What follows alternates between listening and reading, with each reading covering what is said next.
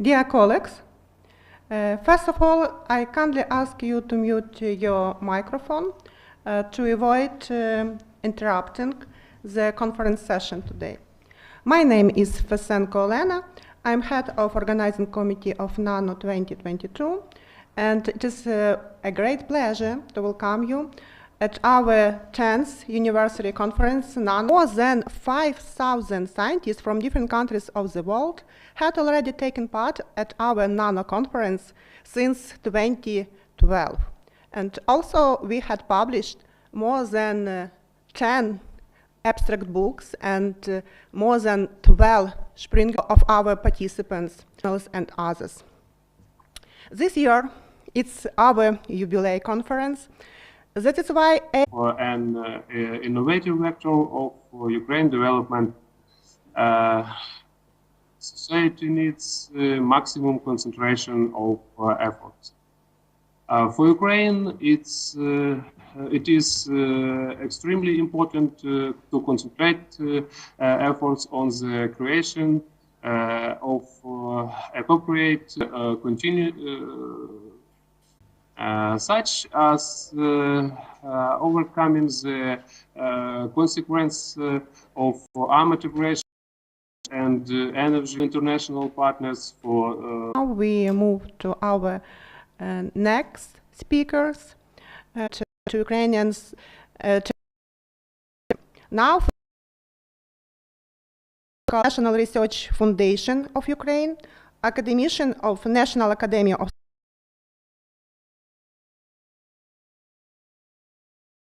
course of 3 days, almost 90 oral talks, the conference to successfully share and broaden their basic and application knowledge in nanoscience and nanotechnologies, to advance the networking and collaboration between academia and research players in this area, and thus to create a good basis for further practical contribution. And of course, Slava Ukraini. Thank you. Thank you very much, Leonid Yatsenko, for your very nice welcome speech. And now I receive information that Yana already joined us. That's why it's very a pleasure for me where nanomaterials are now standing program. We would like to materials and the manifesto and materials 2030 roadmap, where the researchers and identify. So let me first describe the single electron devices in CMOS. So basically, most of us are using the laptops and other computers. So there is a usage of field effect transistor.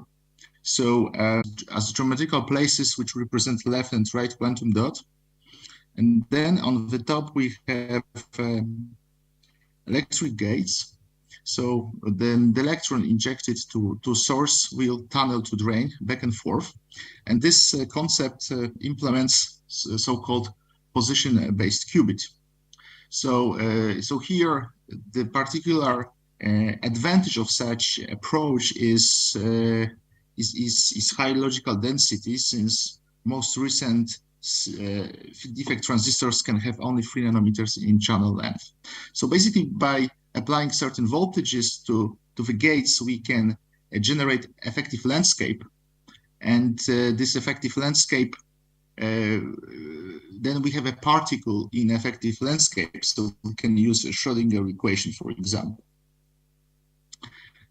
So this trend was firstly proposed by Fujisawa and Peta, and also implemented experimentally, but it was somehow forgotten since most people moved to spin-based quantum computation. However, very recent advantages in nanotechnology reactivated this direction of research. So So particular attention, the main part of my presentation is the hybrid system. So on the top, what you can see is superconductor, non-superconducting area superconductor. So this is a Josephson junction. And then this Josephson junction is interfaced with a quantum dot system, semiconductor quantum dot system. So then we have quantum dot A, 1 and 2, and we studied the interaction between quantum dot system and Josephson junctions. So the interaction is mediated by Coulomb force. So and in the oversimplified model which I'm using the possibility of electron presence among 0, 1, 2, and 3. So we have 4 nodes. But somehow the lowest level of superconducting order parameter is at level 1 and 2. So somehow we can, in our model, we can only somehow account for a Coulomb interaction by those channels which are drawn here. So this semiconductor quantum dot system, so this two quantum dot system is controlled by external voltages, and that also impose the conditions in which single electron wave packet is moving back and forth. The Josephson junction system basically is controlled by external magnetic field or by the current that is imposed on to flow between superconductor 1 and 2. So so far I have described so-called electrostatic channel of interaction between Josephson junction system and semiconductor quantum dot system. So on the left picture, what you can see is a single electron line. There are some metallic gates on the top. There is electron, and this electron, for example, can interact with Cooper pair box in an electrostatic way. So this is electrostatic channel of interaction that is given by scenario 2. However, on the left picture, we have a flux-based Josephson junctions. So we have a Josephson junction and closed semiconductor single electron line where single electron or electrons can move. So here in this scenario 1, this interaction is mediated by magnetic flux. So there's quantization of magnetic flux in interior of flux-based Josephson junction system and also in interior of single electron line. So there are 2 possible channels of interaction. There's various other scenarios that could be considered. So among position-based qubits, we can interact them by usage of resonant cavity. And we can also consider this interaction between Josephson junction system and semiconductor quantum system also with usage of resonant cavity. So this usage of resonant cavity represents certain possibilities in having topological protection of the quantum information. So this such attempt was already done with reference to the situation given to that slide. So basically, we can consider various families of semiconductor quantum dot systems as described here. So this since nanotechnology give us a lot of possibilities. So particular feature is that 2 single electron lines interacting electrostatically brings the entanglement between position-based qubit that is given on the top and on the bottom. All right, so let's move on. So also the usage of quantum dot system brings the possibility of implementation of quantum neural networks. So this is so we do have the quantum dots represented by red color, and then we have a chain of metallic gates, the gray gate, with gray color. So we can inject single electron wave packets, and then we can propagate this information, these wave packets, and into detectors. So with a proper signal pattern applied to the gray gates, we can functionalize such system into certain logical operations that are needed. So quite obviously, we can have many layers of neural network as represented here, and also we can control the movement of a wave packet, but usage of electric field and magnetic field as well. So another feature that comes in such systems are quantum graphs. So basically, we can control the connectivity between two neighboring quantum dots by application of certain voltage that will allow this packet to move or will block this packet. So basically, having the hardware developed, we can construct the quantum algorithms for a quantum graphs. So we can have various architectures of position-based qubit. So we can have a kind of Roton qubit as given here. So here we have 4 metallic gates, and the state of this qubit can be controlled by voltages applied to this gate as well as magnetic field. We can also consider the scenarios when a Roton semiconductor position-based qubit is interacting with linear position-based qubit as given on the right picture. So so what is the most simplified this mathematical description of position-based qubit? Well, it does use Wannier functions or maximum localized wave functions. So basically, for a 2 quantum dot system, we can write the present. We can consider presence on the left and right quantum dot, and then we do have the energy, so localized energy AP1 for left quantum dot and AP2 for a right quantum dot, and we have a Hoping constants. So this is so basically Wannier functions can be created as a superposition of eigenenergy functions, and somehow the prescription for determination of this Hamiltonian ingredients is given here. So if we have the 2 eigenenergies, eigenenergy wave function as given here, we can obtain our coefficient, and then the formulas for AP1, AP2, and Hoping constants are given us here.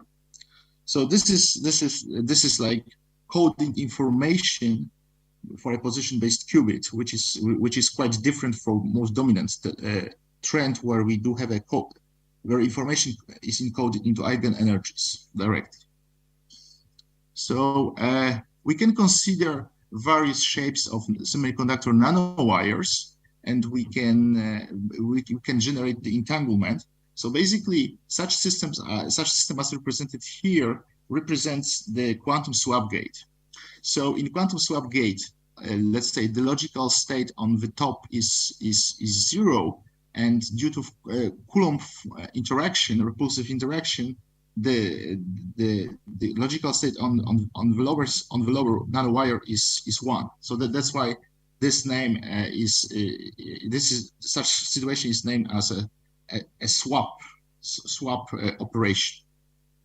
So so basically, dealing with 2 interacting nanowires, we can bring description into Schrödinger formalism. So here, this a kind of dissipative term as given here and here occurs due to the shape of this wire, but still, Schrödinger formalism can be simplified further into tight binding model, which will be given on next slides. So, so basically, first observation from a Josephson junction system interacting with a 2 single quantum dot system. So one Josephson junction, one superconducting qubit interacting with one position-based semiconductor qubit. gives quite unique feature of eigenenergy states. So what we can observe is a signature of topological phase transition.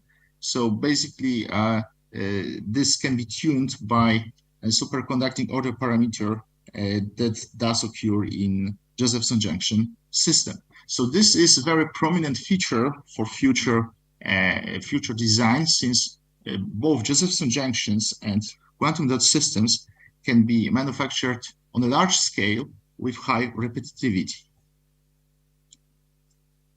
So basically, the main topic of my today presentation is modification of my previous study. And so this time I'm studying Josephson junction system, which is given on the top with a semiconductor quantum swap gate. So basically, we do have a one position based qubit that is denoted by A, and another position based qubit that is denoted by B. So those two position based qubit A and B, they create a quantum swap gate. And again, in similar fashion as before, we can reduce our electrostatic channels of interaction to the nodes 1 and 2 in Josephson junctions, since in nodes 0 and 3, the superconducting order parameter is stronger and it effectively can shield the electric field. So for such a system, we can create a kind of toy model, which will be given on the next slide. So basically, yes, I will just give a draft concept of this Hamiltonian. So we do have a need to operate with usage of tight binding model. So there is tight binding Bogusław-Dijen model. So it does have the Hamiltonian as given here. So we have a Hamiltonian for a kind of electron and a hole, and then there is superconducting order parameters. So this is 8 by 8 matrix.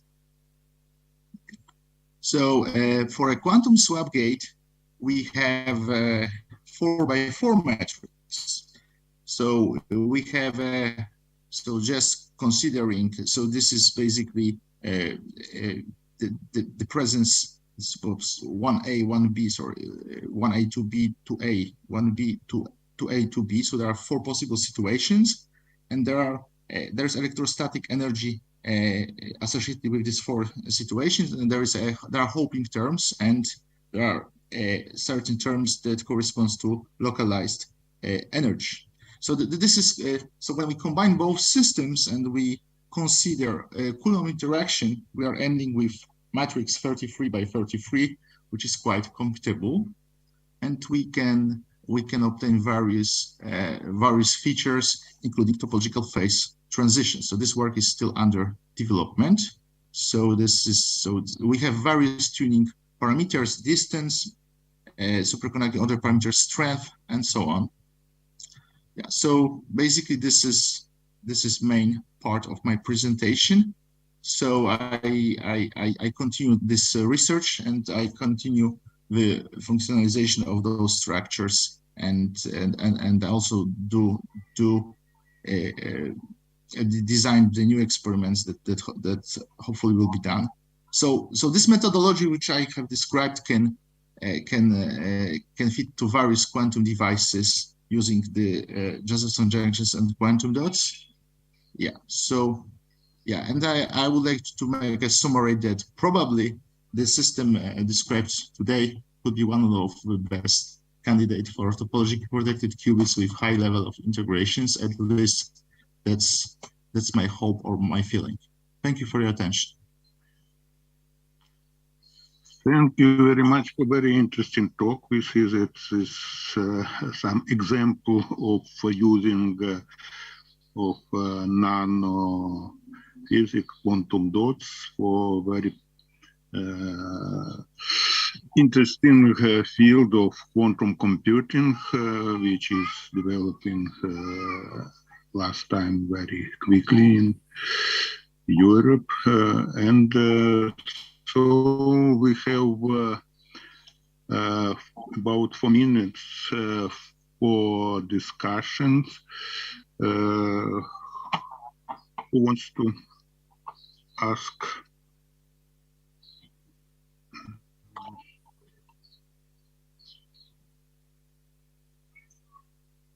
Other question in our auditory?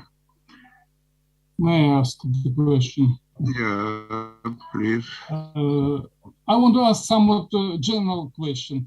What do you generally think about the prospects for widespread of low temperature devices, especially those operated at helium temperatures? Can they have any market value? Yeah, so actually, thank you for a very good question. So this there is a now attempt to make single electron devices operational at 4 Kelvin.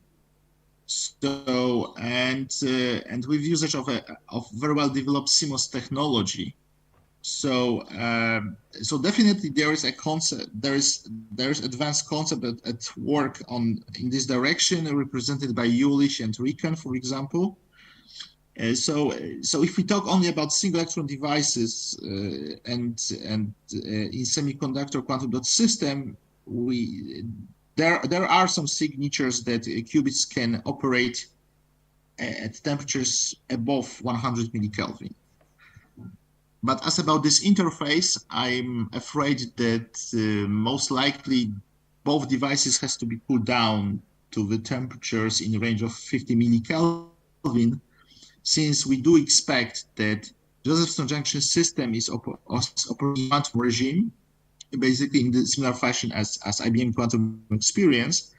And so we need to have the quantumness of two systems, quite deep quantumness of two systems. So that's why probably this interface can only be reserved to operate at low temperatures. Okay, other questions, please? I would like to ask our participant who is watching on YouTube. You can also ask our speakers in the chat of YouTube. I will look in the chat and transfer your question to our speakers. So we still have 1 minute for questions. In the chat, unfortunately, we have not questions. So I think I would like to thank again our speaker, if we have not other questions, for very interesting talk. And I would like to invite our next speaker for talk, Professor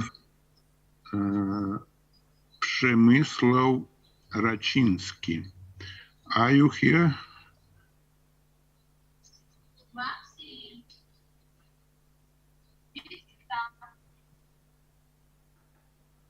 Unfortunately, Professor Przemysław of temporary unavailable, but I hope he will connect a little bit later.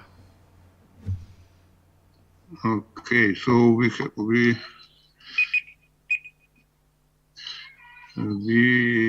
will switch to the next speaker, yeah, if it's possible.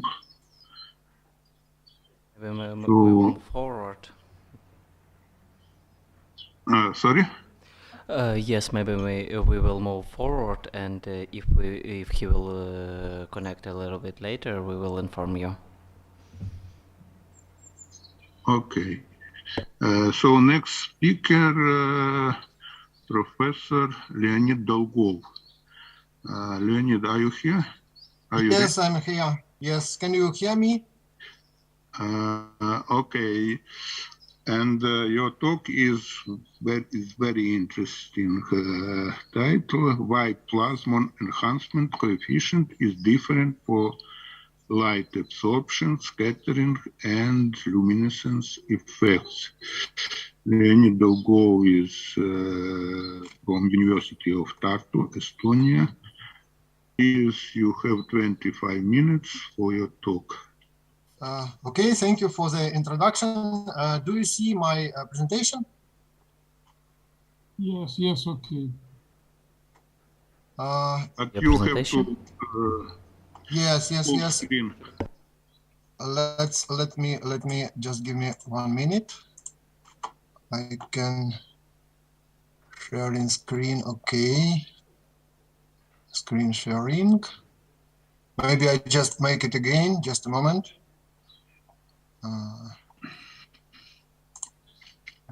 Okay. And now just make again sharing. This one share. Should be nice now. Yeah, it's okay. So my talk is started from the question, why plasma enhancement coefficient is different for light absorption, scattering, and luminescence effects. So just somehow frozen presentation. Just a moment. Stopped. Shared window is closed. Just a moment. You have to open your talk and then share this. Yes, okay. I will try again. Just a moment. Okay. Screen.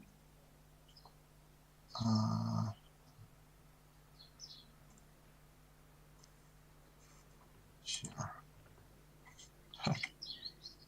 For some reason, maybe not in the full screen mode, yes, or? Now we see not in full screen mode. But anyway, I will start. Maybe it's not so important. Yeah, okay. But if you can change here, you have to try to okay. show full screen mode. Yes, okay. Just a moment. Is it working now? Yeah, okay. We see full screen. So situation which I would like to say about is we are interested in ratio when we have ratio of two intensities. One is intensity of Plasmon-coupled emission. It means that near the emitter, it can be some fluorophore or it can be some scattering center which gives some Raman scattering. We have metal nanoparticle, and this system make interaction, and we have in the nominator this Plasmon-coupled emission intensity, and in the denominator we have intensity from emitter which shines without the nanoparticle. When I say about plasmon, what I mean that when we have a frequency of incident light, and this frequency become very close to the plasma frequency of free electrons, free surface electrons in the metal nanoparticle, and this relation can be written also in terms of permittivities, which I like more. When we have permittivity of metal, in case of resonance, it should be twice higher than permittivity of dielectric environment, and it should be negative. And why I like more this second ratio in terms of permittivities, because it allows us to make very quick judgment about wavelengths of plasmon for nanoparticle consisting of any metal. Basically, we can go, for example, for refractive index database, and in case of gold, we can just estimate these data are tabulated in the internet. So you can just take an epsilon from environment, make it twice by modulo twice higher and negative, and see at which wavelengths you will see the resonance. And you see that for gold, particles, for example, in water, it will be in the range of a greenish light. It means that in this greenish light we will have a strong absorption, but in transmittance we will have transmitted red part of light. And indeed, these colloids of gold nanoparticles have red color. And here you see the photograph of colloid which was made by famous English scientist Michael Faraday. He was fascinating about these ruby colors of these solutions, and he prepared a lot of them, and they were quite stable. And this kind of bottles stayed from the Faraday time to the Second World War time without sedimentation. So, and the same effects also are present in even in more ancient samples. For example, here you see this Lycurgus cup, which came from ancient Roma, and it appears that this ceramics contains also some small gold particles, which also provides the same effect. It's red in transmittance, and in reflected light it has greenish tint. And this seen in scattering or in reflection mode, it's even more interesting because it allows to visualize nanoparticles. So usually when we say about nanoparticles, they have sizes less than the wavelengths of light, and in common geometry of microscope, it's impossible to see them. But if you make dark field, means that the direct light will not come to the particles, but only some side scattered, you made side excitation, and only some scattered light comes to your eye. You will see that this bright spot, basically it's a scattering from nanoparticles. And it is visible because the cross-section of scattering is kind of in times higher than the geometrical cross-section of particle. And by such trick, you can visualize the particles, and even you will see the different colors, and by color you can judge about the shape of particle if you have some experience. And further interesting example is so-called surface enhanced Raman scattering. It's a scheme when you excite with some frequency your sample, but scattered light, very little part of scattered light has some frequencies which differs from its excited frequencies. And usually this effect is very small, but it was recognized in 1974. This guy, Professor Martin Fleischmann, he recognized that it's possible to obtain several orders enhancement from the Raman effect when you deposit the analyte on the top of a nano particle surface.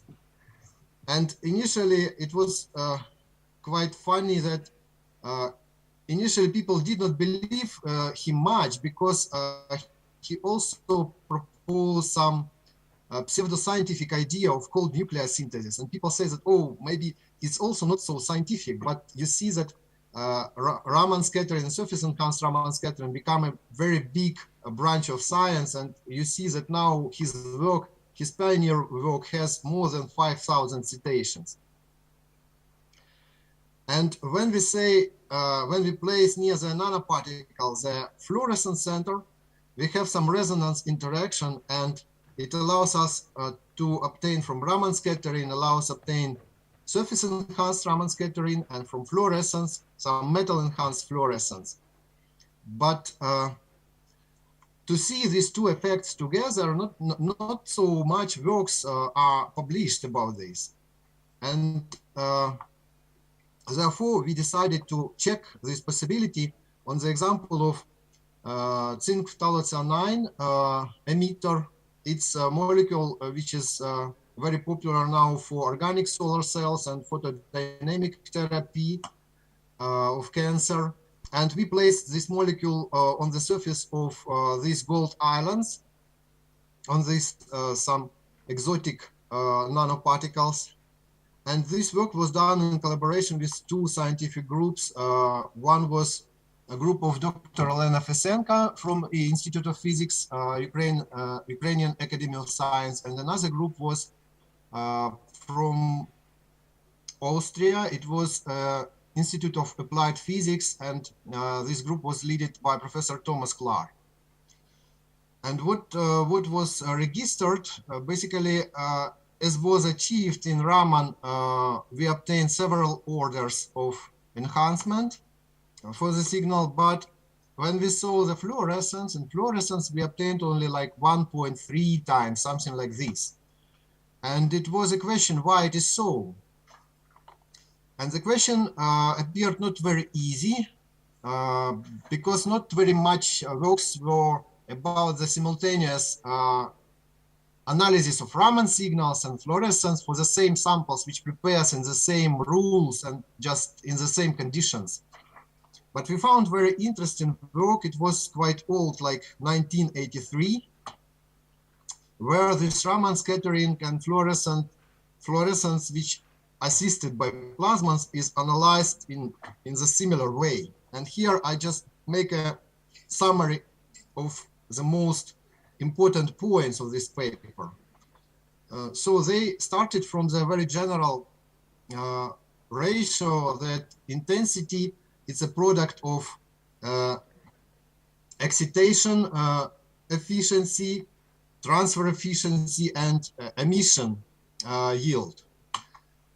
When we say about the transfer, it means that when we excite to some level and when we have emission from the same level, its transfer is unity. Means that all energy is excited, it's go to the radiative channel, and therefore the transfer is 100% like unity.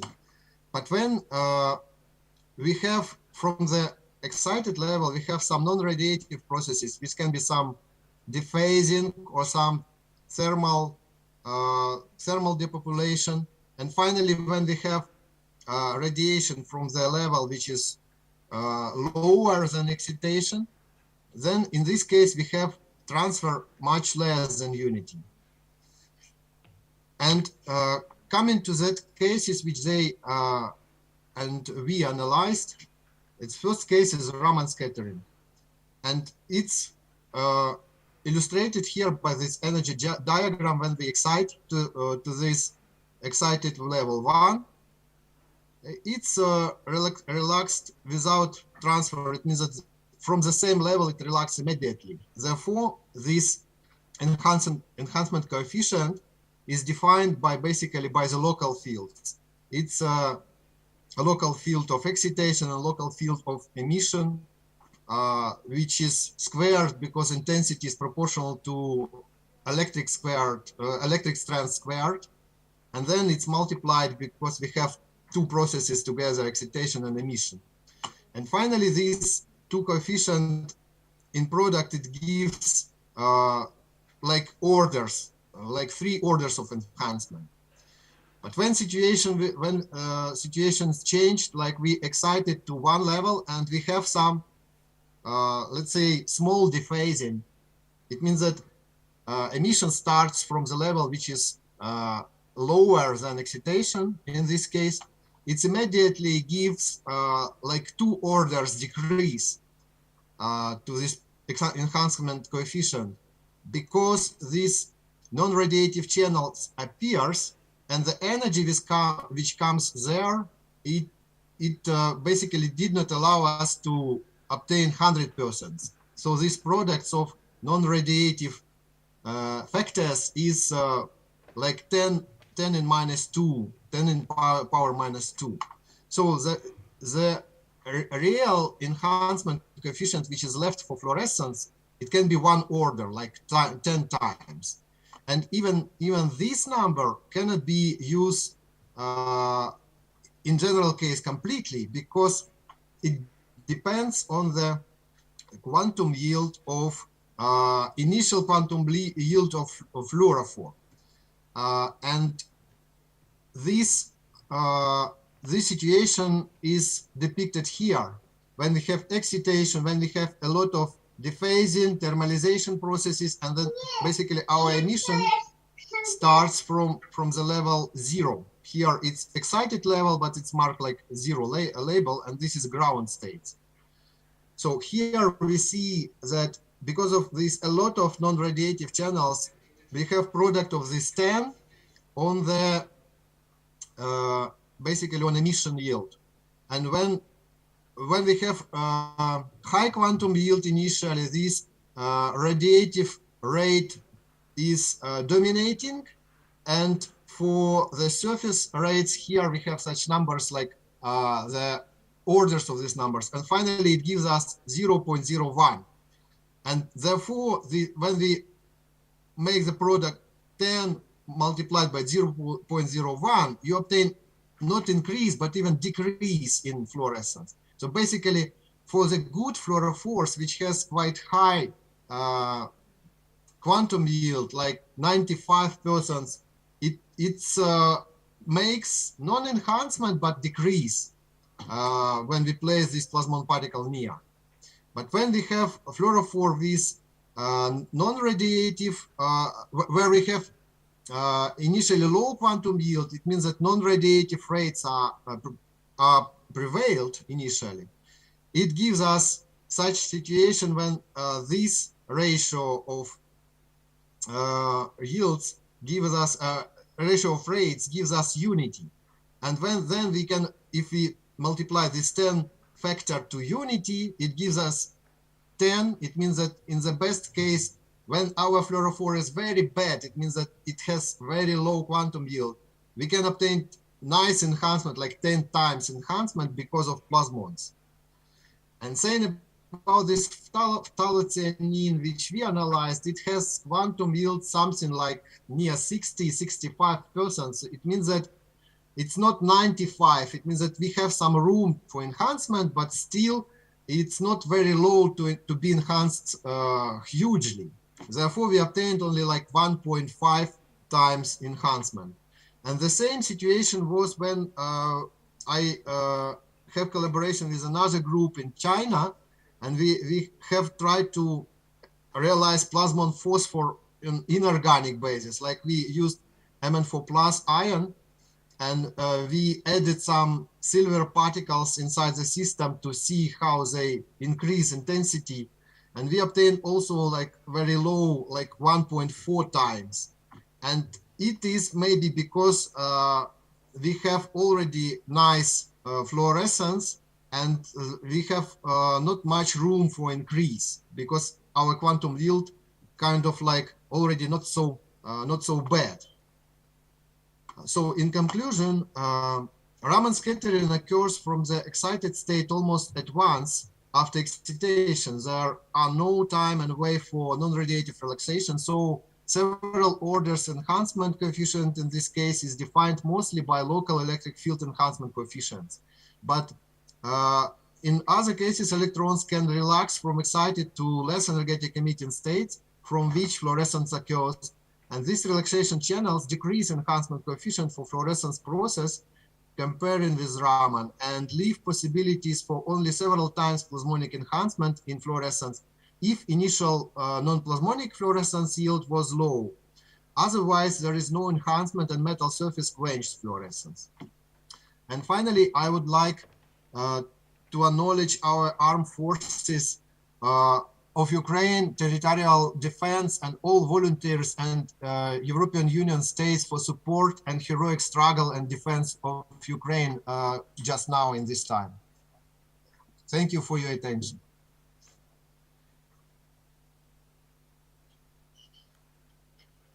Thank you, Professor Dolgov, for very interesting talk and for the saving of time. We have quite a lot of time for discussion.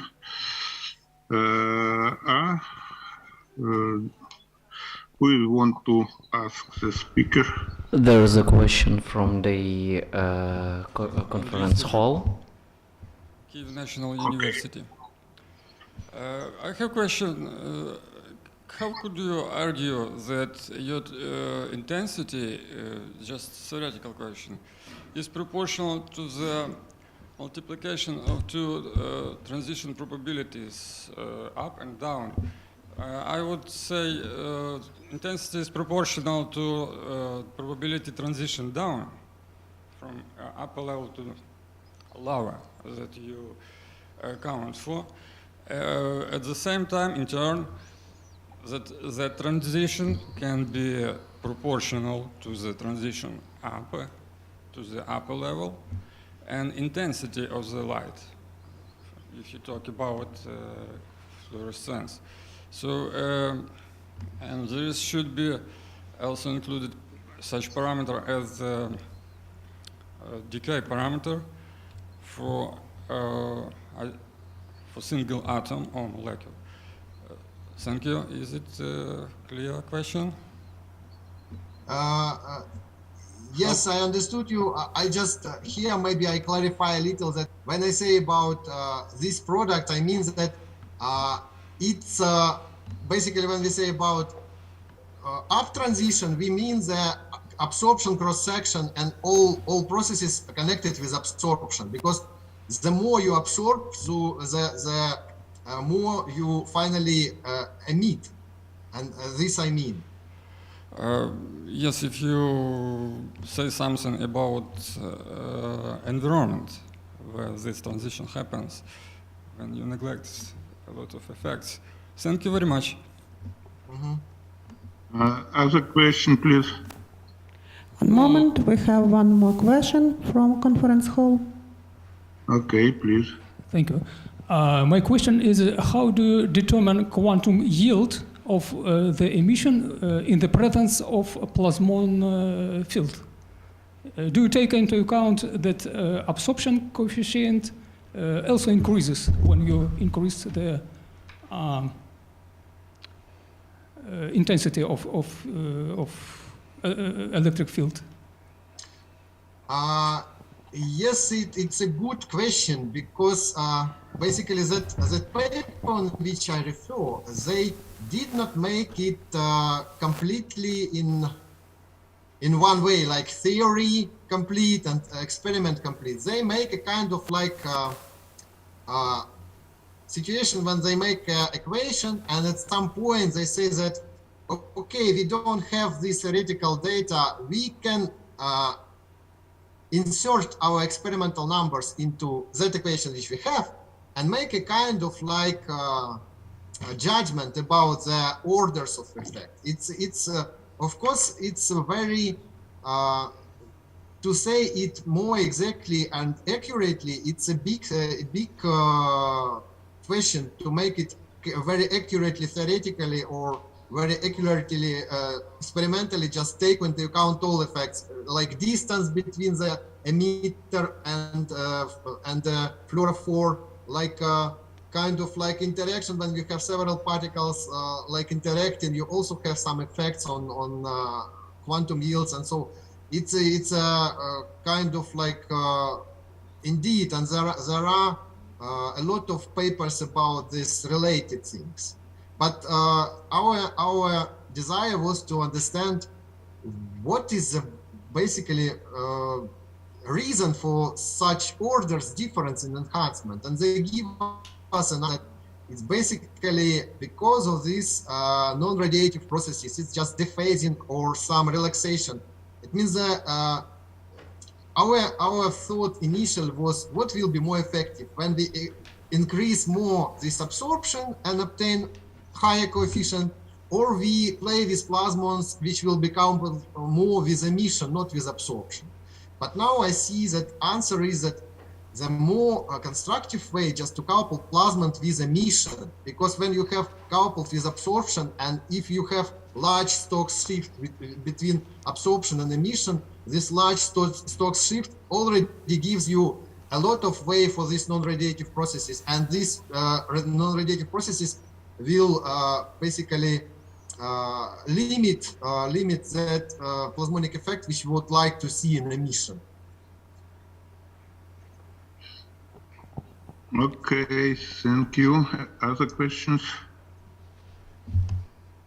No, we don't have in conference hall. Okay, then I would like to ask speaker first concerning the absorption. Is it important that I think your plasmon frequency should be adjust it to the excitation frequency only, then you can expect some enhancement of the absorption. Am I yes, right? yes, and yes, you are right. And another point that like excitation and emission levels should not be very strongly separated. It works better for organic fluorophores, because for inorganic fluorophores you have a large Stokes shift, and this effect will be maybe if your plasma will be coupled with excitation, with emission, it will be almost not coupled. Therefore, it's desirable to have coupled with excitation, and that emission not so far from excitation should be. Okay, thank you. And other question simply is, it's a recent Nobel Prize for some stimulated fluorescence spectroscopy with high resolution. Is it possible to use some enhancement for such kind of spectroscopy? Because here it's you stimulate maybe only some changing of the dipole moments of the excitation, but in the stimulated fluorescence, it's important that you enhance field intensity.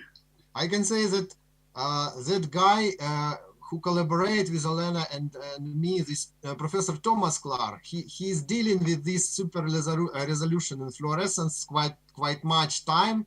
Yeah, and yes, and it's his business basically. Yes, it's possible. Basically, it's also for fluorescence spectroscopy. These super fluorescence things are possible.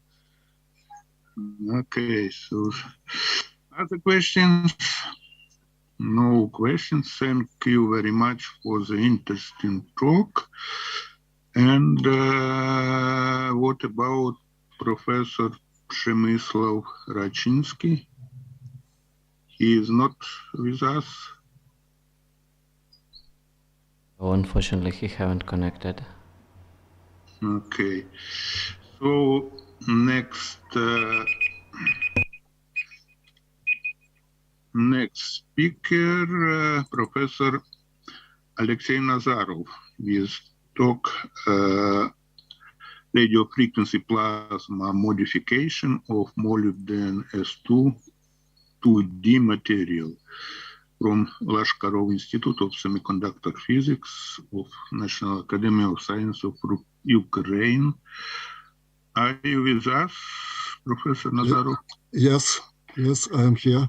Okay, so you have 25 minutes for your talk, and please leave 2 minutes for questions. Okay. Good morning. I would like to speak about some our results in the radio frequency plasma modification of the most two materials. What is molybdenum bisulfides? Is a typical layered transition transition metal dichalcogenides. This is a semiconductor with a band gap from 1.3 electron volts in the bulk state and up to 1.8 electron volts in the single layer limit. Then the materials start to be direct band gap materials.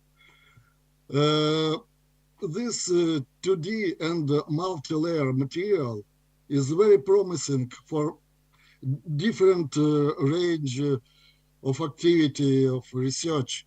This is a thin film field effect transistor that shows current switching up to 10 in 8. If you compare this is with the well-known 2D material graphite, graphite can change current in not more than 2 power, 10 and 2. So you see how more interesting this material for the field effect transistors. This is interesting for chemical vapor sensors, for phototransistors, solar cells, and like catalytic material for hydrogen evolution reactions. It's for to change the such material like platinum, gold. This has the catalytic material for the hydrogen. All this application needs tuning of electrical and catalytical properties of MAS2 by doping or modification of the material. And the simplest method for modification of thin layer materials is plasma treatment, which is low temperature method and very effective. We used radio frequency plasma treatment in forming gas. So this is a mixture of the hydrogen and nitrogen, which shown its very big effectivity for increasing electrical properties of many types of materials, semiconductors, its bulk and surface materials, and so on. In our experiments, we used the diode type radio plasma reactor. You can see here. This frequency, standard frequency, 13.6 megahertz, and pressure from 10-3 to 10-2 torr. For this treatment, we used low power density in order to not destroy the material. It's about 0.5 watts in centimeters square, and small time of the treatment from 10 to the 19 second. Gas, as I saw, it's forming gas, and for comparison, argon. The MOS2 was bought from a graphene supermarket company. It was flakes dispersed in ethanol and water solution. How that's shown in the description of this material. It's lateral size of these flakes about from 100 to 400 nanometer, thickness from 1 to 8 monolayer.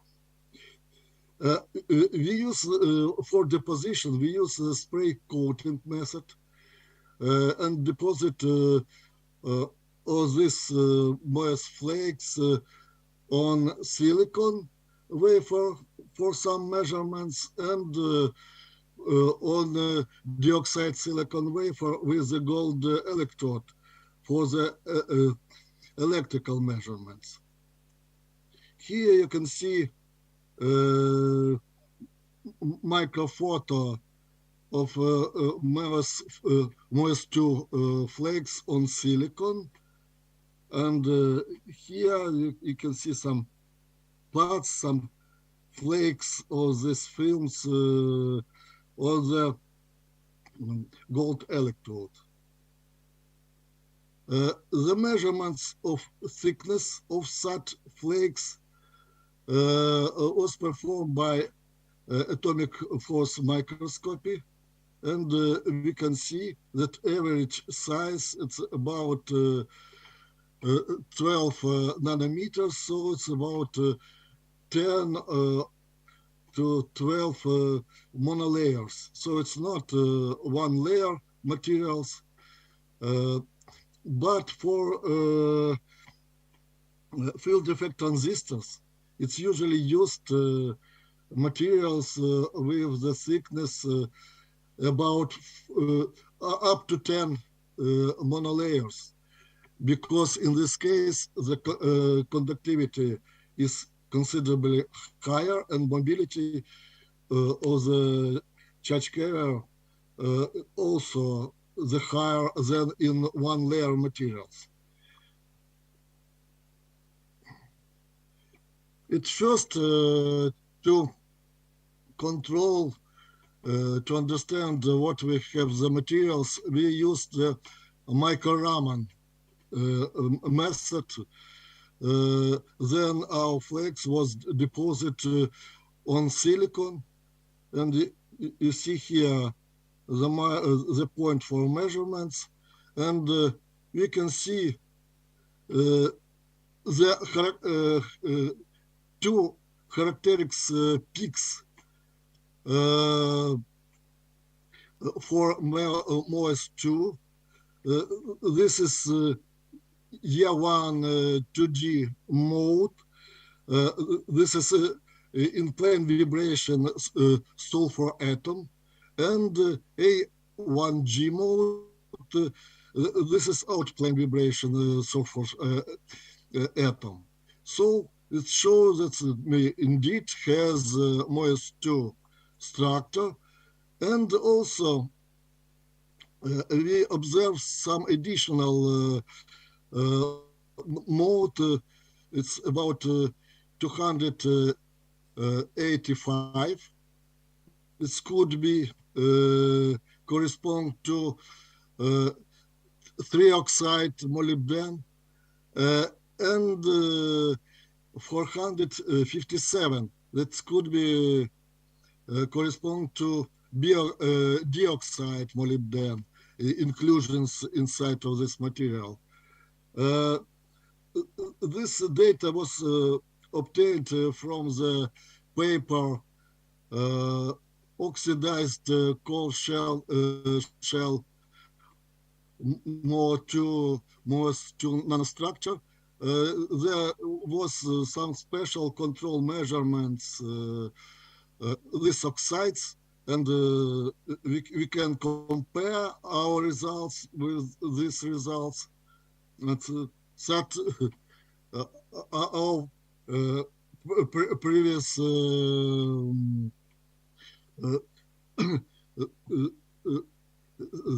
now previous understanding of our material. After and the separation between this characteristics mode, MOS2 mode, is about 24.8 centimeters minus 1, and this corresponds to the thickness of our flake more than 4 layers. You can see here the red region, it's our measurements. You see? So it's correspond to our results in atomic force microscopy.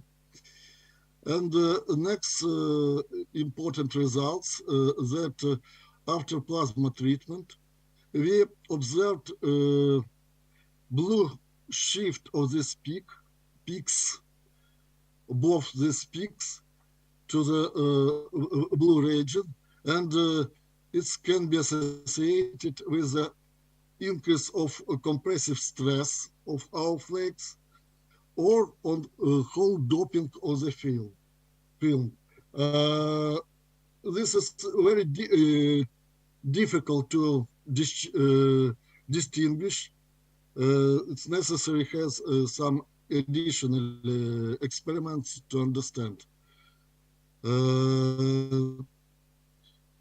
We measure EV characteristics of the Morse flakes that located between our gold electrodes.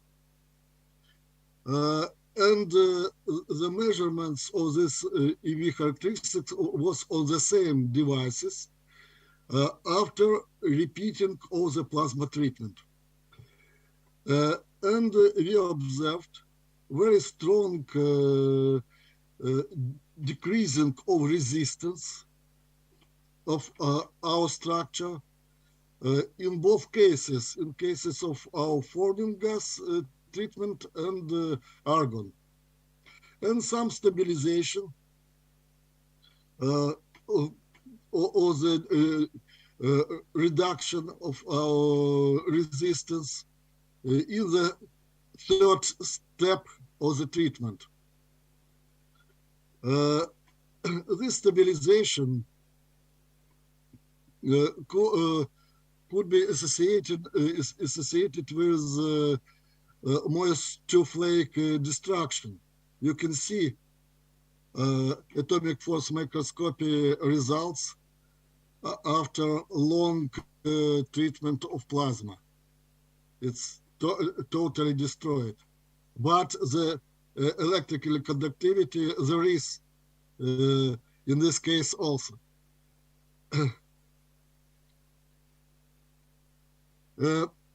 In order more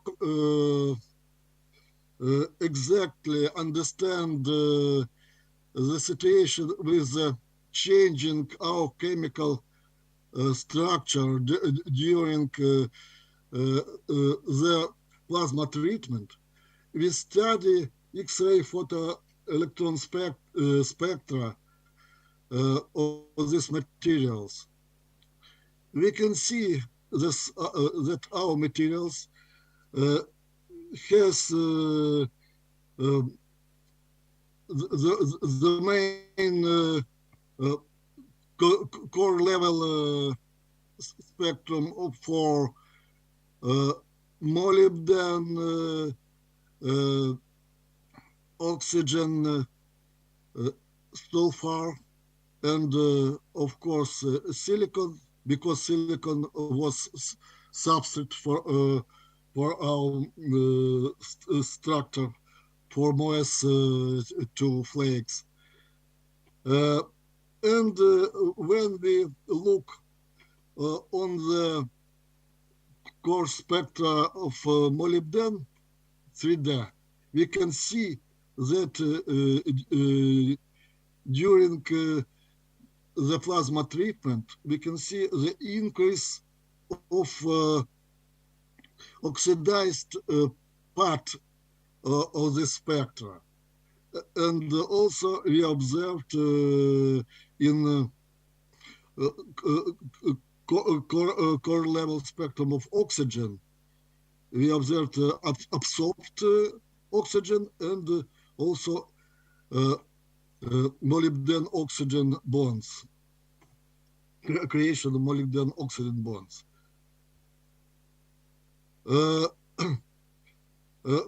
Probably this additional oxidation connected with residual oxygen in our chamber, unfortunately. Here there is the result of the deconvolution of our core level spectra for molybdenum.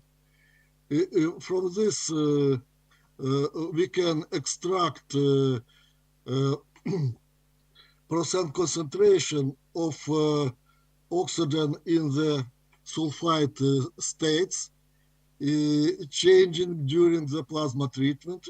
We can observe that this concentration is increased.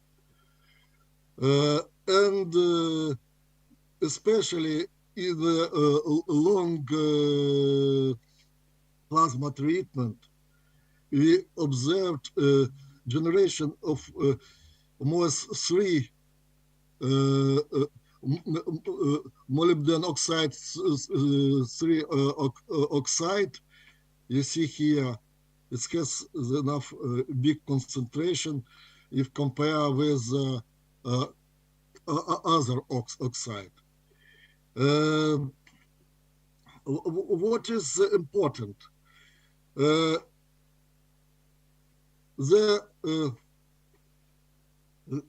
molybdenum has a lot of kind of the different types of oxides, and such oxide like molybdenum oxide 3 is dielectric, so it's could not to increase conductivity for our materials, but the such kind of oxide like MOX or molybdenum oxide 2 is has the metallic properties. So we suggest that during our plasma treatment, oxygen introduced our materials, and it's first it's doped our material and decrease our resistance. At the high, it's a long time of the treatment. Molybdenum oxide 3 is created, generated higher, and this can result to the stabilization or the decreasing decreasing of our resistance together with destroying our materials. The study of the oxygen effects on the MOS2 and plasma oxygen effects on the MOS2 to the layer was studied in many, a lot of papers. One of the papers is from the group from China, Tang. It's in situ oxygen doping of monolayer MOS2 for novel electronics. And they show the typical, the same X-ray photoelectronic spectra. And we can only support this idea that our parasitic oxygen has our main effect for changing resistivity of our materials. So, using the forming gas plasma treatment, we can considerably reduce resistance of MOS2 thin films. Why only we think about only oxygen? Because well known that hydrogen plasma results in sulfur vacancy formation in the basal plane of MOS2 flakes. And this has to be increase of resistance of the film. Nitrogen plasma also lead to the increase of the resistance because it results into the whole doping of the MOS2. You can see here the results from one of the paper in the applied with letters, how increase the power result to the increase of the resistance of this film. So probably main effect in reduction of MOS2 thin film resistance associated with the residual oxygen in our vacuum chamber is maybe results you can see some bad, but no so bad. It has the positive effect. We can strong change the resistance, and I am sure not only resistance of the material, but and resistance of the contact resistance between our molybdenum sulfide layer with gold electrode. And we now have the idea how we can increase and the change and modificate the properties of such kind of the materials that very important for development of catalytic materials for the solar cells and for gas sensors devices.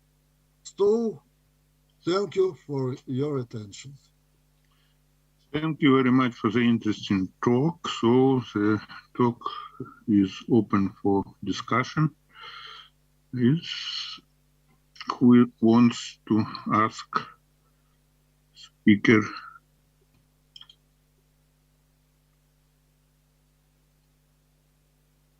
Moment, we have one question. Okay. From conference hall. Thank you very much. Question is, you have abbreviation AP, AFP. This sounds like amplitude, frequency, phase. What is this? If this some kind of modulation, this is very great discussion because 20 wavelengths difference or gap between two adjusted frequencies, and if they have, as I understand roughly what he's talking about, if they can, this base frequency in that region can be used for modulation, even for frequency modulation. This is very interesting, and new technological issue can be done. As I'm right understanding that slide, especially that one on the beginning, so not on the beginning. What slide is? You use it. Yes, scheme, and you have mentioned some kind of AFP or AFM abbreviation on some slides. Thank you. I don't. And gap 20 wave numbers or centimeters -1. That is the same.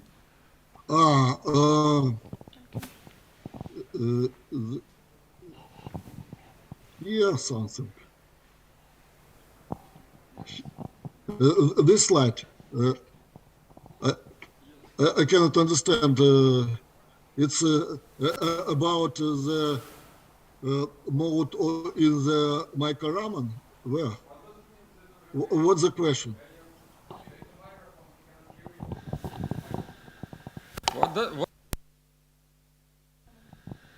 What does it mean, that abbreviation? AFP, or what is this? You use on your slide. AFM, atomic force microscopy. Atomic force microscopy. Thank you very much. Sorry. Yes, it's very standard abbreviation for such. Maybe in this area. Thank you very much. Excuse me. No. Just. Oh, no. Just a show. Here, AFM. Yeah.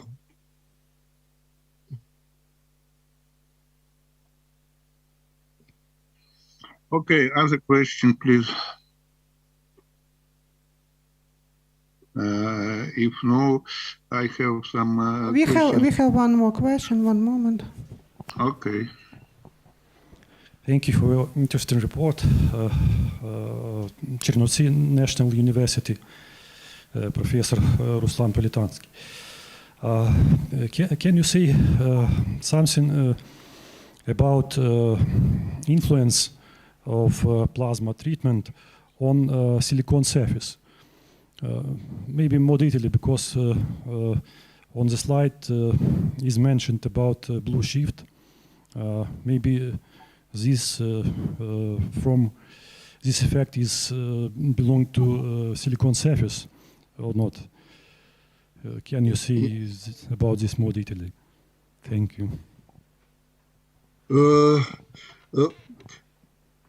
It's usually silicon surface not affect strongly on the layer that deposit directly on these materials. It could sometimes could generate like heterojunction, but it's necessary to obtain. It's not very easy. If the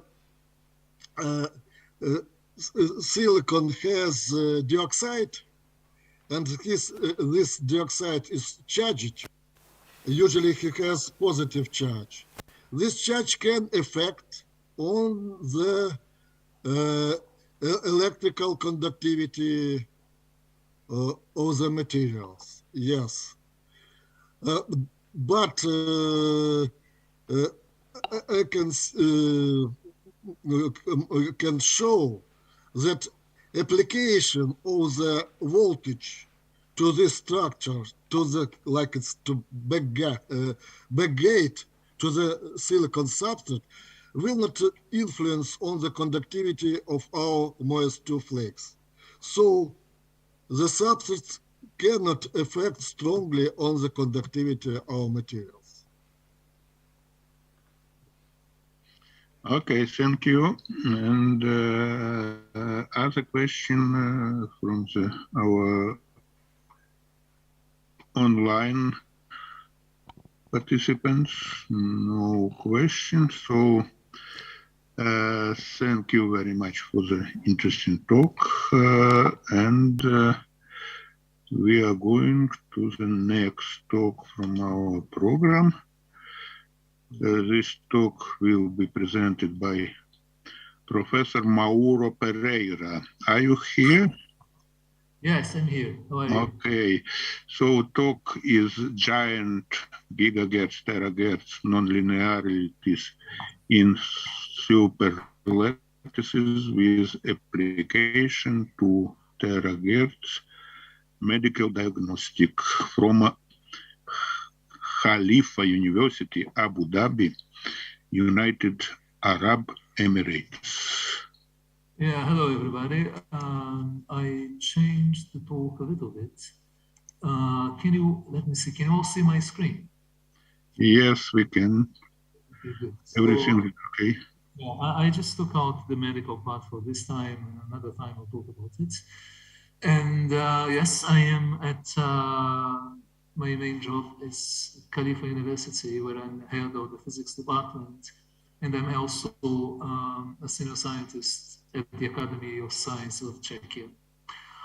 Okay, so, oops, too fast. So I'll show you just an introduction to give you an idea of why we do these things. I will talk about a few of the applications. Then I'll show you how we actually control some nonlinearities and give you a brief outline of the theory. And I will, instead of showing results from medical physics today, I will show you results for polarizers and rotators, which we are working on. I am a theorist, but I have an experimental postdoc also working with us. She does the whole experiments. As a theorist, I can't even turn the lights on in the lab. Okay, there are a number of applications for the superlattices that we are studying, both theoretically and experimentally.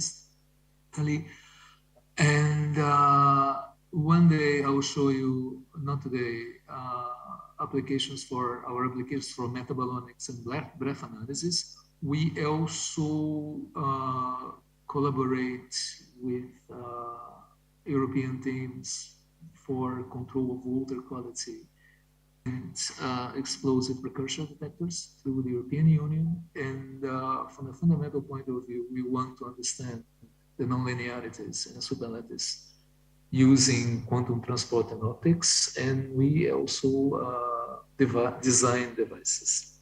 Okay, so the European projects that I'm connected to through Czech Republic are Aqua 3S for water quality in Europe, and Odysseus to look into detecting explosives in water. So water is a very important part of our research, and most importantly, how to detect things in water, which is extremely difficult. Okay, so if you would like to have an idea about terahertz emitting infrared radiations, we have a series of books at Springer, and here's a few of them. And these are connected to our regular Teramir conferences. Okay, so most people are used to, when you talk about optics in semiconductor materials, to look into interband optics, like you have a distribution of electrons in the conduction bands and holes in the valence bands, and when an electron goes down from the conduction to valence band, a photon is emitted. So we can do this in bulk, quantum wells, superlattices, quantum dots, many materials. Inter-subband transitions and transport, like we are interested here, are different in the sense that they take place only, for example, in the conduction bands. The advantage here is that you don't have a band gap, which means the energies can be smaller, and then you can reach the terahertz and mid-infrared ranges, which are complicated for interband transitions, because if you have a very small band, normally you have a semiconductor, not a semiconductor. Okay, so these are typical superlattices that we're going to look. We are going to look here in our applications, gallium arsenide, aluminum arsenide superlattices, which you can see here, a diagram of the real structure. Okay. All right, so we have a very different type of nonlinear optics. Okay, and normally, if you look at usual nonlinear optics ruled by susceptibilities, the polarization and the emitted power increase as powers of the electric field. In our case, things are completely different, because here, for example, in this two-dimensional plot, this parameter here is proportional to the field amplitude. And you see here that increasing the field amplitude does not make the output larger. Actually, there's a maximum here. So for the superlattices, there are regions of maxima and minima, which can be controlled by the power of the incident field and by applied voltages, for example, and by design. So we have to simulate and construct devices which have a completely different nonlinear behavior than most things people are used to. For example, when the current voltage of a semiconductor superlattice was first predicted, the result was like a completely antisymmetric curve. Okay. So if you have a completely antisymmetric curve, okay, if you inject a given field, if you do a Fourier transform, you can only expect odd harmonics. However, my colleagues and other people have measured also even harmonics, even without a symmetry breaking static bias. So that was not explained until this theory here actually explained it. You see here, third harmonic, fourth, fifth, sixth, seventh, and you see the fourth harmonic is even quite large, even without a symmetry breaking static field. So, and we have verified this for a number of frequencies. This is all true. We get always even harmonics because this current here is actually not completely antisymmetric. There are mechanisms that we can control. So here you see simulations in which we break, per design of the superlattice, this anisotropy in the voltage current by changing the scattering mechanisms. As you apply a voltage from right and electrons going from right to left or left to right, see different interfaces, and that leads to different currents.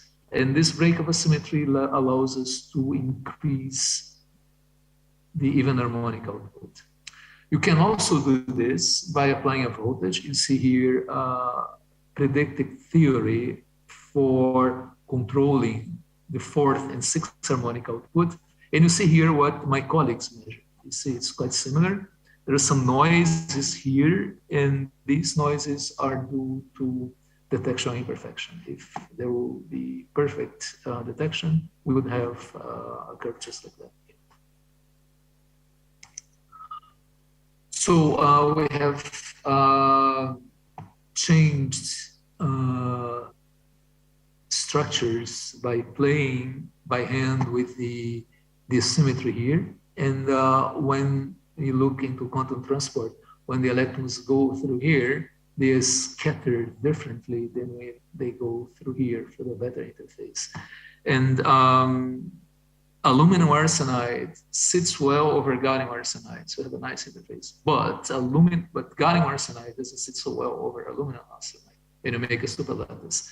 And that is one of the reasons why we have this breaking of current flow symmetry, which allows us to have other harmonics. And we have analyzed, the output for a number of conventional devices, like we check the frequencies from a SLAD and from PWOs, and we have simulated what we expected to see in terms of output. And we see, well, what we expect here, that actually by changing the voltage, we reach regions where there is no output at all. The problem is sometimes you want to put a very high voltage to have a very high even harmonic output, and then the superlattice gets fried. So we are now using, shown by simulations, that we can combine intrinsic symmetry breaking with the voltage to be able to operate at high output regions without putting too much voltage in the superlattice. So this is a typical experimental setup to measure these things. The superlattices are housed in here in these resonators, and they are used both as sources of nonlinearity and as detectors of nonlinearity by using heterodyne detection. So we have two, in this case here, we have two backward oscillator sources. We have frequency multiplication, and we have also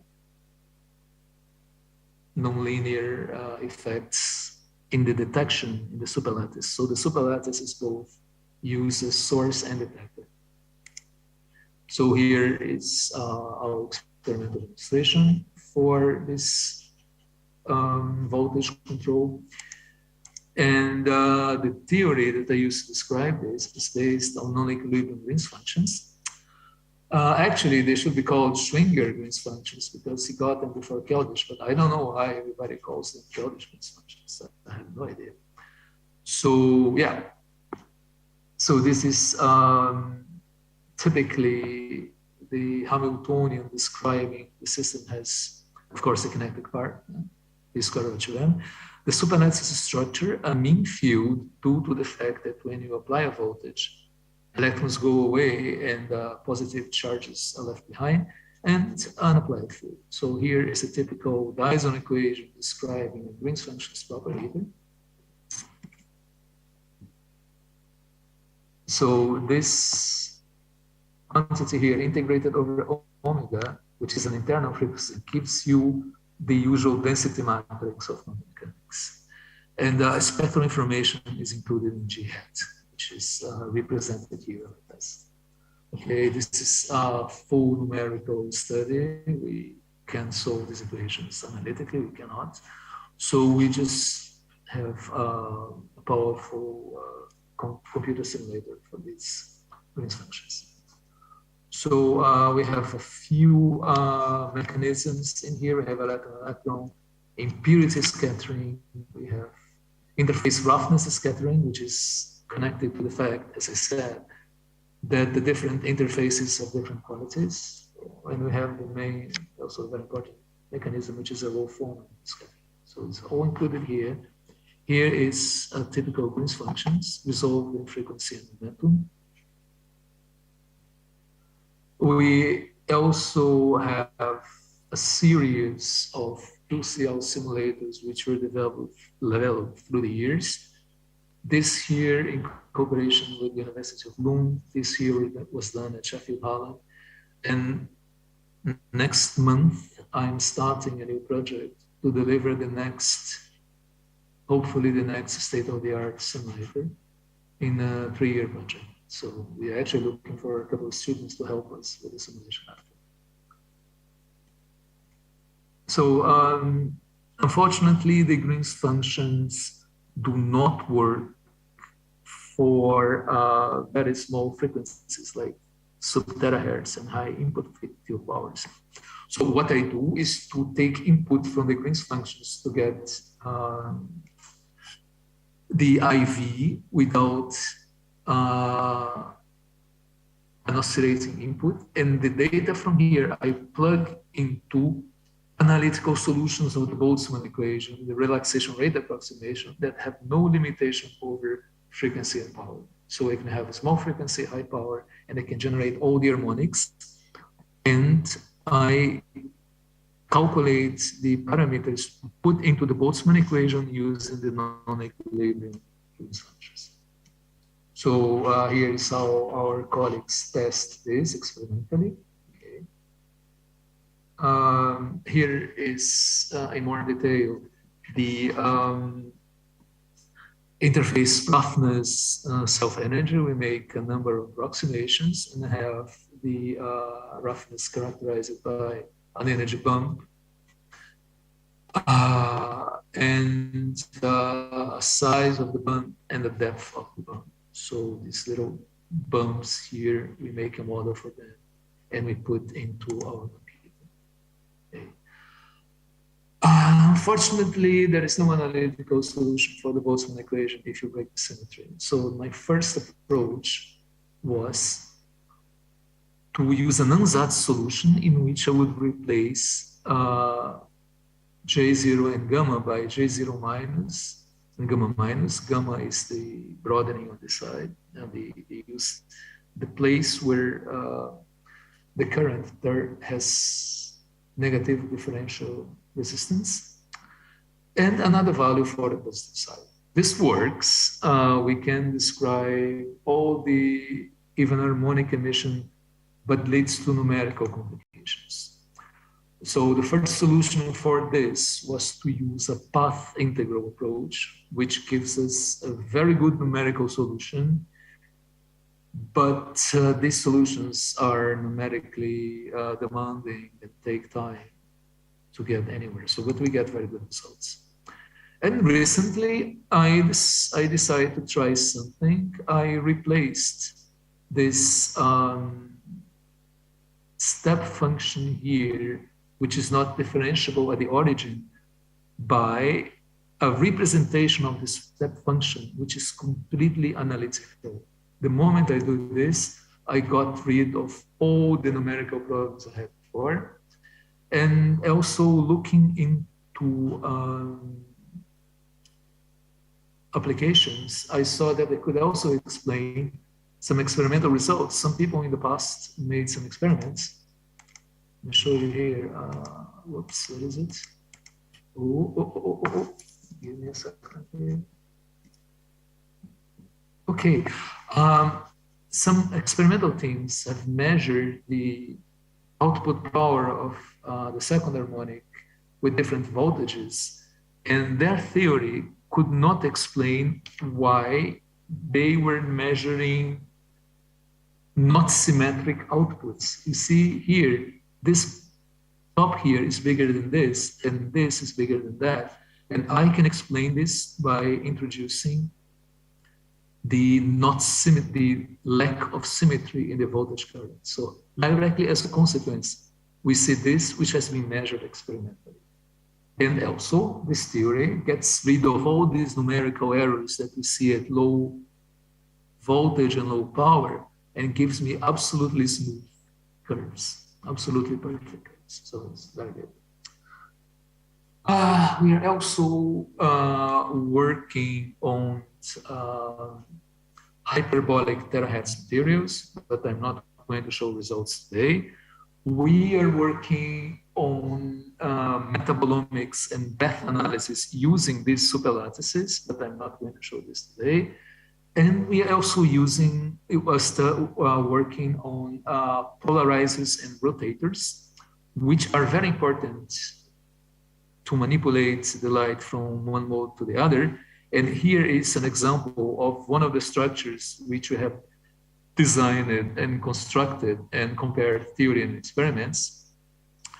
This structure here was made for the mid-infrared, for the telecom range, and we are now extending the theory for the mid-infrared and terahertz ranges, and we are looking for construction of devices as well. They are a bit more complicated because the materials needed are different, the injecting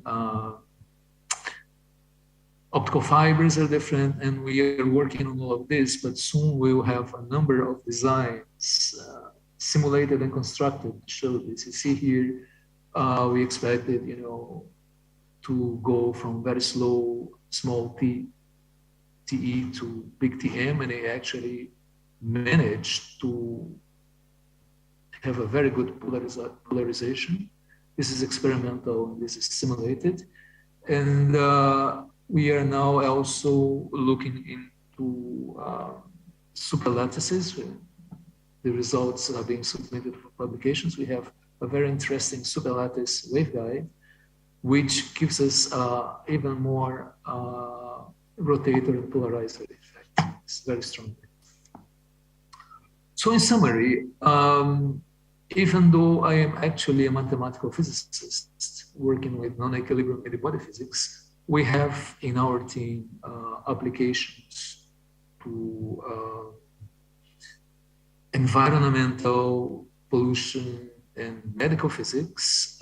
We actually design new devices, and we have them ordered, and my experimental collaborators look into the experiments. And we have a very new university, which is called Califa University, where I'm working. It's super new, but we, in one of the university rankings, which is the ranking that this part of the world is interested, we are already number 181. We jumped from, I don't know, where we were in the beginning. Now we are 181.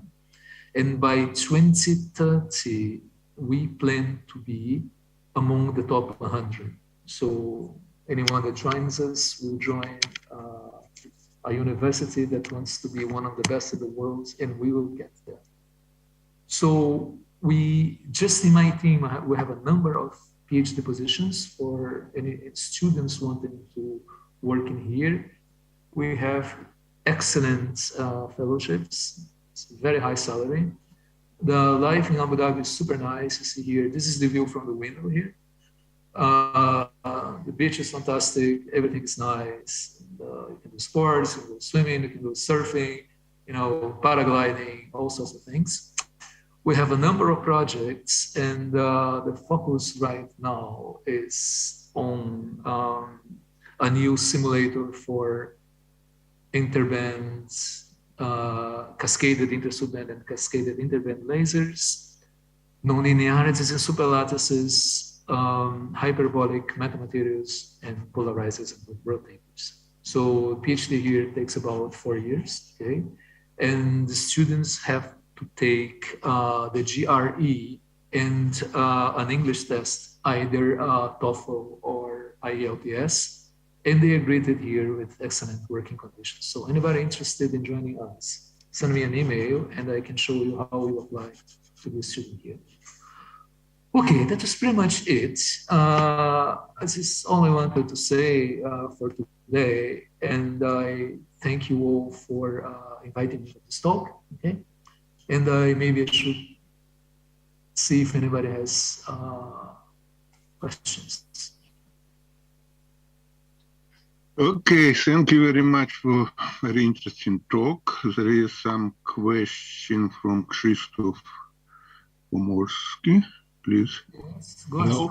Thank you. Thank you for a very nice talk. I would like to ask, you have used Kaldis technique in 1 dimension or in 2 dimensions? I mean, geometric dimensions. You mean the superlattice? Yeah.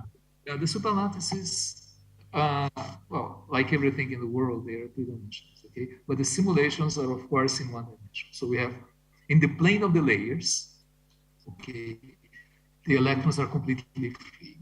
And in the Z direction, they have some confinement. There is tunneling between the different layers, and this is why you have a current, okay? So what I do is to start with the superlattice Hamiltonian, okay? Create Wannier states out of them, solve all the problems, and for transport, I can use Wannier states in 1 dimension. If I want to look into gain, then I have to put the voltage back and re-diagonalize the system to get the Wannier-Stark states, because the voltages affect the energies. So I can, even if I apply a voltage, I can do everything with just Wannier states for transport. If I want to calculate optical properties, I have to re-diagonalize the Green's functions and use Wannier-Starks. But in the growth direction, so we have the growth direction with everything is happening, and there is confinement. In the plane of the layers, I consider free carriers. Because my question was because in superconductivity, there is also usage of Kaldis functions, but I heard that this is very difficult to make it 2-dimensional, effective 2-dimensional model, right? You can, it does work. What you do is you are always going to expand your Green's functions in terms of a given basis, right? For example, and then imagine a quantum well. How do you solve the quantum well problem?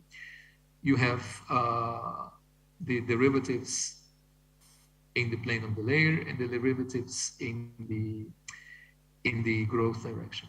And then you write your wave function as the free carrier e to the I k dot r in the plane, and you let the problem be confined in the z direction. The moment you do this, this is translated into your Green's functions.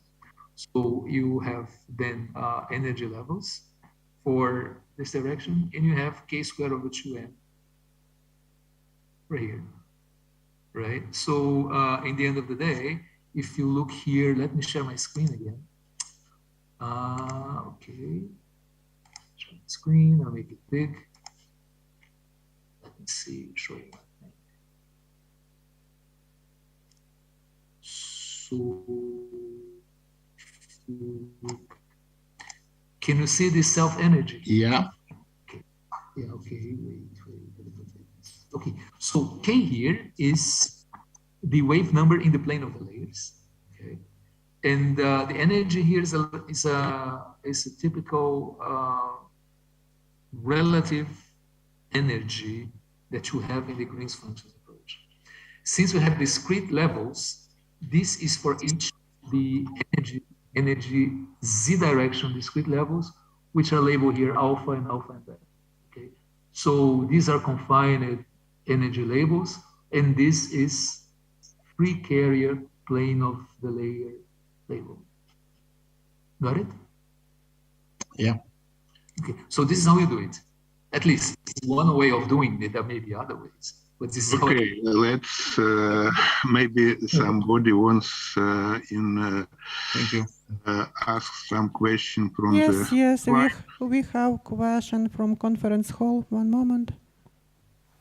Yes, sure. Go ahead. Thank you for report. Can you say about distance, some characteristical distance at which terahertz and gigahertz radiation is transmitted by using your metasurface? It's an environment, of course. If you're in space, it can go anywhere. But the transmission will depend on the humidity of the environment, okay? The more water you have, the less transmission you have. I don't have a number, but it's typically short distance. You can probably have inside an apartment here, you can have a few meters if the air is sufficiently dry. Some people are talking about last minute communication terahertz. So you can pass it to 2 meters, as far as I know. And this is exactly how terahertz detectors are being used in airports. You can be a few meters, but if the more humidity you have, the shorter will be the distance. So I don't have an exact number. Depends a lot. For example, here in Abu Dhabi, inside my apartment, I could use it. If I go outside the window, forget it, because it's too much humidity from the sea. So, thank you. Okay. Other question in the conference? Yes, we have one more. Yes, please. For available UCL lasers, we know that many types of them are using temperature to manage frequency ranges. But in your case, that's okay, this is not a laser. For what kind of signal? Thank you. This is not a laser, all right? I understand. Yeah. What happens here is the following. I have. Let me show you. Let me share the screen. Okay, make it easier for you. For me to explain. Okay. So let me find here where I am. Let me find a good picture. So question is, you say non-linearities. non-linearities. What is this about? You apply this word. Let me finish, please. In this case here, the temperature will only affect the shape of this curve because the mechanism is not lasing mechanism. It's electronic oscillation. Okay, you have if you have a superlattice and you put a voltage there, you're going to have Bloch oscillations. Okay, the electrons are going to oscillate. And this is the origin of the emission here. I have a modulated Bloch oscillation. So if I change the temperature here, all I'm going to change is the shape of this curve, okay? I don't have a resonator here, okay? I don't have a resonator in which I'm changing a little bit the size, the distance between the mirrors. This is a purely electronic process in which emission is due to oscillating electrons, like in an antenna, okay? It's just that the type of oscillation is a Bloch oscillation, which is typical of superlattices under the application of optics. Okay? So this is not like a laser. This is not a laser at all. Got it? Have you additional question? No, it seems that we don't have additional question from conference hall. Okay, so then we will thank again Professor Pereira for very interesting talk. And if still there is no news from the Professor Raczynski, no news. So then I say goodbye to everybody. Thank you very much for your attention, and anybody interested in us, listen. Thank Yes. you. Bye-bye. Laura. Bye-bye. So the next talk will be presented by Professor Sergei Nedilko. I'm here. Do you hear me? Yes. Yes. Can just a moment. What about my screen here? Нормально? Just a moment. We could share your presentation if you want. Just a moment. Just a moment.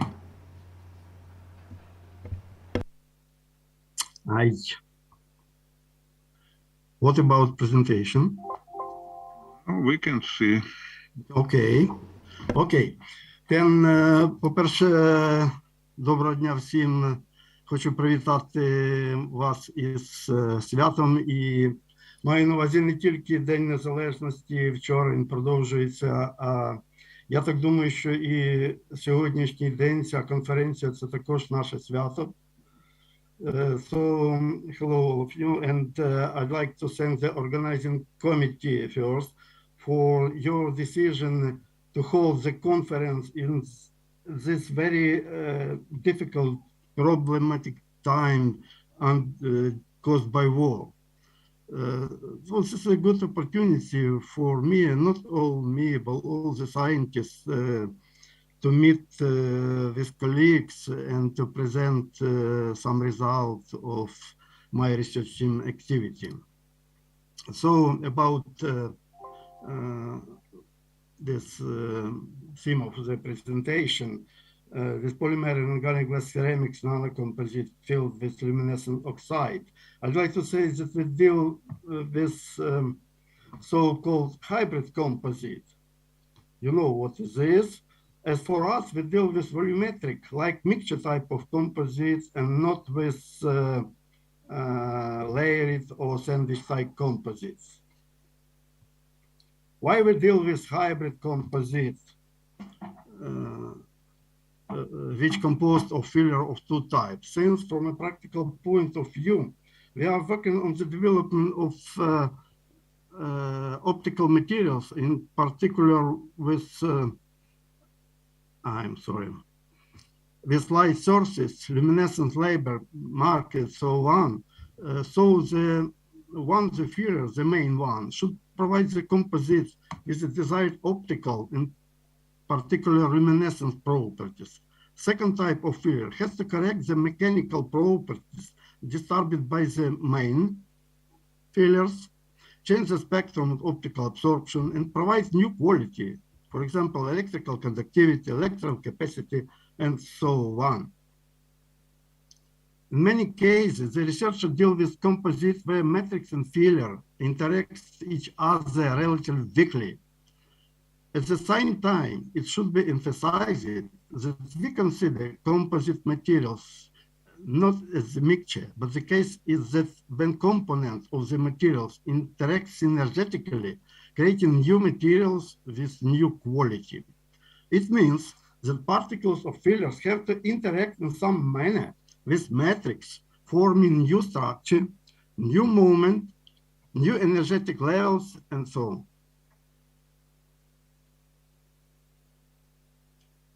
Just a moment.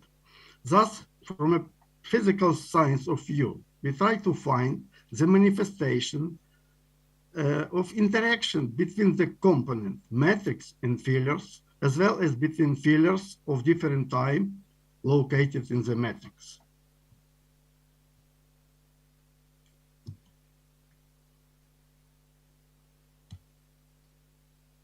It is generally accepted to distinguish the following types of interaction in composites. You see this various type of interaction. But if we discuss interaction in nanocomposites, there are no needs to separate noted above the mechanism of interaction, we suppose. It is obvious mentioned interactions are determined by the mutual diffusion of the atoms and molecules located near contacting surfaces of the matrix and filler, by the shells of atoms and ions, by overlapping electron shells of the atoms located in the matrix and fillers, excited energy transfer, and so on. As a result, interface transitional layers are formed between matrix and particles, and properties of these layers can differ from the properties and characteristics both of initial matrix and fillers. You see here is a very simple model of this materials where you see the core of this is the particles. They cover this interface and bulk matrix. I'd like to emphasize that influence of the interface is not so significant at low filler concentration, but at high concentration or at the same volume fraction, but with smaller particle size, overlapping of the modified shells interfaces of the particles becomes noticeable. This is this figure that demonstrates the situation when we go from low to high and to highest concentration of filler particles. As a result, a new continuous phase can be formed by the interface materials where particles of the parent matrix and starting fillers are placed. The properties of such materials can be significantly different from the properties of the starting composite, where the contribution of the filler was low. Also, the mechanism of interaction between components of various nature and the type of composites are in principle predictable. The role of contribution of the interaction to specific materials, especially if they are nano-composites, require detailed study. We discuss here some of our results in the interfaces effect study for two types of composites. There are composites where nanocellulose is the matrix. This is a polymer composite type. And composites where oxide glass is the matrix and glass and oxide particles are the filler, so-called glass ceramics composites. Why nanocellulose-based composites were taken as model objects for study? Hybrid composites can meet the growing demand for portable and wearable devices of flexible electronics. As today, the global market for flexible electronics is more than 10 billion. Unfortunately, the main matrix components of the flexible electronics are mainly the polymeric petrochemical products. Therefore, an important problem for science now and technology is the development of flexible electronic devices based on biocompatible, renewable materials of green technology. Nanocellulose is biologically compatible with living and plant organisms, and the reserve of cellulose on Earth's ice are unlimited. Why oxide glass ceramic composites? Oxide-based glass ceramics are promising class of solid-state materials because composed of thermally and chemically stable glass oxide matrix filled with nanosized crystalline oxide particles. They are used for catching new generation of optical fibers and current sources of light. Particularly, glass ceramics are considered as materials capable for replacing polymer matrix-based fluorescence light transforming coating for white light-emitted diodes. So the filler of different types we use. Oxide is the main filler, the choice of which will specify the following main functionality of the composite. So we deal with oxides that possess luminescence properties. The same of very similar oxides we use to fill both types of composite.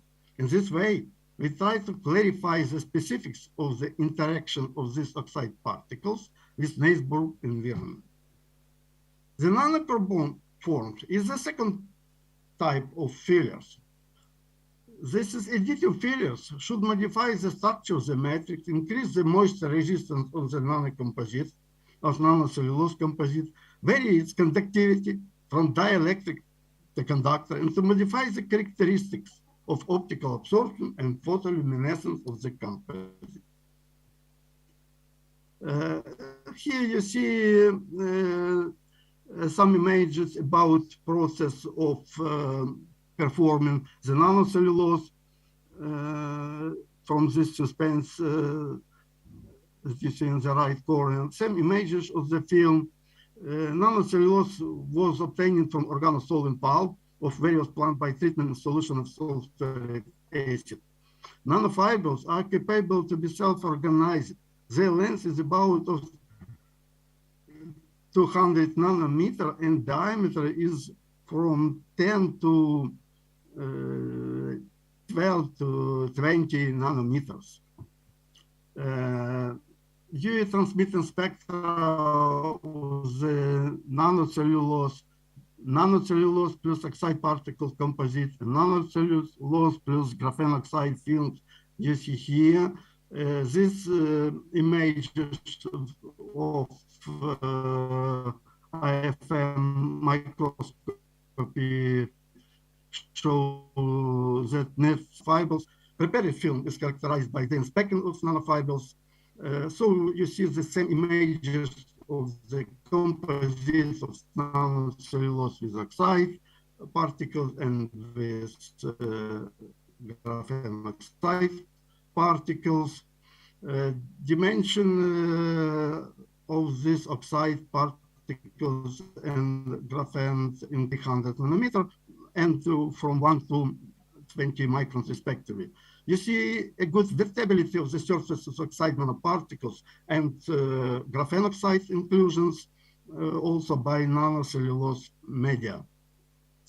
Also, we evaluated the forbidden gap of the nanocellulose and composite bases on nanocellulose using very well-known evaluation, so-called tau evaluation or Kubelka-Munk. And we see that incorporated oxides and graphene particles change nanocellulose forbidden gap value. At the same time, it should be emphasized that differencing of the EG value changes should be evaluated as a manifestation of the matrix-filler interaction. In other words, as a result of the formation of transitional layers between the cellulose and the filler. Some evaluations were made concerning edge of the fundamental absorption using the so-called Urbach approach, according to which the edge of the absorption spectrum is described by this function.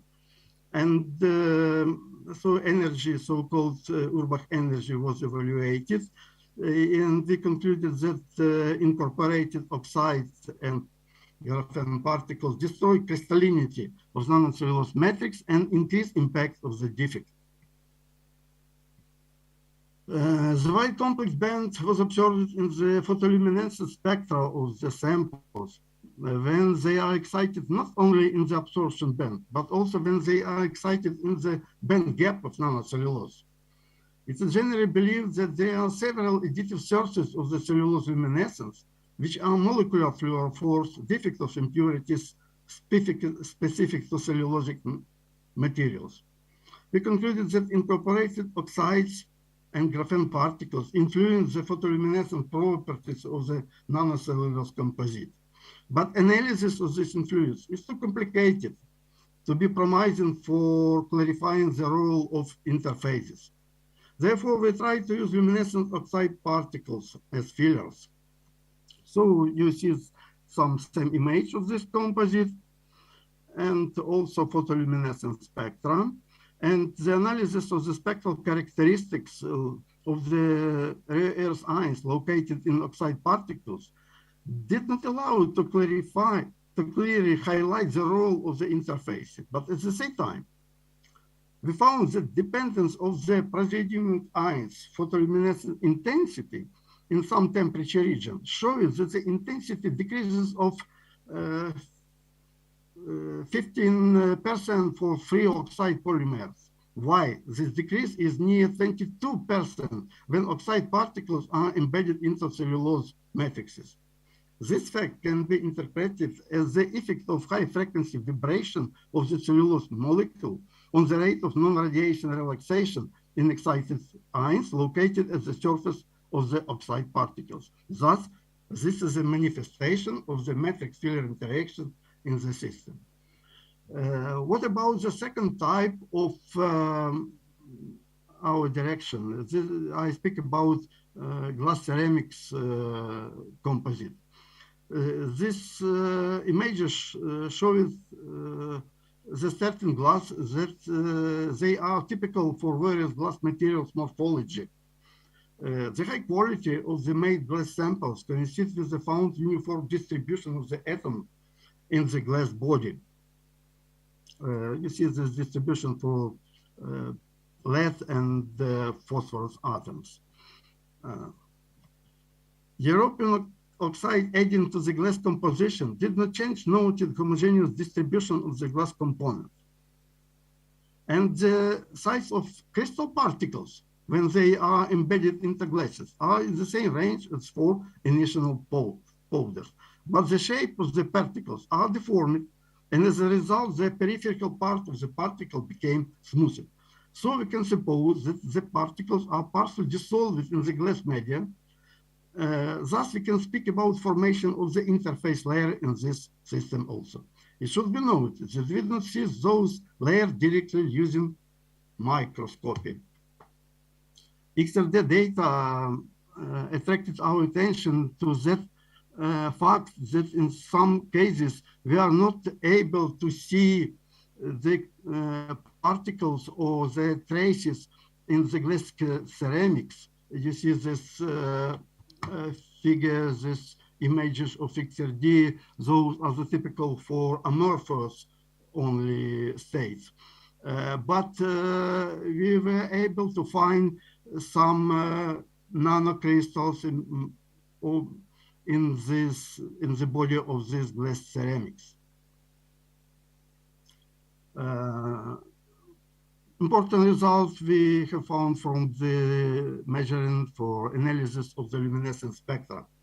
You can see here the spectra of the glass doped with European plus ions, and also spectra of the glass ceramics incorporated with particles, and also the spectra of the free particles not embedded into the glass ceramic. The high sensitivity of the intrinsic spell characteristic to a significant number of noted defects has to complicate the definition of the role of intermediate interface layers. But the presence of luminescence ions in both the glass and the crystalline compounds significantly improves the situation, as these ions act as luminescence structural probes. From the view of studied purpose of our study, it is important to pay attention to pronounced changes in the intensity, structure, position, and half width of the line located in the range of so-called high super sensitivity radiation transition in European 3+ ions. We see the spectra are different, but pale detail of the spectra of the ceramic, similar to the photoluminescence of European 3+ ion located in the glass, and at the same time, they are similar to the spectra of the free powder. However, there is no exact match for the first or second cases. So we can conclude it if you compare the spectra number 2 and spectra number 4 and number 3. So we can conclude that noted difference is caused by the European 3+ ions located in the interface area that located between the glass and the crystal particles. Similar results were found for us by the glass ceramic composition where praseodymium 3+ ion was used as luminescence probe.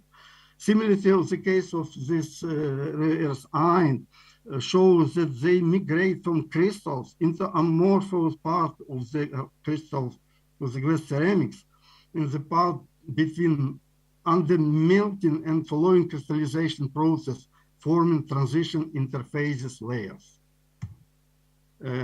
Some result that confirm this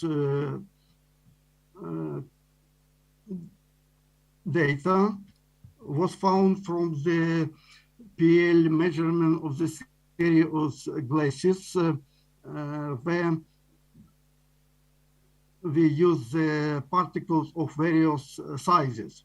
You see that when we go from the glass doped with European 3+ ions to the bottom spectra of the micro sizes powder, the spectra changes, and the spectra of glass ceramics doped with oxide particles of large size, they are similar to the spectra of starting oxide powders. Similar result when found when we use thermal treatment of the glass ceramics embedded with the same particles of the same result, and this result also confirms the conclusion about role of the interface layers in this property of the glass ceramics. So some conclusion concerning this experimental part. If luminescence oxide additive is incorporated, the luminescence of such composite is not simple superposition of matrix and filler luminescence. This fact provides an opportunity for luminescent engineering on such materials. However, optimization of composite is a difficult task. Today, the similar composite development without an a priori methods of forecasting is ineffective because it is performed by numerical cycles, trial and error. Therefore, there is an urgent need for data of theoretical calculations, computer simulation, and such systems, I suppose. So we work also in this direction. And two types of oxide crystal glass system were considered up to now. You see this composition of the system at the bottom. We use the so-called molecular dynamics method for this calculation. So we constructed a model of our glasses using these molecular groups. And also we use fragment of the crystal, this is a crystal unit cell, and periodical fragment of the glasses constructed by us. Then after molecular dynamics simulation, we obtained the structure of these new materials. And you see that interface between glass and the crystal is formed. This is a range. We compared this result with some experimental data, especially with XRD. You see, you have a possibility to compare the data of simulation and experimental XRD. We found that this very good similarity. Also, we calculated density of the glasses and measured this density experimentally. And we concluded the good correlation between calculated and experimental data for density and XRD patterns can serve as criteria for choice of the glass and glass ceramics initial composition and other calculation parameters. So we computed the profile of the element distribution of this glass. You see this before molecular dynamics at the top, and after the dynamics, we see the interface region formation. The width of the interface region, we suppose maybe near 20 nanometer. And we use this range to select some periodical fragment and to do the DFT calculation and to calculate the partial density of electronic states of this glass ceramic in the range of interfaces. And this calculated states shows that the optical transition in the interface region are complexes and phosphate and molybdenate group together take place in the formation of optical properties. So some conclusions. Optical manifestation on interfaces were found both for oxide nanocellulose and lens ceramics composites. Manifestation on the interface effect on optical properties of studied nanocomposites provide an opportunity for such material engineering. We hope that cumulative action of various side compounds, nanocellulose, oxide particles, and carbon nanostructure allows us to create novel materials that combine the useful properties mentioned above individual components.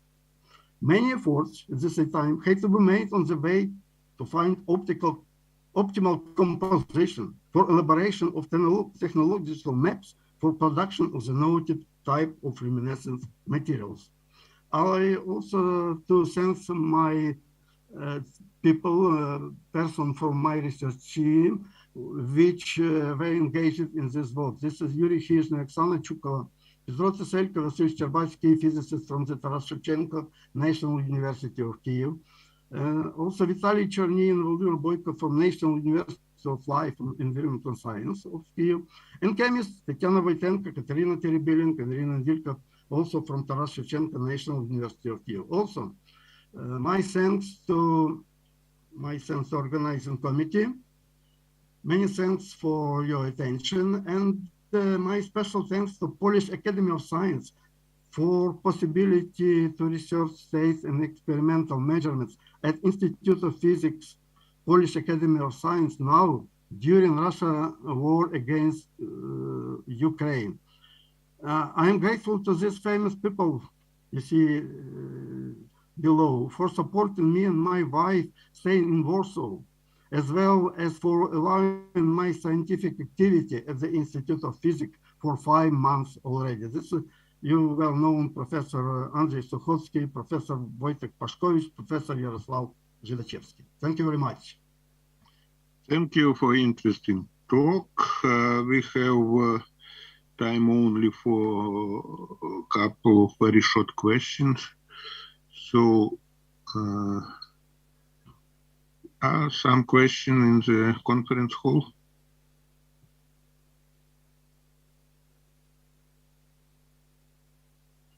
Yes, we have one question, one moment. Thank you. My question is the correct use term of interface? You give some arguments for this position, but another phase is should include some thermodynamical stability or so on. In this case, is these conditions is fulfilled or not? Thank you. Okay, I understood your question, and now I see this. I'd like to see. Please see this figure.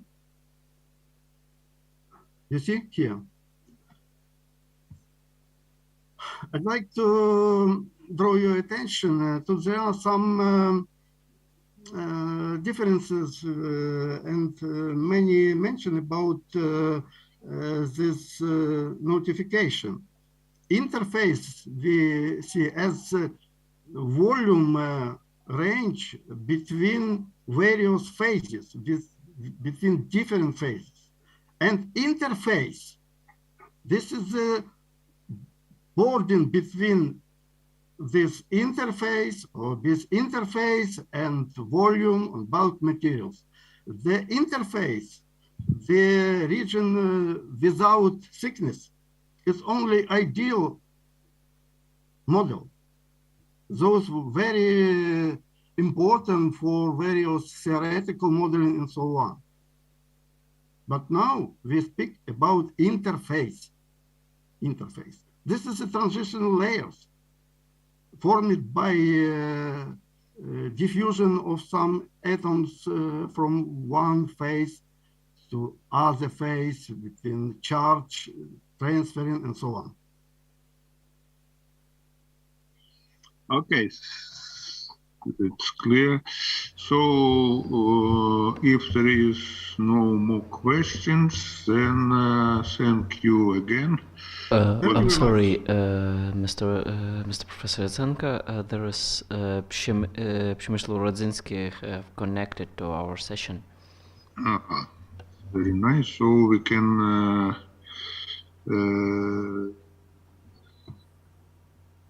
hear the talk of Professor Przemysław Rodzinski, self-sealing properties of phospholipid membranes after interaction with various nanostructures. MD study from University of Silesia, Poland.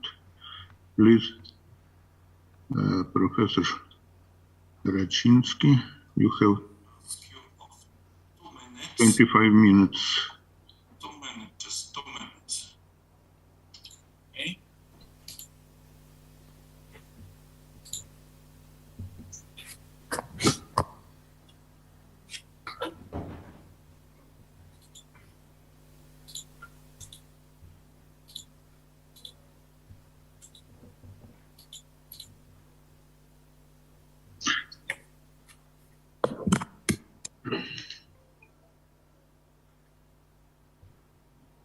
Are you here, Professor Raczynski?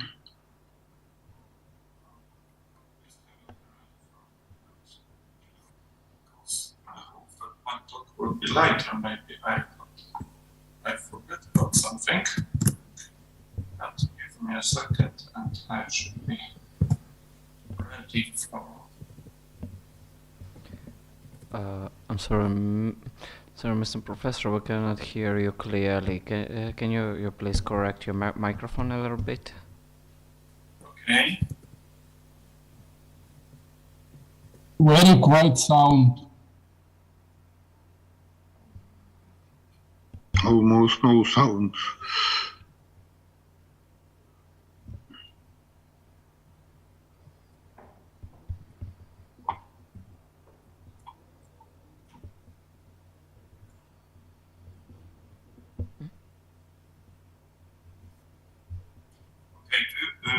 Do you hear me more clear now?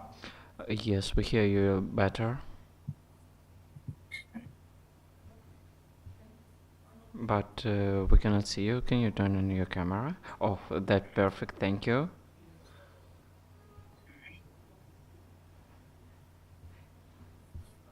I hope that you see my screen and I can start with my presentation now.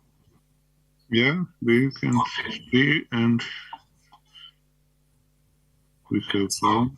So if everything is correct, so the topic of my presentation is self-sealing properties of phospholipid membranes after interactions with various nanostructures and this study.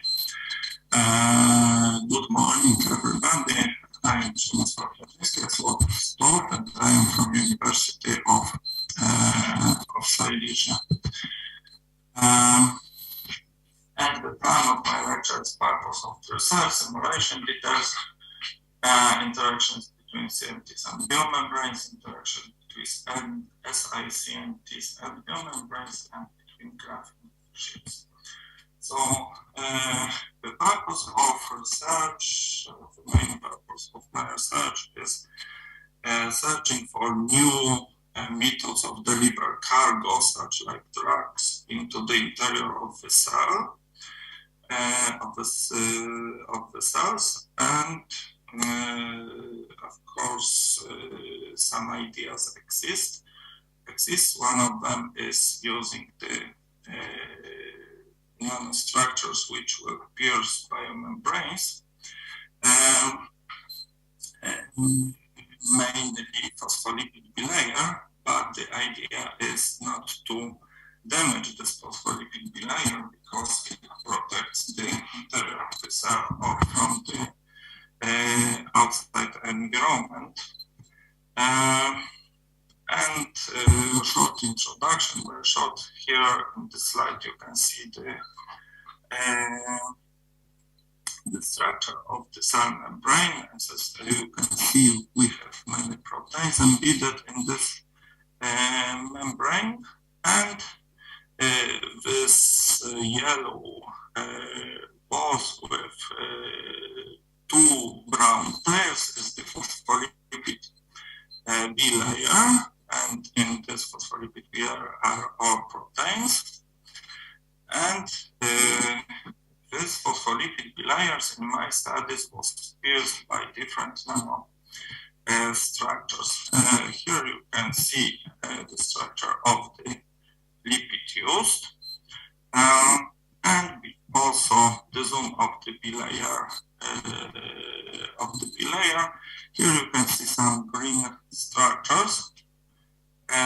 These between structures are cholesterols, but these cholesterols are needed in biomembranes because they regulate the fluidity.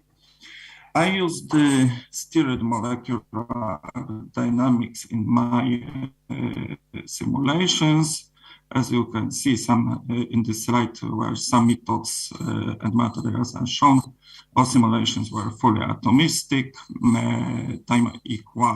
Time step was equal to half femtosecond. Simulations were performed with different indentation withdrawal rates.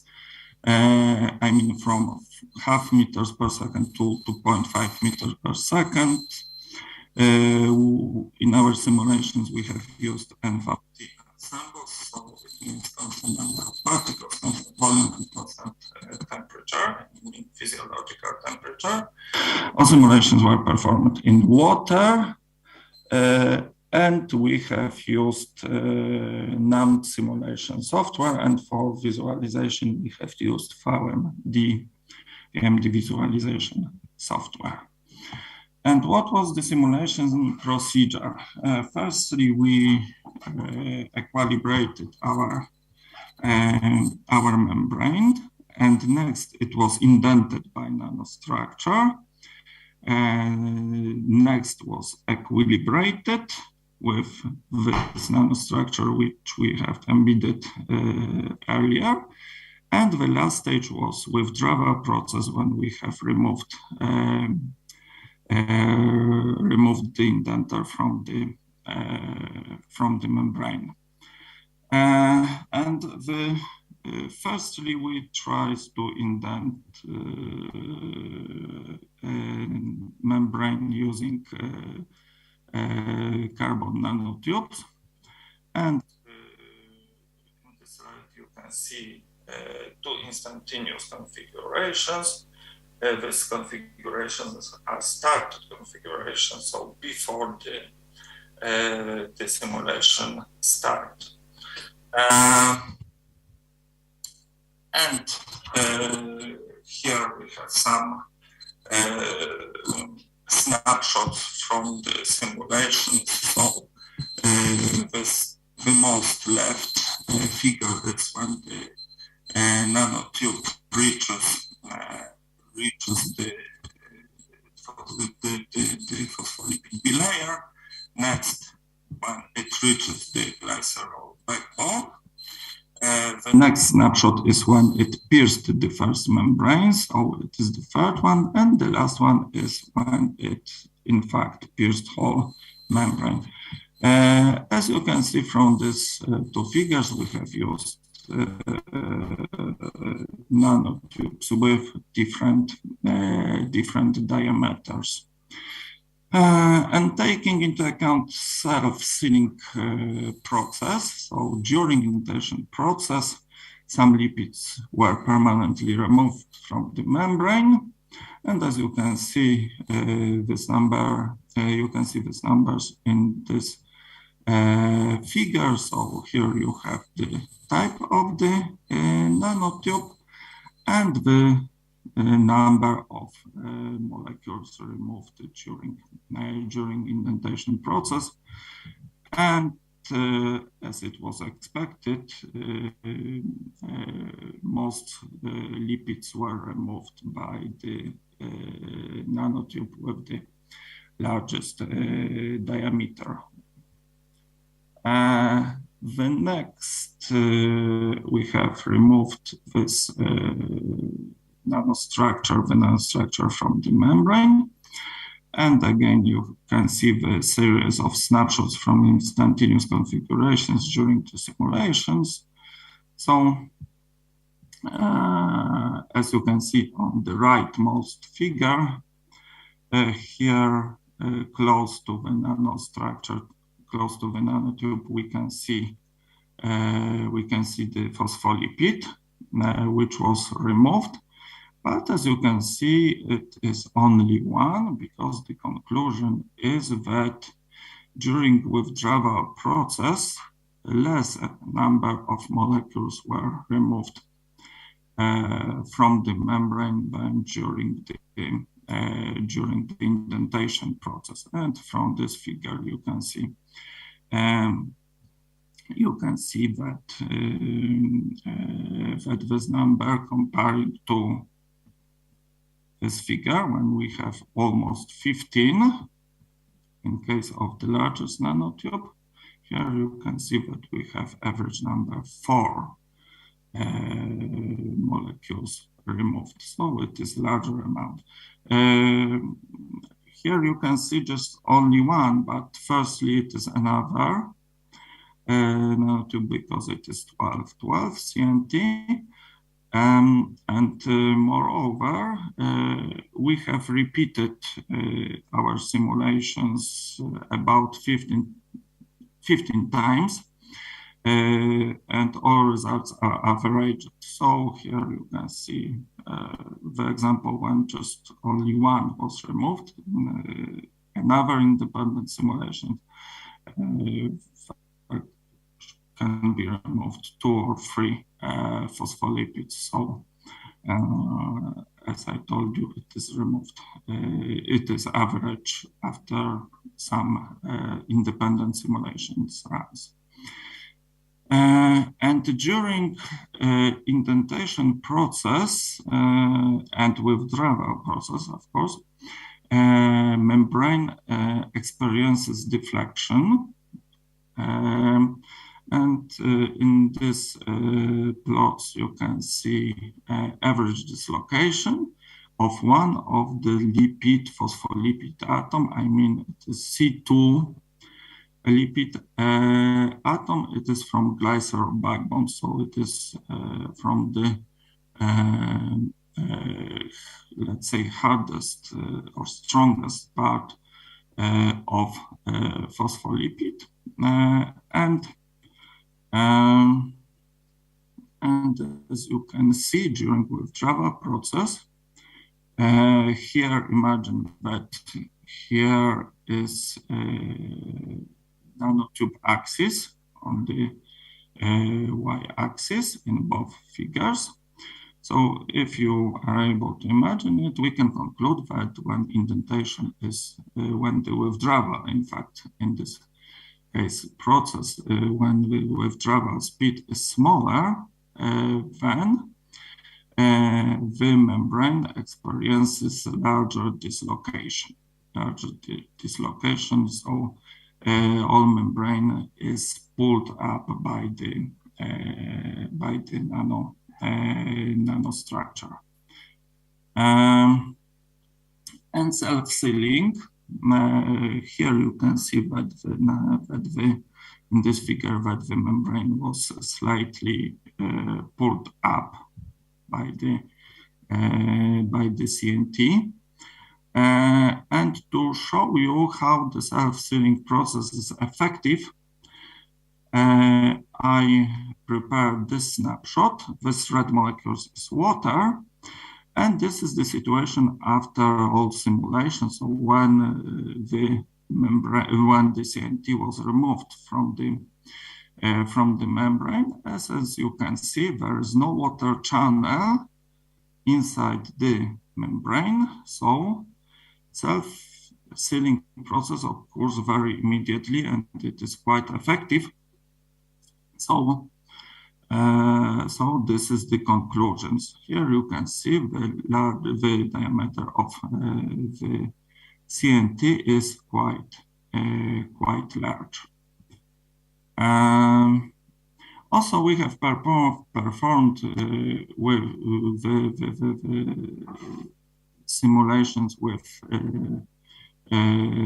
silicon carbide nanotube, and we have obtained the similar results. And again, when we can move to the self-sealing part of our simulation, we can see the same situation as in case of CNT. So the membrane wasn't permanently damaged by the water channel between the outside environment and the interior of the cell. And another nanostructure we have invented, the membrane to assess the self-sealing process, was graphene. And on the left side on this slide, you can see that we have used quite many graphenes with different sizes. And this in the first row, which means X length equal to 96 angstroms, were comparable with the size of the membrane. So in fact, using this size of the graphene, we pierced the membrane. We cut all the membrane. We cut the membrane into parts. And this is the most interesting case. And what are the results? Firstly, let's analyze quickly indentation process. And as you can see, average dislocation is quite large because it is almost 40 angstroms. It is the most hard case, so it is when the size was 96 angstroms, and the deflection is quite large. Of course, when the Y size of the graphene was smaller, then the deflection, or even X, the deflection was also smaller. But in the most destructive case, as you can see, the deflection of, again, C2 atoms of phospholipid is almost 40 angstroms. And number of molecules removed, and we have comparison there because we have compared 10 CNT, 15 CNT, SiCNT, and graphene sheet. But as you can see, these results are comparable. So in each case, the number of molecules removed during indentation process is similar. Of course, maybe not of course, but the carbon nanotube with the largest emitters removed averagely the largest number of molecules. In this snapshot, I want to show you the most destructive case we have observed in our simulations. It is one of the simulation run when we have used 96 X size and 32 Y size of the graphene sheet. And as you can see, in fact, the membrane was permanently cutted by this graphene. And here you have the snapshot from the bottom. Here you have see the on-fast snapshot, and here you can see the water snapshot. So there are lipids and there is the water. So immediately after the simulation, the situation looks like this, that we have in fact two channels, and one from these two channels was through all the simulation box, so was through all the membrane. And we hadn't expected that self-sealing process will occur, in fact, in in this case, for us, it was impossible, but after 15 nanoseconds, we have the situation like this. So this is the right figures. So as you can see, the lipids were able to almost remove this water channel. So there is no, almost maybe there, it is the small part which is shown there, but there exists small water channel.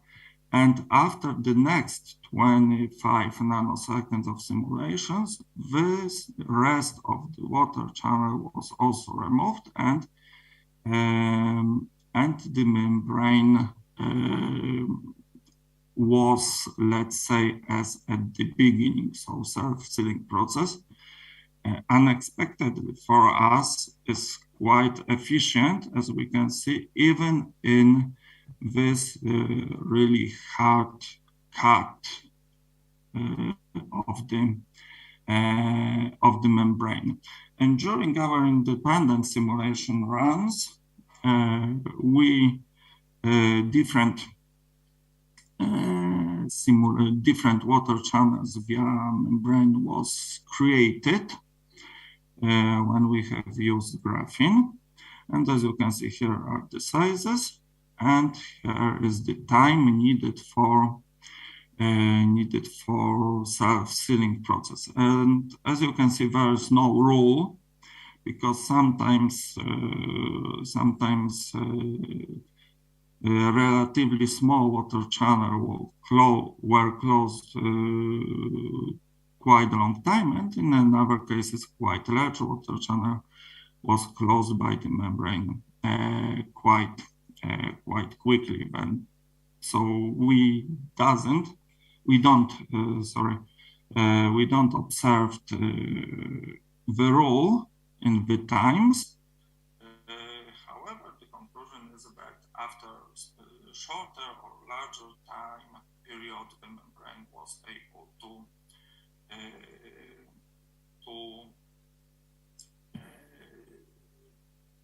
remove all damages and return to its initial stage.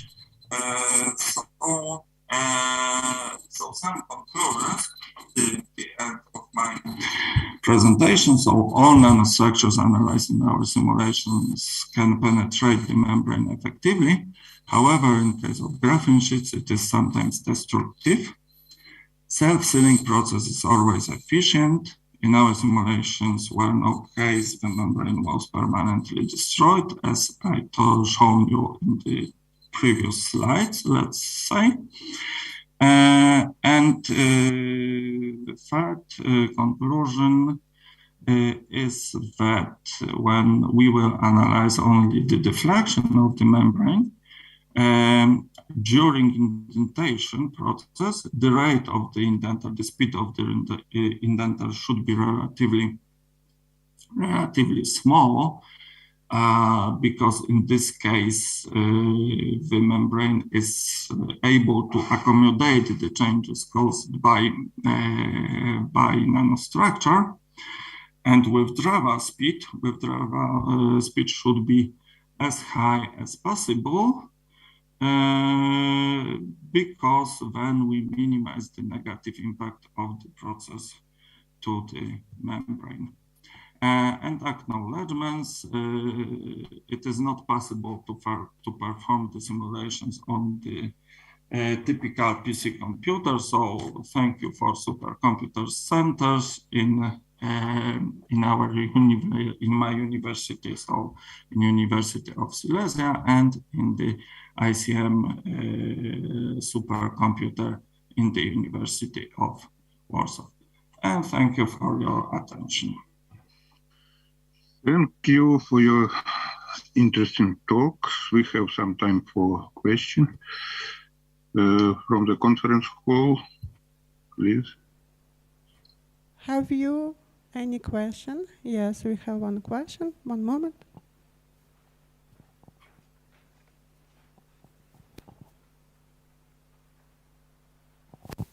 Excuse me for technical question. How did you observe that penetration of an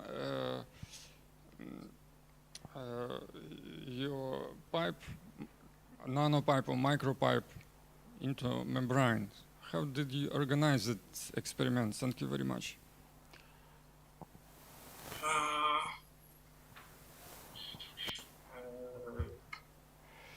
The membrane, there are special tools, special software which can create the membrane using the different types of lipids, and also we can use the different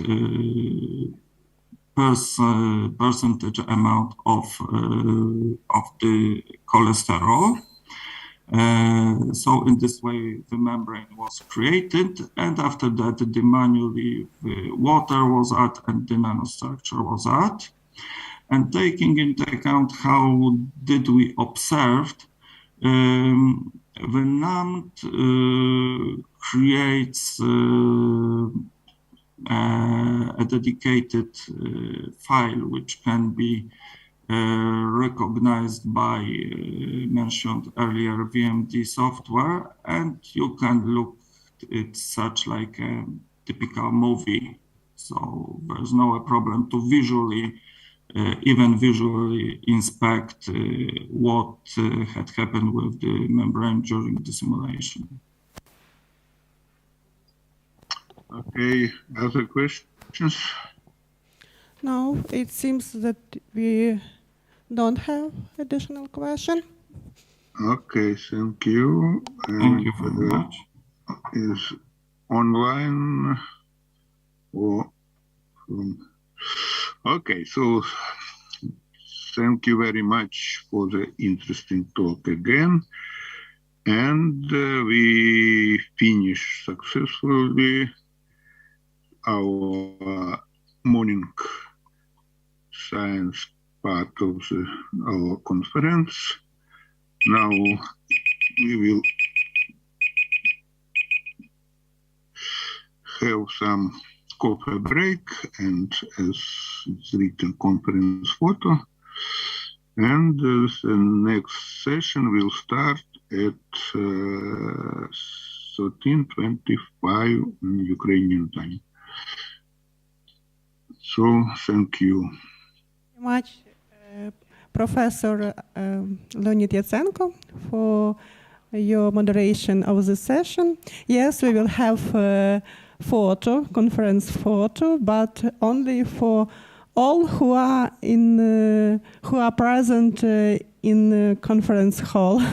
So maybe the next year we will have opportunity to have common photo, because everyone will have opportunity to be present physically on site.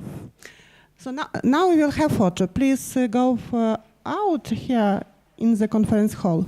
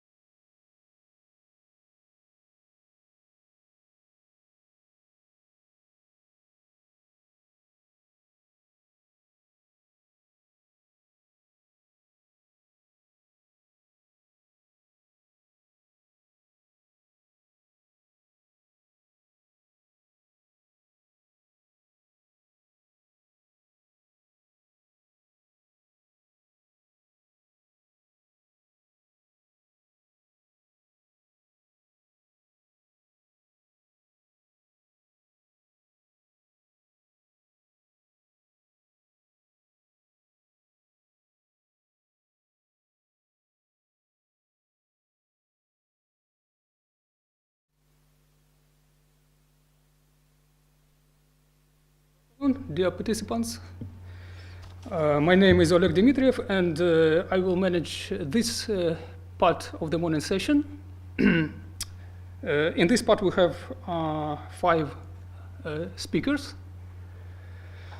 And I invite the first speaker, Dovydas Karoblis, who will present a talk, The Influence of Annealing Temperature on Various Properties of Bismuth, Gadolinium, Ferrum, Manganese, Oxygen solid solutions prepared via Sol-Gel synthesis. So please, Dovydas. Okay, good afternoon, everybody. Can you see my slides? Yes, perfect. Okay, great. So thank you. So my name is Dovydas Karoblis, and I am a PhD student in Vilnius University studying chemistry. So my topic today is going to be the influence of annealing temperature on various properties of bismuth, gadolinium, ferrites, manganites, solid solutions prepared via Sol-Gel synthesis. So firstly, I'm going to begin with a brief introduction about the perovskite materials, because my synthesized materials has this kind of structure. And perovskites generally has formula of AbO3, and the ideal perovskite structure is demonstrated in figure 1, and is cubic one, and strontium titanate is one of the examples of perovskites with the ideal structure. It can be seen that A site is occupied by strontium ions, and B site is occupied by titanium ions. And also 6 oxygen ions form octahedra with titanium ions in the middle. But only few perovskites have this ideal structure, and most of the oxides have slightly distorted structure, like hexagonal, trigonal, rhombohedral, tetragonal, or orthorhombic ones.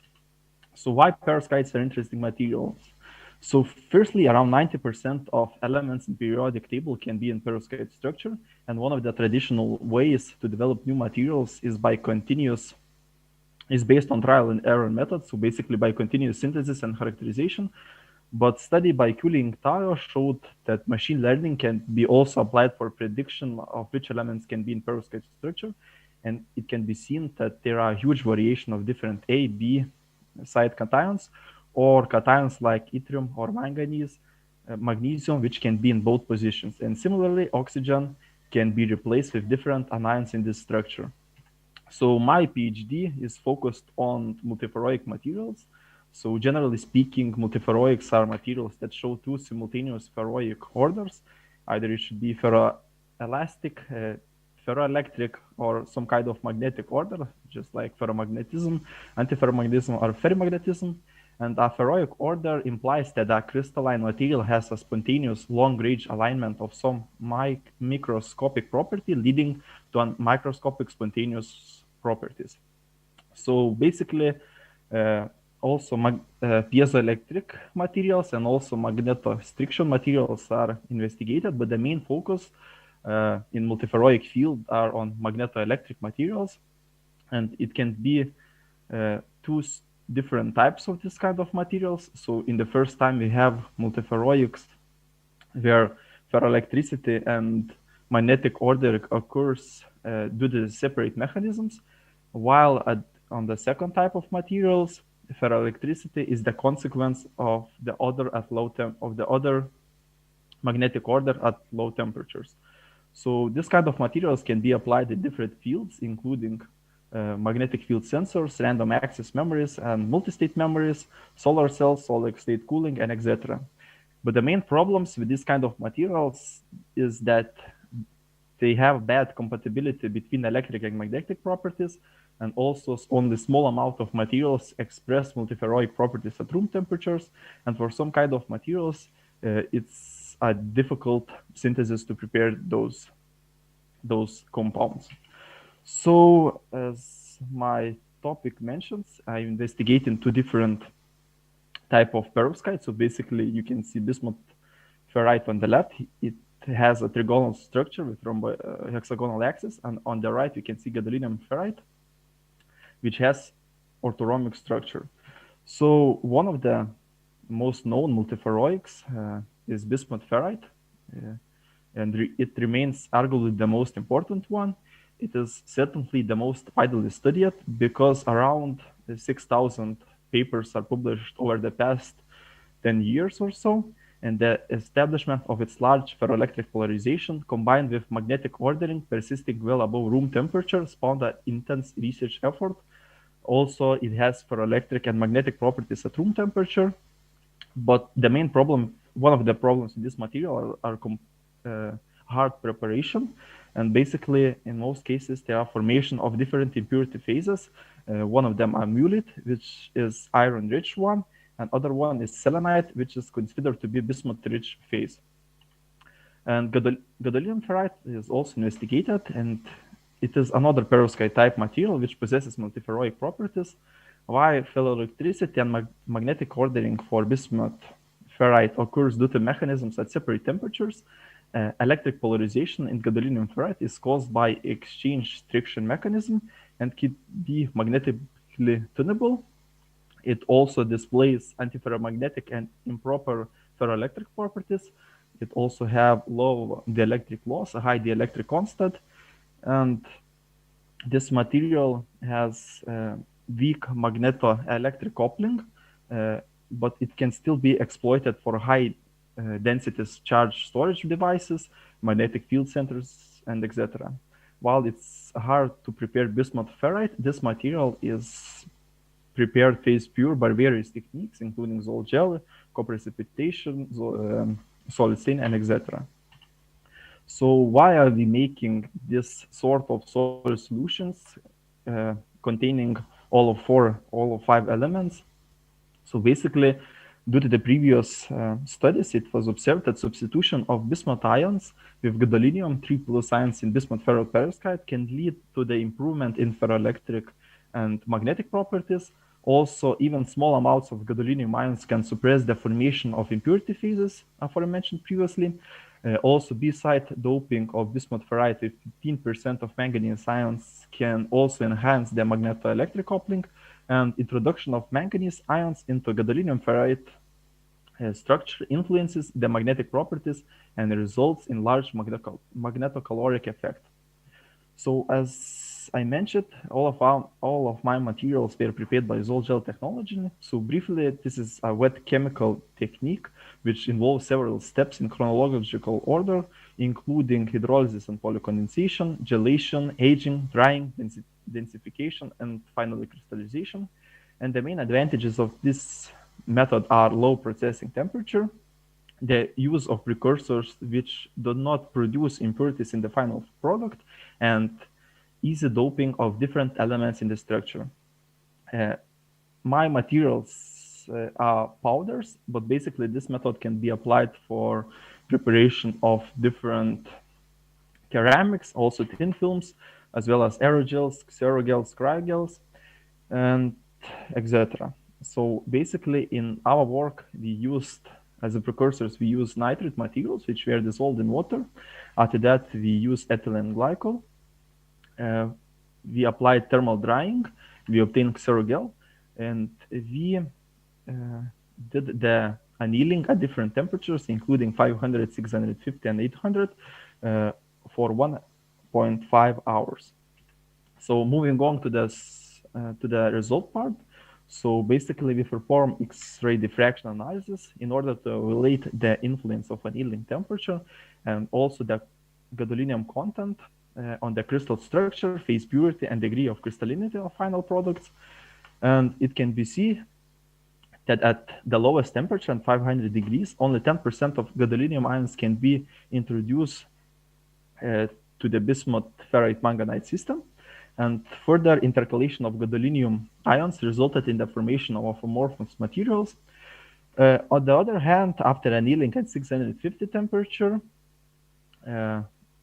bismuth ferrite manganite solutions were not monophasic. As you can see, the main impurity phases were mullite and selenite. At higher temperatures, bismuth gadolinium ferrite manganite solid solutions were obtained in the whole composition range. So basically, we could introduce 100% of gadolinium into this structure. And it also can be observed that by increasing the gadolinium amount, the crystallinity degree is lower for the samples annealed at 650 temperature. And furthermore, by increasing the gadolinium concentration, the shift of diffraction peaks to higher to theta values can be observed due to the difference in ionic radii of bismuth and gadolinium ions, since bismuth ions are larger ones. Furthermore, you can see on the left side the results after annealing at 800 temperature, and the annealing at higher temperatures influenced the crystal structure of solid solution with bismuth ferrite manganite composition. And as you can see, there is at previous temperatures there is no obvious splitting of the most intense diffraction peak, which is not the case for this sample. And additionally, the appearance of low intensity peaks for this sample shows the structural change from orthorhombic to trigonal structure with hexagonal axis. Also, intercalation of 10% of gadolinium ions cause some alterations in the XRD pattern. As you can see, for this sample, the previous aforementioned blue peaks disappeared, and while the most intense peaks merged together, which shows another structural change. Further intercalation resulted in the appearance of new diffraction peaks for sample containing 25% of gadolinium, which is marked by a red arrow. And further substitution is followed by the decrease in intensity and splitting of 101 and 202 peaks, and as well as merging of 141 and 311 peaks. And these XRD profile distortions can be associated with structural changes, and for this reason, Rietveld refinement was performed, and other results can be seen on the right-hand side, and it can be seen that the substitution of bismuth ions with gadolinium ions leads to the decrease of unit cell volume, BNC parameters. So another technique to reveal more information about the structure is Raman spectroscopy, which is very sensitive to the lattice distortions, and we are able to provide any additional information on annealing temperature and composition-induced perturbations to the structure of studied compounds. Without gadolinium ions, bismuth ferrite manganite exhibits low-frequency Raman bands located at 137, 172, and 219, and which are associated mainly with bismuth-oxygen bond stretching vibrations.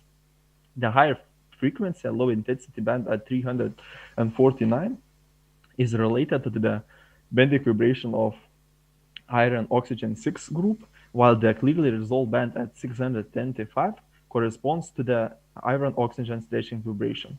And the long-range structure of these compounds determined by the XRD technique corresponds to trigonal structure with a hexagonal axis, which is in a good agreement with XRD results. And the replacement of even small amount of bismuth ions by gadolinium ions results in an upshift of low frequency bands from 137 and 219 to 143 and 235 respectively, and consider the increase in intensity of 172 band. In addition, intensification of high frequency mode at 628 wave number takes place. Thus, observed changes might be related to the small short-range structural transformation towards the orthorhombic rearrangement. Further increase in gadolinium content to 25% results in considerable spectral changes, and the characteristic low frequency bands of trigonal structure completely disappears, and a new broad band at 308 emerges. And a similar spectral pattern is visible in the compositional range from 25% to 75% of gadolinium, and further increase in gadolinium content to 90% results in sudden spectral changes, and sharp bands become clearly visible at 107, 154, and 319 wave numbers, and the broad feature at 306 disappears, and the peak position of 503 wave number band shifts to 477, and the intense high frequency band upshifts to 628. These spectral changes indicate short range structure rearrangement. Also, the Raman spectroscopy were performed for samples annealed at 650 temperature. It can be seen in the figure 11b, and it can be seen that broad 302 feature is visible at narrower composition range only for sample containing 25% of gadolinium, and further increase in gadolinium content results in narrowing of this feature at 75% of gadolinium sample, and frequency of this band increases up to 317, which indicate the formation of final orthorhombic structure. Thus, Raman data indicates the intermediate non-polar orthorhombic structure exists in a narrower composition range.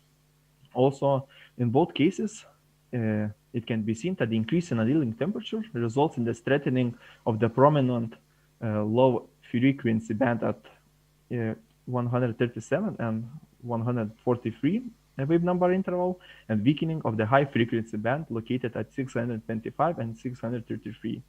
And the band located at 137 and 144 is dominant in the frequency region from 70 to 600 wave number, and is considered as a characteristic mode for trigonal structure. So taking everything into account, we have few different structural regions for the samples annealed at 800 temperatures. And on the left hand side, you can see that when the sample has 100% of bismuth, it has trigonal structure with hexagonal axis.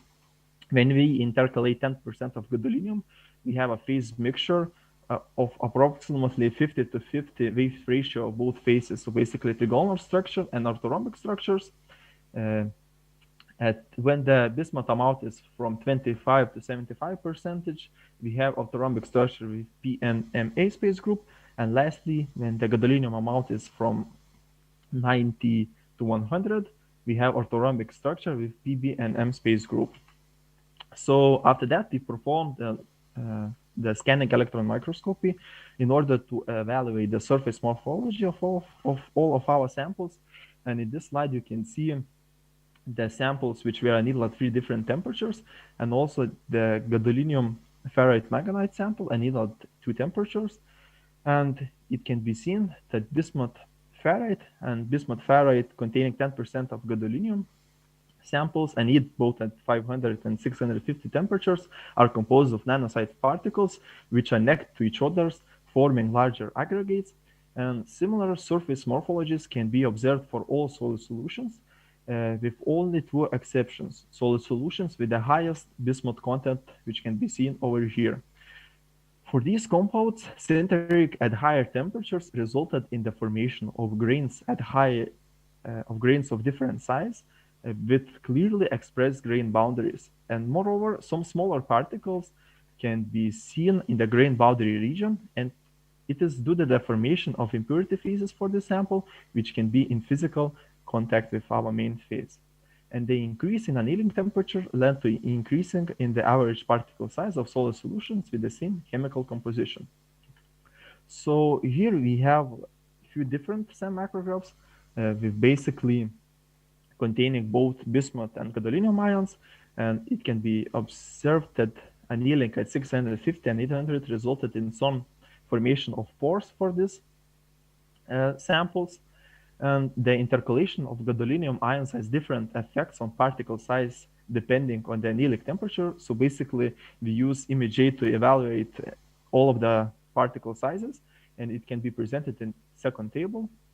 So basically, for samples heated at 500 degrees of Celsius, the average particle size slightly increased with the substitution with 10% of gadolinium ions. And for the compounds annealed at 650 temperature, 3 different regions can be excluded.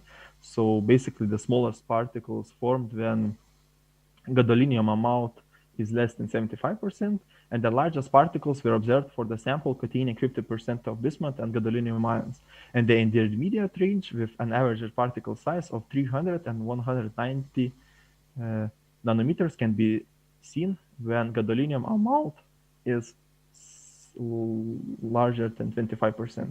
And the 4 compounds annealed at 800 temperature, larger particles can be seen for bismuth ferrite manganite perovskite, and the substitution of bismuth ions by gadolinium ions leads to the decrease in average particle size up until gadolinium amount is 25%, and further substitution up to 75% of gadolinium is led with the increase in average particle size up to 75 to 480 nanometers. And finally, the smallest particles can be observed for samples with the highest gadolinium ions concentration.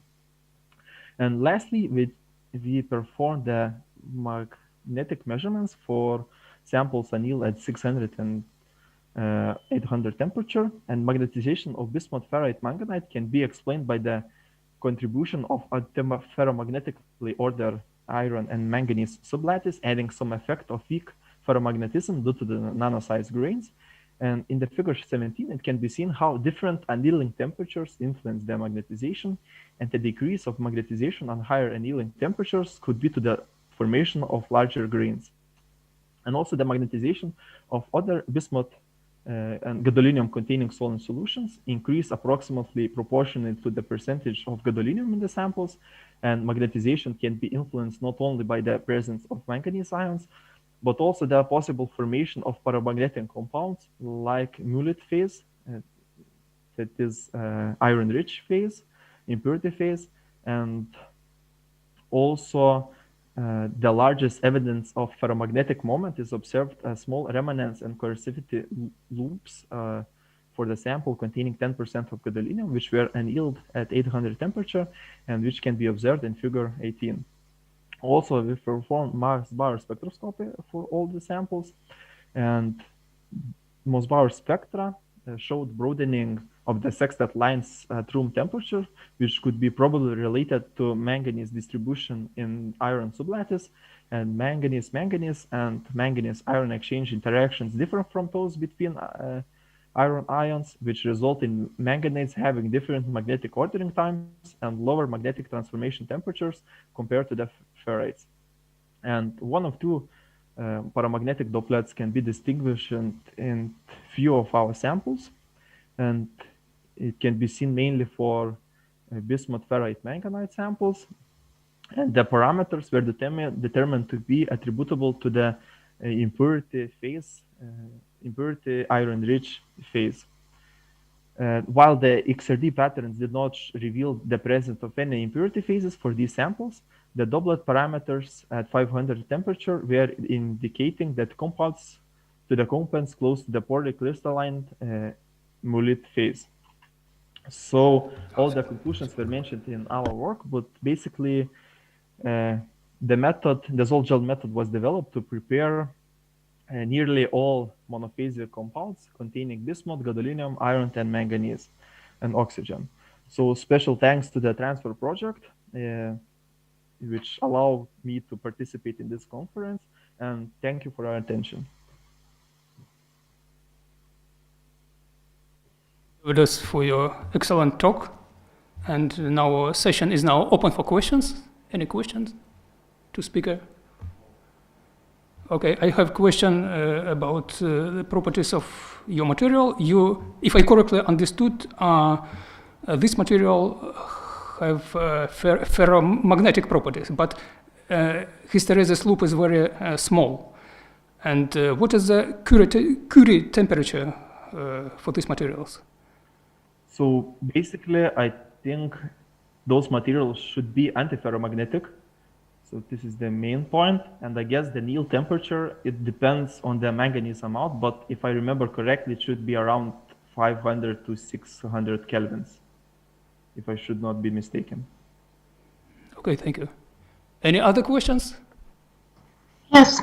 To the same point, do you increase magnetic field to show something like spin flop transition characteristic to antiferromagnets, or at least saturation magnetization? Because indeed on slide 16 you show rather paramagnetic loops, not loops, but paramagnetic curves without saturation, not even antiferromagnetic. Okay, could you repeat the question? Sorry, the first part of the question. Saturation, spin flop, the magnetic field required for the spin flop transition to see the antiferromagnetism, the first part. And the second part, field required for saturation magnetization characteristics for the antiferromagnet? Okay, so I'm not an expert in these measurements, and these measurements were performed by other people. But basically, I think there is a limitation with the equipment to measure all the, I guess, 4.4 kilohertz. That's so sorry if that's not answering your question, but okay, you need much higher field probably. Thank you. Okay, any other questions? I think we do not have time for other questions, and once again, I thank Dovydas for your presentation. And next speaker will be Anna Morozowska, who presents a talk, Could the negative capacitance effect be used in field effect transistors with a ferroelectric gate? So Anna, please, time is yours. Thank you.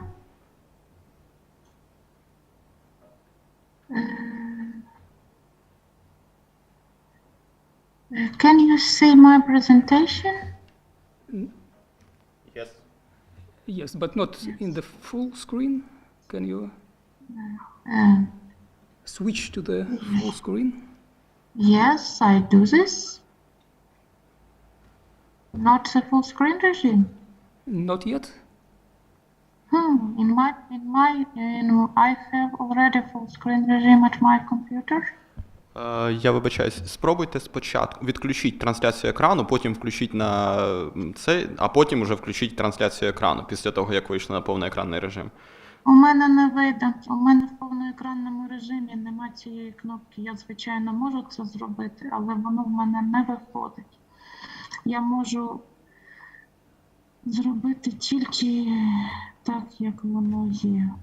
Питання, чи воно буде листати слайди при цьому. Я не певна. От я зараз це зробила, але воно... І ви не бачите, що я листаю слайди, напевно. Okay, we see your slide, but not in the full screen. But okay, if you cannot enlarge, it's okay. Yeah, I think we can see. The question is whether you see when I switch from one slide to another, or it also does not work. We see on the first slide. Okay, this is a problem. One moment, I will try to download your presentation and start it from our computer, okay? Okay, thank you very much.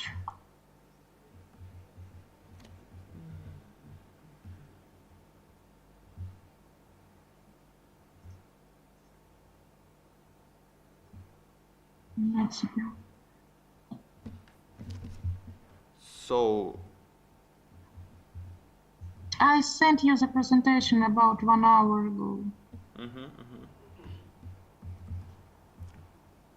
So now we see your presentation, but you will probably should to tell us when we should switch a slide, okay? Yes, but I did not see my presentation. I see another presentation. I see here or orthogonal. Oh, sorry, it's not here. One moment. Thank you.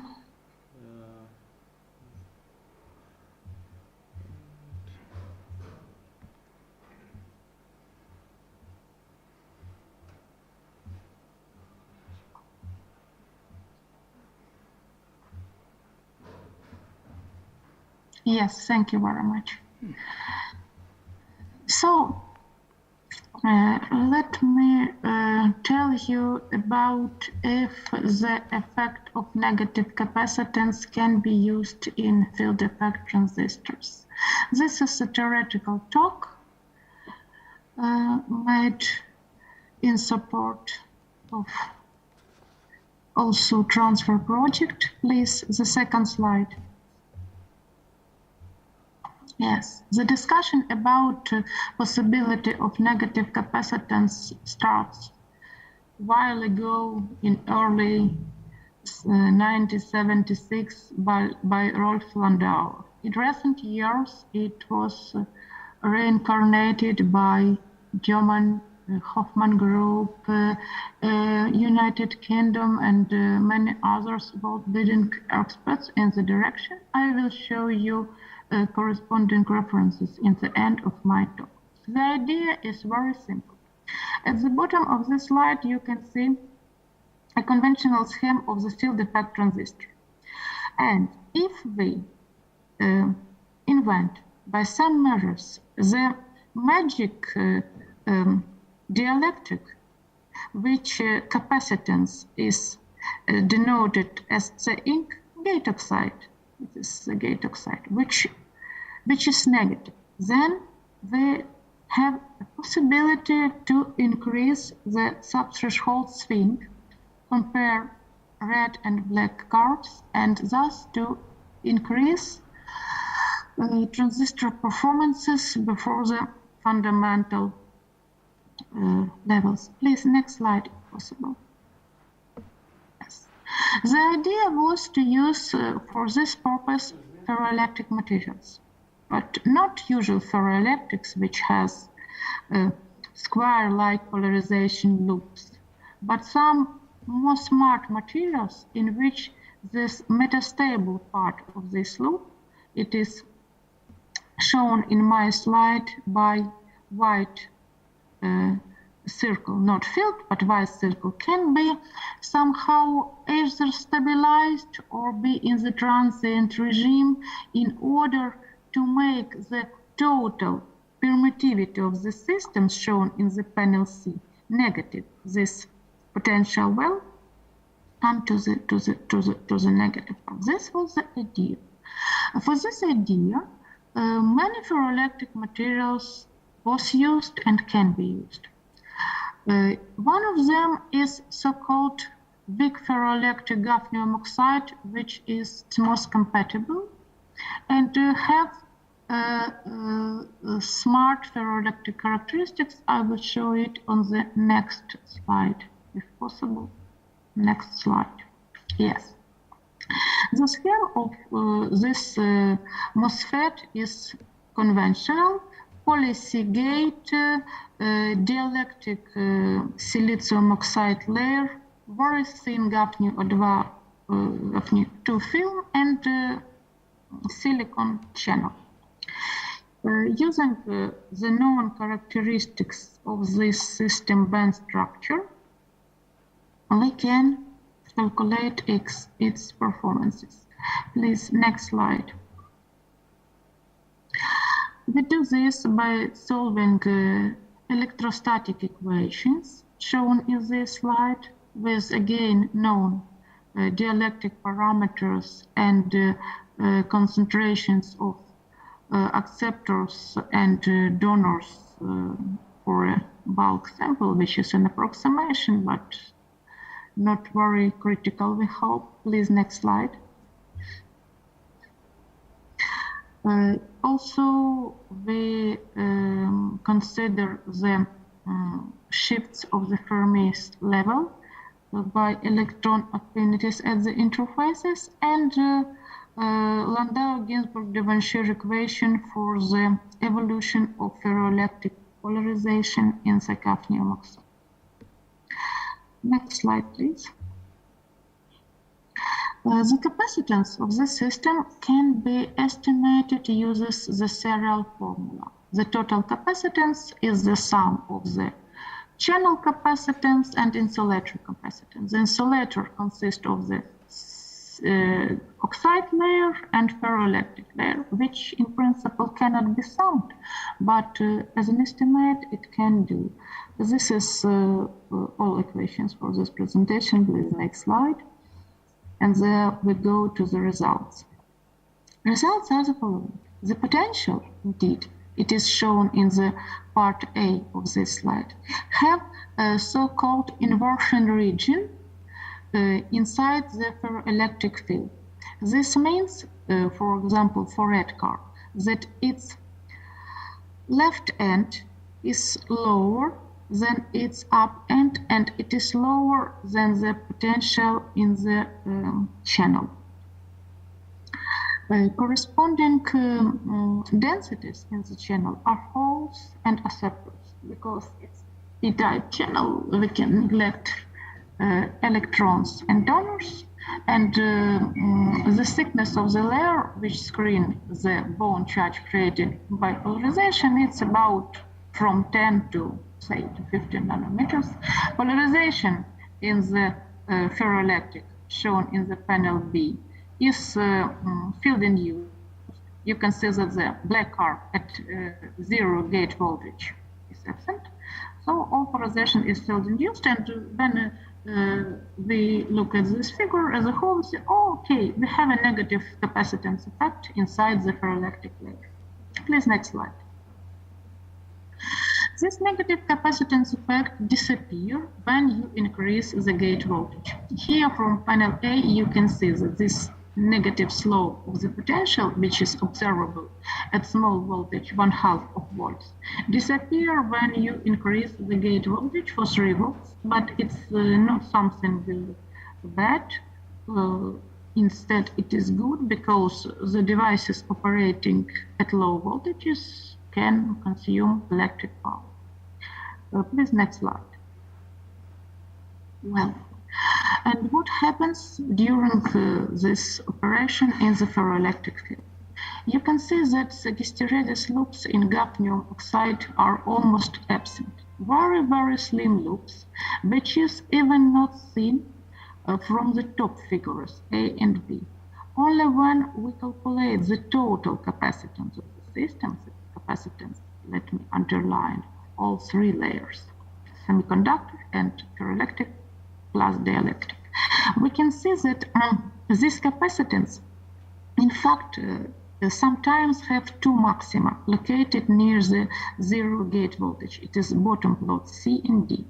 And those maxima can be well separated or badly separated. They are better separated at the panel D when we use thicker channel, 20 nanometers width of the channel, and purely separated at the panel C when the channel width was about 1 nanometer. The important result is that in this case, the capacitance of the system is voltage dependent, and this gate voltage dependent, and this dependence is essential. So we may hope that when we subtract from the total capacitance, the capacitance of the dielectric and of the channel, we can see the negative capacitance effect. This next slide.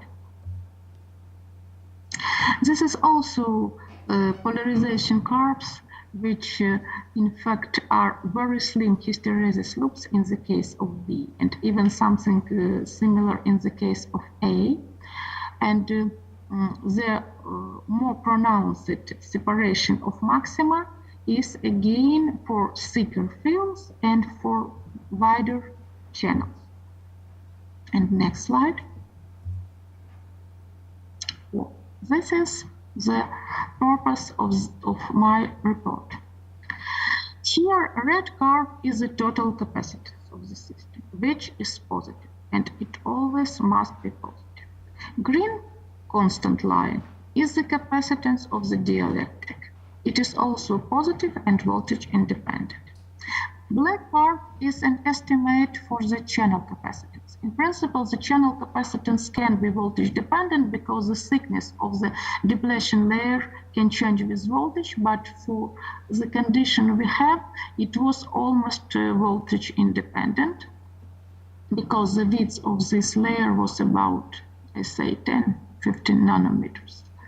And the most interesting for us are blue and magenta curves. Blue curve is the negative capacitance of a ferroelectric layer, and magenta curves is the capacitance of ferroelectric layer plus silicon oxide layer, but they are connected in series, and that is why the big capacitance of this layer when subtracts from Hafnium oxide capacitance give us even more negative capacitance of the whole insulator layer. So we calculate the negative capacitance effect in the steady state regime of the MOSFET operation. This effect is for both thin gallium oxide films and thicker. For thicker films, it is of course more pronounced, but thin films we need for the miniaturization of the device.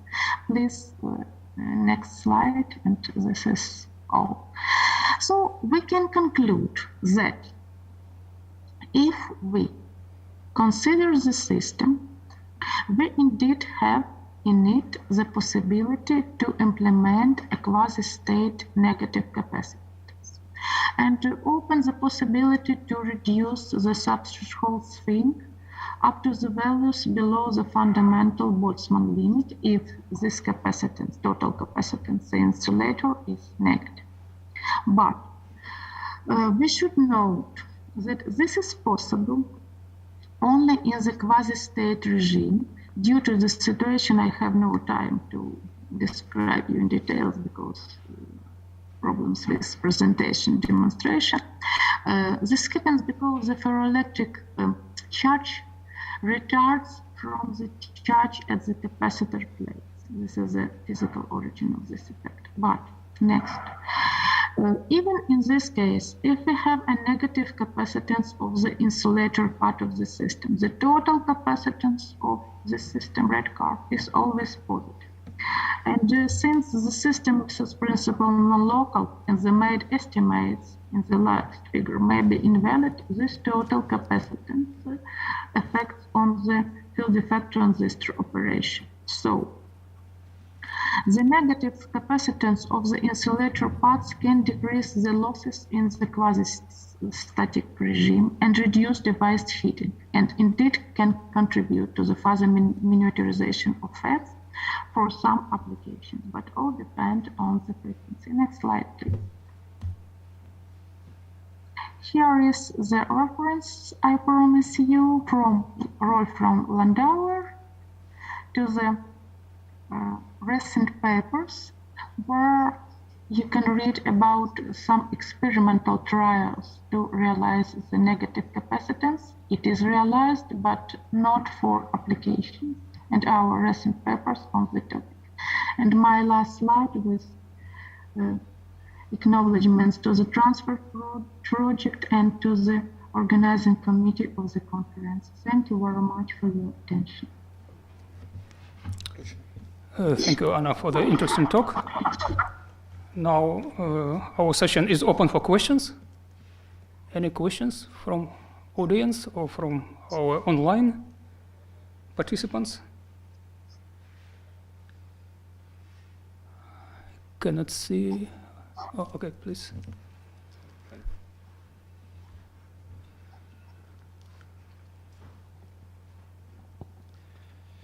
Thank you for your report.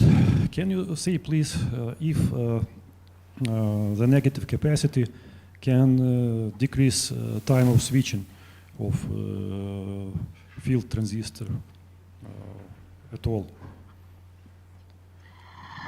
We hope. Moreover, everything concerning dynamics, especially fast dynamics, is possible. Thank you. I saw the abstract made by Technion group for similar system, gallium oxide and CO2 gates. They talked about something close to femtoseconds, but it's fantastic. let's wait not for abstract but for their paper.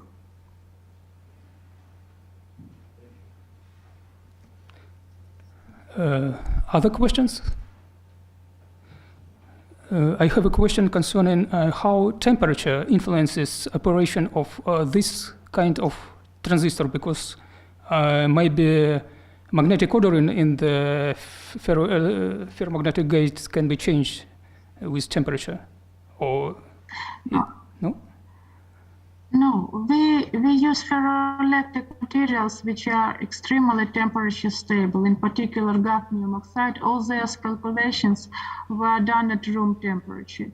The Curie temperature of ferroelectric materials can be 1000 of Kelvin, so temperature is not very important. Another thing that the hysteresis parameters are temperature sensitive and we must be close to the paraelectric limit. But you can readily tune the temperature close to operating temperature, room temperature. Ferromagnets, it will be very important. Thank you.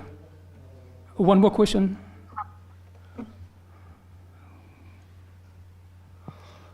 How does influence on operation of the device hysteresis loop? See, if we have ferromagnetic material, it should be some residual field. Does it influence on the work, and how it influences? Yes, very good question. Thank you indeed. The ferroelectric hysteresis under several conditions helps us because due to this ferroelectric hysteresis we have two maxima at the total capacitance, and in result we have possibility to obtain negative capacitance. But if the hysteresis will not be slim but evolved spire-like hysteresis like in nanoferroelectrics and in ferromagnets, then the capacitance of the ferroelectric layer will become positive again, and the negative capacitance effect will disappear. Maybe I did not answer your question. I agree.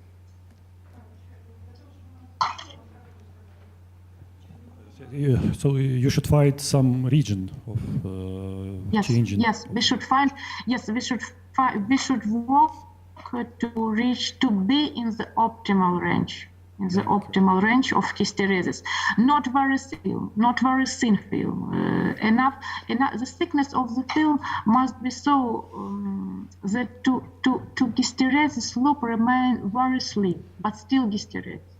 Near the sometimes it's called soft ferroelectric phase, not hard ferroelectric phase with square-like hysteresis, and not paraelectric phase without hysteresis at all, but something more close to their boundary, soft ferroelectric phase. Thank you. Thank you too. So we have additional question or not? No. No question. Okay, thank you, Anna. Thank you once again for your presentation. And our next speaker will be Andrius Pakalneskis with presentation high pressure effects on samarium doped bismuth iron oxide. Andrius? Hello, can you hear me and see me? Yeah. Okay, so I will try sharing my slides. Is everything okay? Okay, perfect. Okay, thank you. So hello, thank you for the introduction. I'm Andrius from Vilnius University, and I will be giving you a short presentation about the high pressure effects on samarium doped bismuth ferrite. So, So firstly, I would like to give some short introduction about the base compound, which of course is bismuth ferrite. It is one of so-called very rare multiferroic compounds. And for a compound to be multiferroic, it needs to have at least two of the primary ferroic orbitals. It doesn't really matter if it's electric, elastic, or magnetic, but it needs to have at least two. And in the case of bismuth ferrite, it's ferroic, and it has a ferroelectric and antiferromagnetic orderings both above room temperature, which is actually even more rare. And the magnetic transition from the antiferromagnetic state to paramagnetic state happens at 640 Kelvin. And the transition from ferroelectric state to paraelectric state happens at 1100 Kelvin. And the structure itself is rhombohedral with the R3C space group. We can see it in the top right of my screen, as well as with a quite long modulated structure, magnetic structure of 64 nanometers. But for us, from a practical point of view, what we would like is not antiferromagnetic structure, but in the ideal case, of course, would be a ferromagnetic structure, but at least some remnant magnetization would be desired if we cannot obtain a pure ferromagnetic structure. And well, of course, there are many ways to do it. In bulk compounds, what we try to do mostly is dope. We change one of the elements with another element and try to induce some remnant magnetization. And in the case of bismuth ferrite, when we choose rare earth elements, what we get is a so-called morphotrophic phase boundary. And the compound itself undergoes several phase transition. It goes from rhombohedral with the R3C space group to orthorhombic phase with PNMA space group, which is non-polar. So, which is not very good for us because we still want to retain the polarization for the compound to be multiferroic. But it also has an intermediary phase, which is another orthorhombic phase with PBAM space group, which is antipolar. So not ideal as well. But what is also very interesting that when compounds are in this doping range in the morphotropic phase boundary, they're much more sensitive to external stimuli. So let's say if we would have some external magnetic field or electric field, they would provide a proportionally higher response as compared to the compounds outside of the morphotropic phase boundary. And why we chose samarium? Because samarium was the smallest of the rare earth elements with which we were able to stabilize the intermediary phase. So to sum up, our idea was to take bismuth ferrite and try to change the magnetic structure in order to obtain some remnant magnetization while still keeping the polarization to get the room temperature multiferroic compound. And since most of the data in the presentation will be given for compounds prepared for the solid gel method, I would like to firstly give a small introduction to the procedure and how it's done. So what we do firstly is prepare a solution of water and nitric acid and heat it up to 80 degrees Celsius. And then we dissolve samarium oxide. And then we add the bismuth nitrate and iron nitrate at the desired amounts. And why we need a nitric acid is to dissolve the oxide, of course, and also bismuth nitrite itself. It does not dissolve in neutral medium. We need to have a quite acidic pH. So then we stir for 1 hour at 80 degrees C to get a homogeneous solution. Then we add a complexing agent. In this case, we chose ethylene glycol. Just due to our experience, it worked the best. Some other complex agents don't work too good. So we choose the ratio of 1:1 to metal to ions, and then we stir for additional 1 hour to gain once again, a homogeneous solution. Then we evaporate the liquid at 200 degrees C to obtain a very viscous gel, which then is further dried overnight at 150 degrees to what we obtain is Xerogel, which is very porous amorphous powder, which then we grind in a mortar and calcinate at 800 degrees C for 1.5 hours. And then we finally have our desired product, which can be further characterized. And firstly, as always, we do X-ray diffraction experiments, and the results can be seen in figure 2 together with ritual refinement. Probably the most interesting part is in the inside. And if we start looking at the initial compound with 8% of samarium, it's not very special. It resembles exactly the same as the unknown compound. It has a rhombohedral structure and nothing else.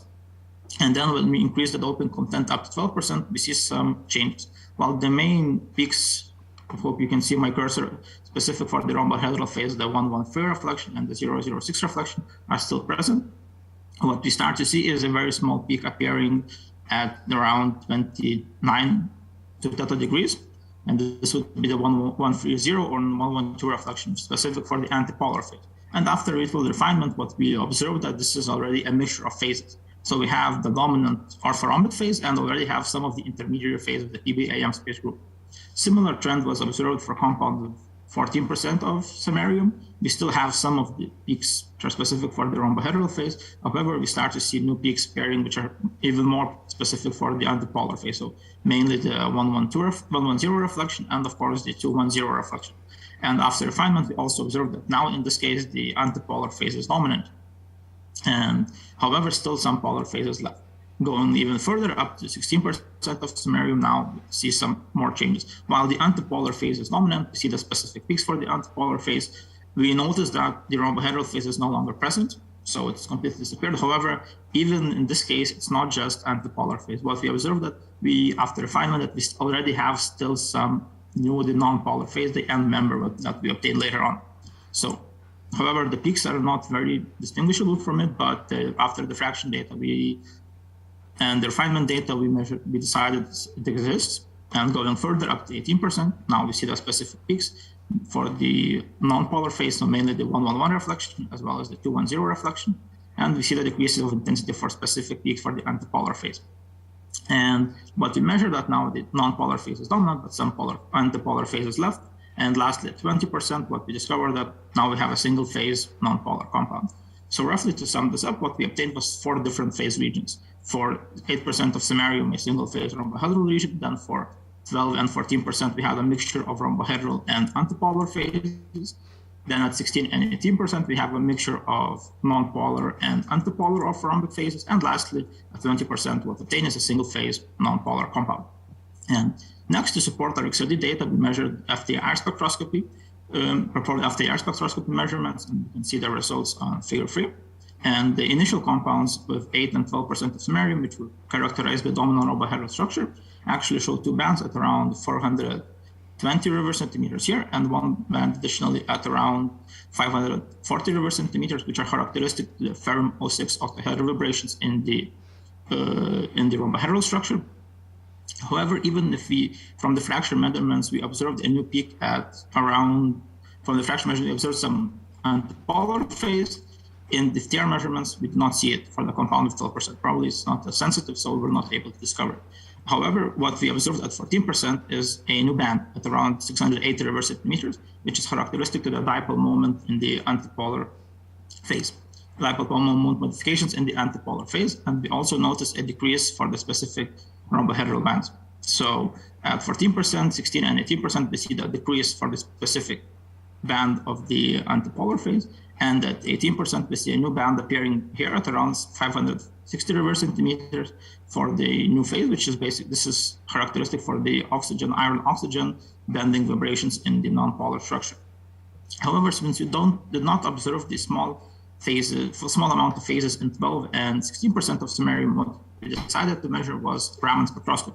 Since Raman spectroscopy is very sensitive to the local distortions in the structure, which was especially important in our case, it was quite useful for us and provides some quite interesting data. So initially for the compounds with 8% of samarium, which is characterized by, once again, the rhombohedral structure, we see the spectral shape which would be similar to that of the undoped compound. With 4 main bands around here for 78 reverse centimeters, 145, 176, and 332 reverse centimeters.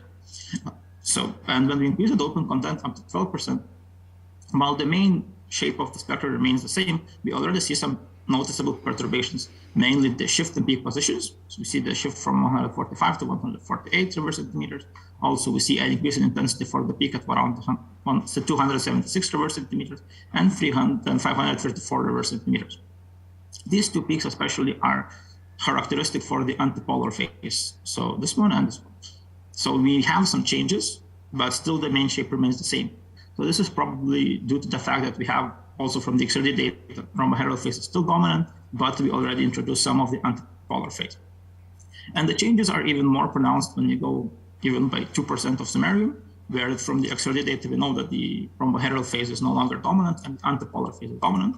We see that the specific peak for the rhombohedral phase at 150 already decreases in intensity, and the peak at 178 reverse centimeters becomes dominant. Also, the increase in intensity for peak at around 130 reverse centimeters. So this correlates quite well with the data we obtained from during XRD measurement. Going further, at 16%, we know that this is now a mixture of two phases that would be rhombohedral, the orthorhombic nonpolar and antipolar. And we can see that the specific peak for the antipolar phase at 182 reverse centimeters is still the most dominant one, with a peak at 296 also increasing in intensity. So this indicates that now we have more or less a two phases region, which correlates quite well, but now the antipolar phase is still dominant. And we go further to 18% of samarium, and now we notice that the peak specific for the antipolar phase becomes negligible in intensity, but still present. And the peak at around 303 reverse centimeters, which is also specific for the nonpolar phase, increases in intensity quite drastically. So now we still have the two phases, but the ratios switch, and the dominant is nonpolar phase. And lastly, at 20%, we have a main single phase compound with just basically one peak at around 303 reverse centimeters, which is characteristic for the nonpolar phase. And based on all of the data, what we did was we made phase composition diagrams, and we compared with our data that we obtained for solid state method. The compounds we talked about are on the left, the phase diagram for sol gel, and on the right, we see the ones for the solid state. Initially, what we observed that, of course, the unit cell decreases in volume because we changed a larger bismuth ion, the samarium ion. And also what we observed that the unit cell volume is smaller for the orthorhombic phases. So the largest unit cell volume is for rhombohedral phase. Then we have a smaller volume for the orthorhombic phase, which is antipolar, and the smallest one for the nonpolar phase. However, probably the main difference that we observed that for the compounds prepared by solid state method, we were able to stabilize the antipolar phase. But during solid gel synthesis, we were not able to do that. And why we assume this is the case is due to the different size grains. Because since all of these phases are very similar in free energy, any change to the particle morphology or the synthesis procedure can slightly shift the equilibrium, and we can push it towards one phase or the other phase. And so due to this, we decided to check it. And we measured the SEM for all of the samples. And here are the results obtained for solid gel compounds. For the compound with 8% of samarium, I measured the average particle size to be around 0.76 micrometers. Then for 12 and 14%, it decreased slightly to around 0.52 micrometers. The smallest particle sizes were measured for compound with 16% of samarium to be around 0.48 micrometers. And then again, it decreased slightly for compounds with 18 and 20% of samarium to 0.5 micrometers. Why we observed overall a decrease in particle size is probably due to several reasons, but main reason is that we changed bismuth to samarium, which is less chemically active, so we reduce the grain growth. And also, since bismuth is very volatile, it can increase the oxygen vacancy content, which then increases the grain growth. So if we remove part of bismuth, then we can slow down the grain growth. And this trend actually extends to the full doping. I don't have the data here, but we prepared up to single-phase samarium ferrite. And at the end of this doping, the particle size was around 20 to 30 nanometers. And as I said before, we wanted to see if the particles are smaller as compared to the prepared by solid state method, and that was the case. When measuring the solid state samples, we observed that the particles were around 5 to 10 micrometers. So it is plausible that this may be caused due to the particle size. And what we did next, we decided to apply a high pressure of around 5 gigapascals to our compound and measure the effects. Firstly, on the crystal structure, and we can see the results in figures 7 and 8. And what we observed that while we still have the 4-phase regions, so mainly the single-phase rhombohedral, then the mixture between the rhombohedral and the antipolar phase, then the mixture between the two orthorhombic nonpolar and antipolar phases, and lastly, the single-phase nonpolar structure. But however, what was the main difference is that we shifted the phase equilibrium more towards the ones with the smaller unit cell. So let's say if at 12% of samarium we have a very small amount of the antipolar phase. In this case, we already have a quite significant amount. If before it would be like 10%, now we had up to 20 and 30%. And same case was at 16%. If we had a small amount of the nonpolar phase, now it decreased quite a lot. And also we noticed a quite broadening of the diffraction reflections, and this was probably just due to residual stress left in the ceramics after application of high pressure. And we also measured the effects of the high pressure on the particle sizes. It wasn't much different, but still we crushed some of the particles. Average particle size decreased in most cases. So for 8% of samarium, it went from 0.76 to around 0.68 micrometers. For 14% of samarium, went from 0.52 to around 0.48 micrometers. And for 20%, it went from 0.5 micrometers to around 0.45 micrometers. Not a drastic change, but still may affect the properties. And lastly, what we did was we measured the magnetic field dependencies before and after application of high pressure. For a compound of 8% of samarium, which was crystallinity, it was from crystal structure point of view, it was still rhombohedral before and after application of high pressure. And before application of high pressure, after magnetic measurements, we obtained a antiferromagnetic type curve with a slight kink at around 5 Tesla, which means we disrupted the magnetic structure, but still it was still antiferromagnetic. However, after application of high pressure, what we noticed that we already have some released terminal magnetization, which is quite beneficial for us. And going further up to 12% of samarium, we now know that we have in this case a mixture of structures. So a mixture of antipolar orthorhombic and rhombohedral structure. And even before the application of high pressure, we have some resonance manipulation and the formation of slight hysteresis loop. However, after application of high pressure, we have increased magnetization and increased coercivity as well. Going further, before application of high pressure, we already have quite nice magnetization and quite nice hysteresis curve. This is probably due to the change in structure because we changed now from the dominant rhombohedral structure to the dominant orthorhombic antipolar structure. However, after application of high pressure, we get quite, I would say, strange changes because we're not sure why it happens. It's very, compared to other samples, it's very out of line, I would say. We even measured the local changes with Raman for the iron atoms and Mossbauer, but we still were not able to distinguish as of yet why it causes such changes, to be honest. And going further, at 16% of samarium, since before, as well as 14%, we have the dominant antipolar structure before application of high pressure. So the magnetization curve is quite similar, just maybe coercivity is a little bit lower. However, after application of high pressure, what we have is a decrease in random quantization, but increase in coercivity. This is probably caused by the structural changes because we increase the amount of the non-polar structure. And we assume this because of next sample, since it was mainly non-polar orthorhombic structure, and we have before and after application almost the same. And lastly, for 20% of samarium, we have a quite, I would say, not as high random quantization, but quite high coercivity before and after application of high pressure. So also not that much drastic changes.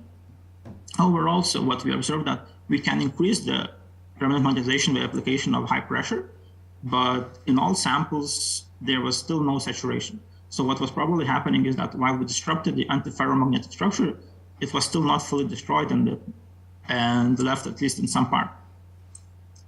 And this was confirmed by mass power measurements, which I did not put here for the lack of time, that we still have two different phases for the iron atoms. So probably one is related to the more ferroelectric phase, ferromagnetic phase, and other one probably for the antiferromagnetic phase.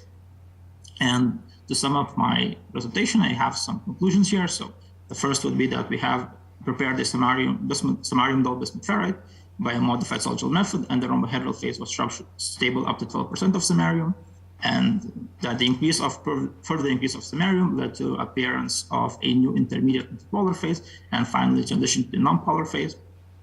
And the concentration range between 15 and 18% of samarium was ascribed to the two-phase model characterized by a coexistence of the antipolar and non-polar orthorhombic phases, and that even the main difference between the solid gel and solid state compounds that were not able to stabilize the antipolar orthorhombic structure in solid state compounds.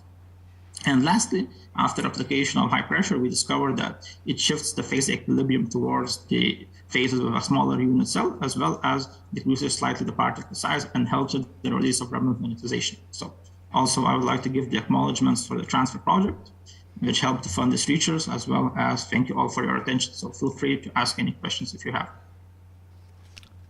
Thank you. Thank you, Andrews, for the interesting talk. So we are open for questions. Any questions to speaker? Yes, I again have a question if possible. Andrews, please tell me, this pressure dependence rather strong you show, do you just guess that is related with the grain size, or you made some other measurements to prove the origin of this independence? So far we estimate that can be from the grain size, because if we probably selected the grain size, we can increase the anisotropy, which can help release some quantization.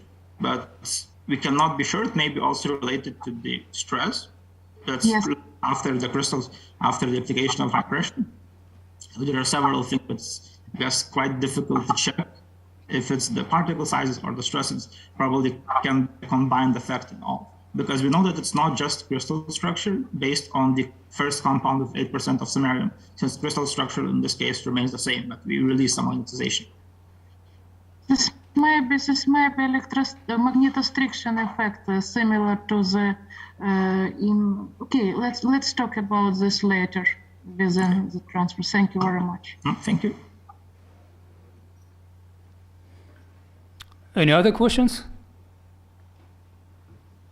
I have a question concerning irreversibility of effects you observed. Did you observe some recovery of material when you, for example, your samples stay a long time? Did you observe that the properties are stable and not recover to the previous state? What do you mean? I mean about the pressure? If we I mean, for example, magnetization. We did not measure magnetization. If it depends on, if let's say for how long it stays, we did not measure that. No. Okay. More questions?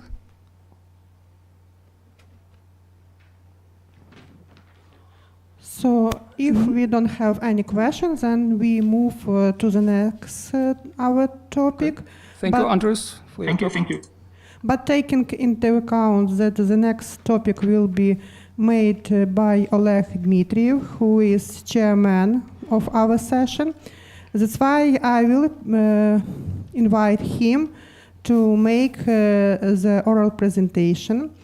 The title of presentation, Immobilization-Induced Enhancement of C2 Fluorescence of near-infrared dyes due to interaction with carbon quantum dots.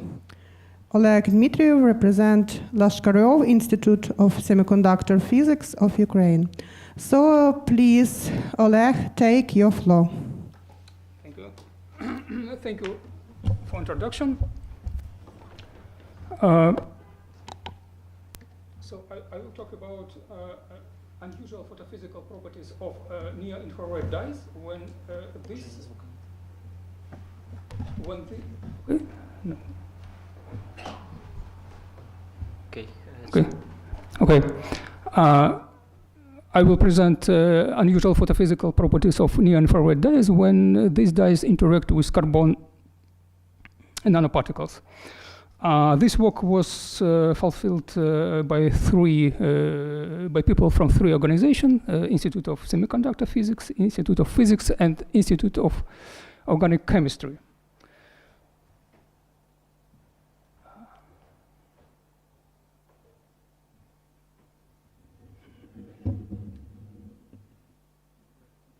It doesn't work.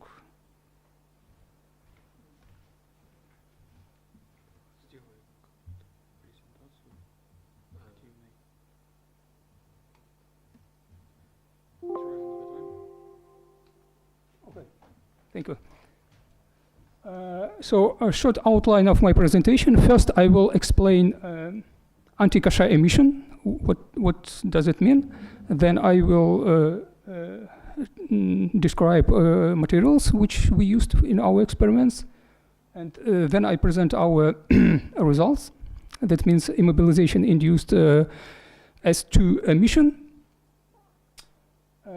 And also I will talk about immobilization-induced anti-Stokes emission of near-infrared dyes and analyze results and conclude. So first, let me explain what is specific features of near-infrared dyes. These materials have a very strong absorption and emission bands in the near-infrared spectrum, shown here. But of course, we cannot see this emission because our eye only can see in the visible range. And that is why for specific application of these dyes, for example, if we want to use these dyes like sensors, like devices of night vision, for example, we should have some information about these dyes in the visible range. And for these purposes, we can exploit so-called S2 emission. This is emission from the higher energy level, which give photoluminescence in the visible range. But specific of this emission is that it's very difficult to induce. And in this work, we will try to do that. First, emission from the higher energy levels, from S2 and higher energy levels, is called anti-Kasha emission. In principle, this emission normally is not observed because for high energy levels, the gap between levels is relatively small, and this gap is filled with vibronic energy levels, which assist the excited electron to relax to the lowest excited level, and therefore a lifetime of excited electron in higher energy levels is very short, of the order of picoseconds, and in the lowest energy level, in S1 level, the lifetime of the excited electron is of the order of nanoseconds, and we usually observe emission just from this lowest energy level, which is called also Kasha emission. And Kasha was the scientist who formulated this rule. It is called Kasha rule, which states that emission is normally absorbed only from the lowest excited level. And in order to absorb the emission from the higher energy levels, we need some conditions.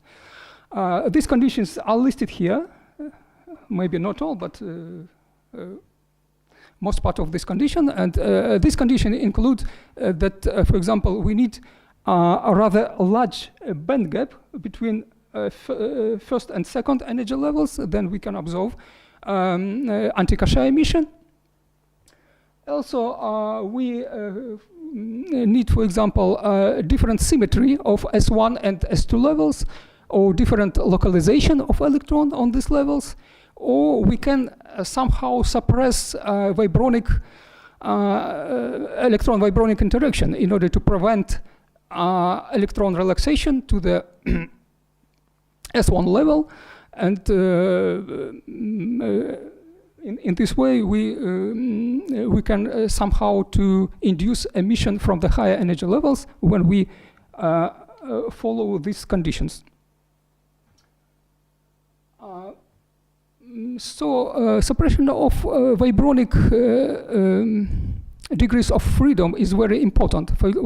This slide illustrates a molecule which has a group which can rotate, and this rotation induces convection of photoluminescence. You can see that for the rigid molecule, photoluminescence has a normal lifetime of the order of nanoseconds, but when this group is rotating, the lifetime reduces significantly, and quantum yield of photoluminescence also decreases. So there are some methods to prevent the rotation and to suppress vibrational degrees of freedom of molecules, for example, by aggregation-induced emission effect. That means that molecules which couple to each other can in some way freeze vibrational degrees of freedom, and in this way to enhance photoluminescence from the higher energy levels. The second way is immobilization-induced effect, which is less studied, but which we apply just in this work.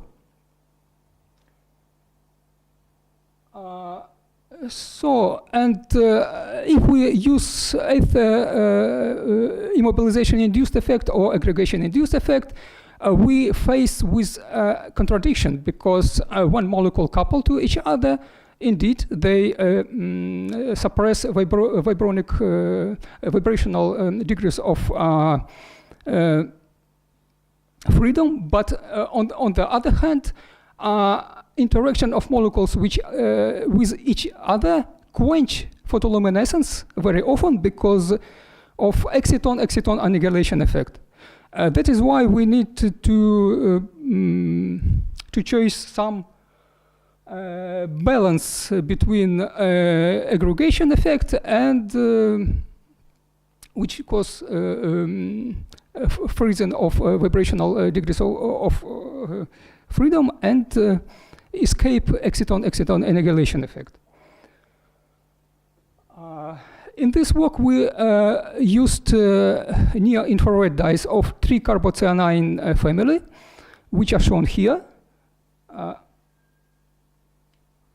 These dyes have a similar chromophore backbone, but different meso groups and different terminal groups, which influence photophysical properties of these materials.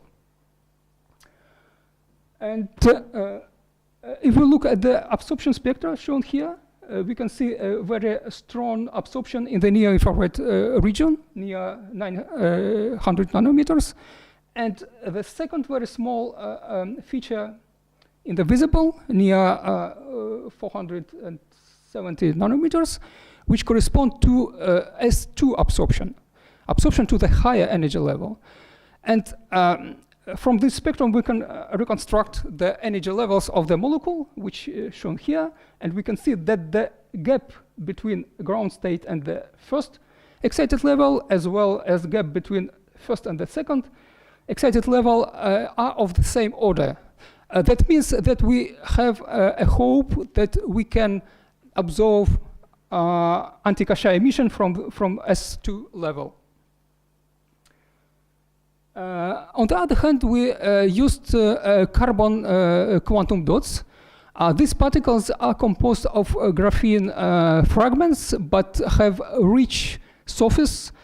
The surface can contain different groups, like hydroxy groups, like sulfur, nitrogen, and so on. And depending on the composition of the surface groups, these particles show emission in the different spectral range, in the violet, in the blue, or in the green spectral region. So in this work, we used blue particles. We used like commercial available produced by Sigma Eldridge.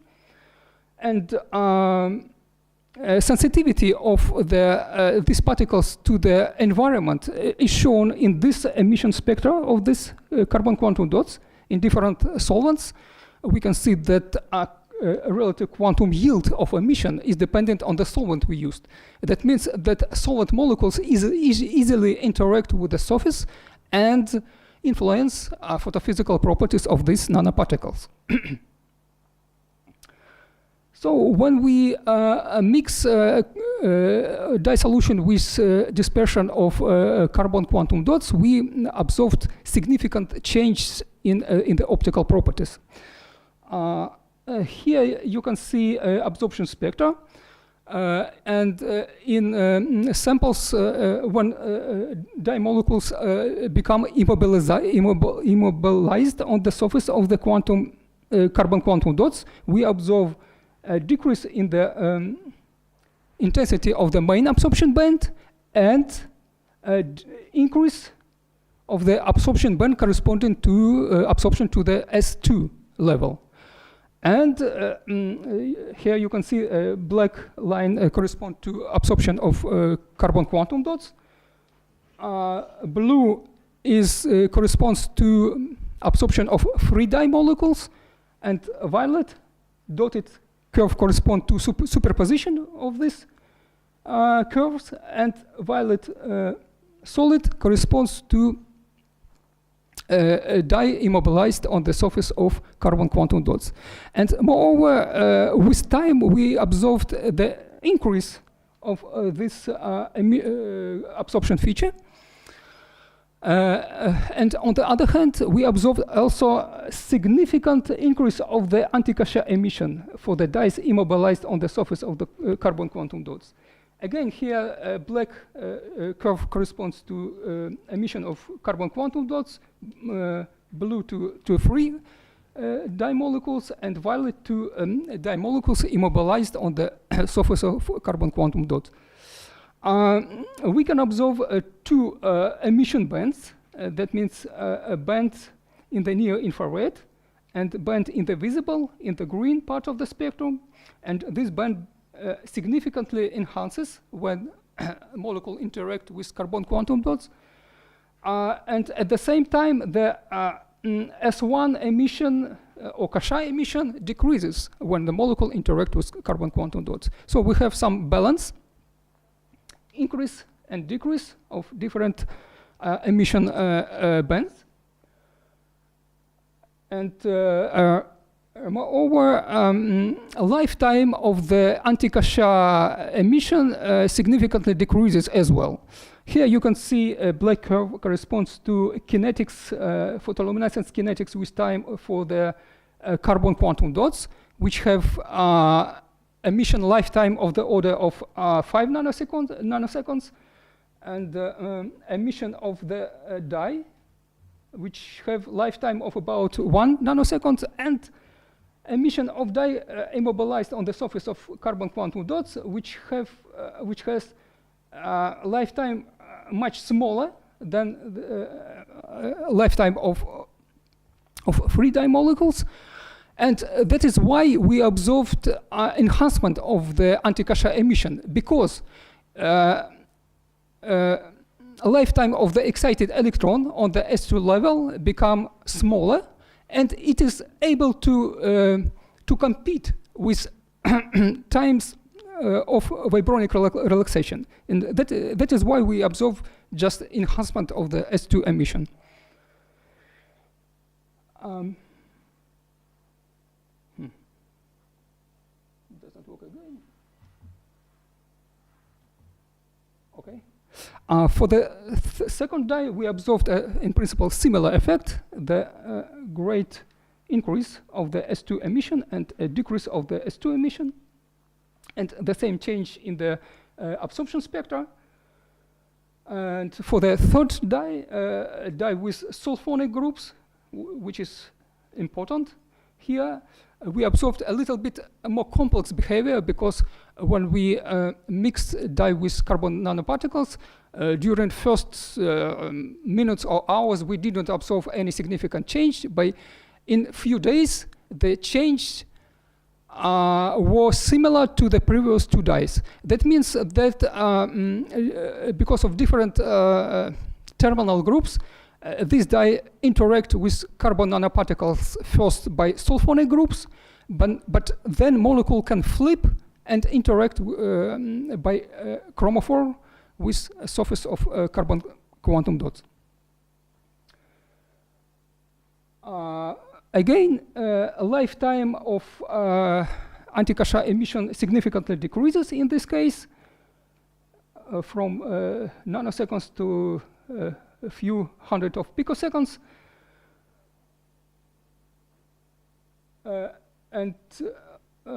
Okay, I will show you the balance between quantum yields for Kasha and anti-Kasha emission. For example, for dye number 1, we observe when molecule interact with carbon quantum dots, the quantum yield for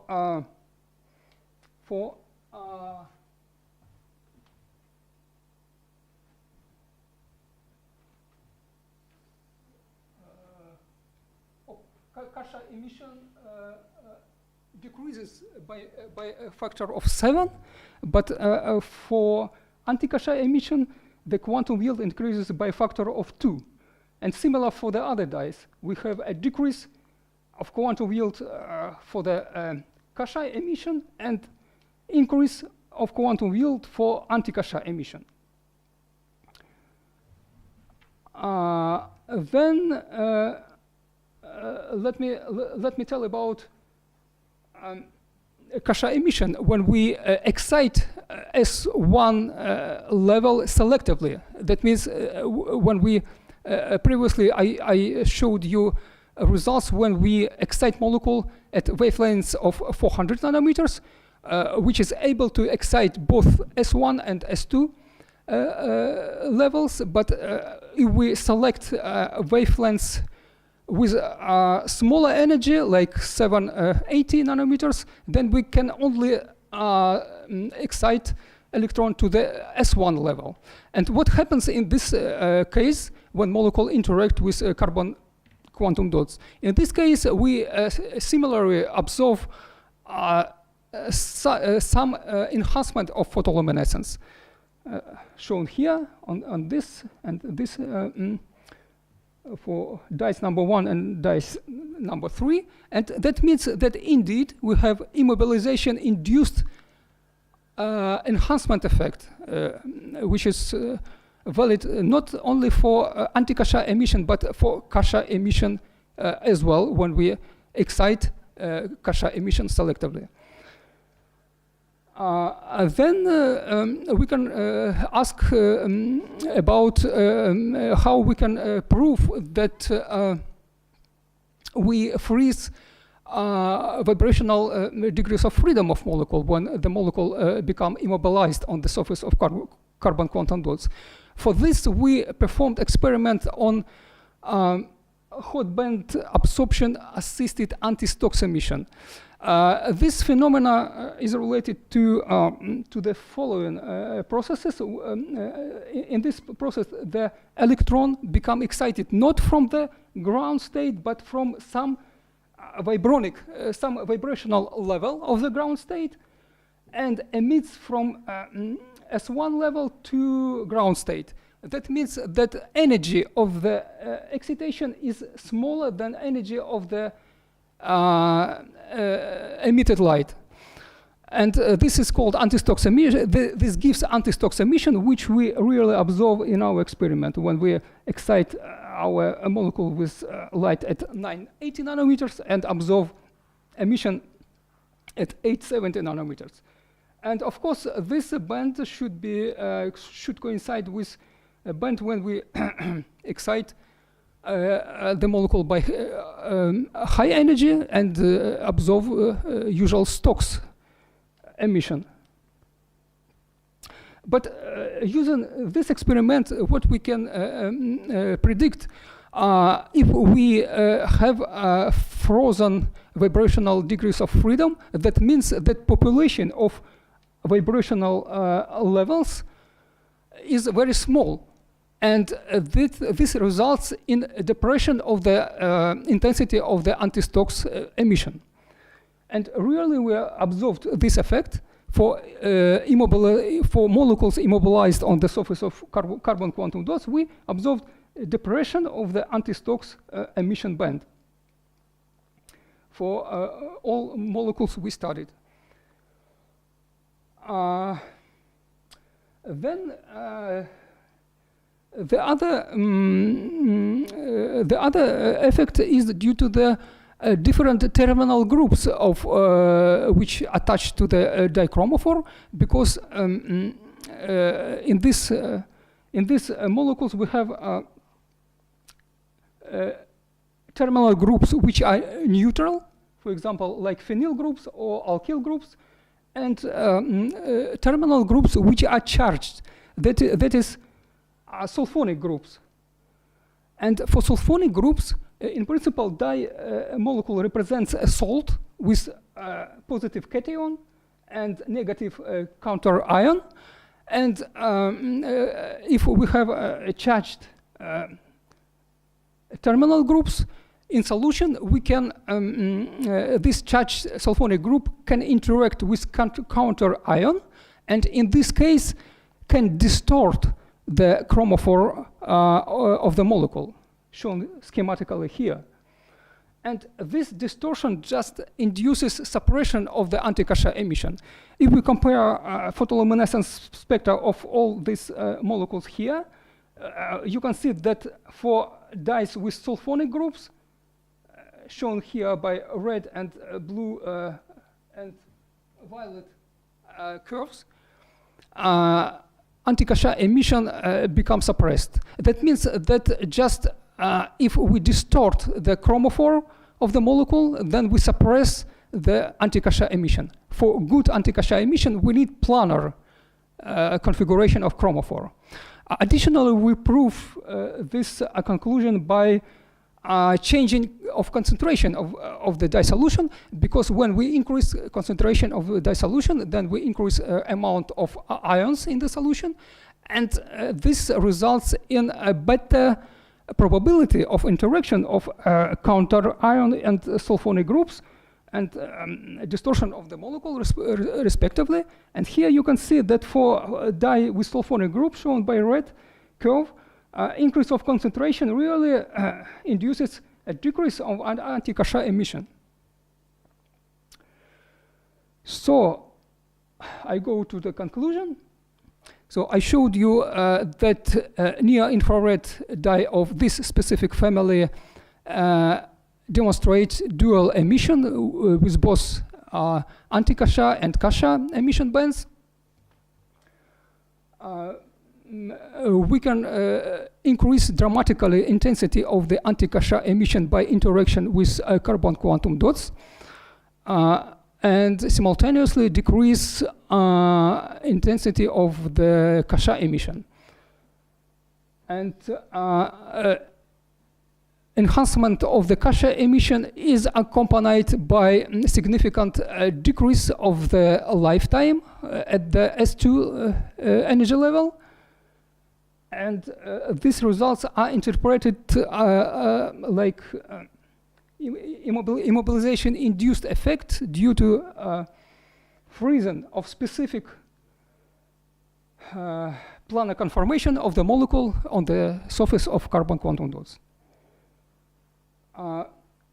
More detail, you can see, it's not seen, the upper part of the slide. Can you fix this problem? Okay. So the upper part of my presentation indicates a recent publication which describe these results in more detail, and this publication was devoted to heroic defenders of Ukraine, and I thank you for your attention.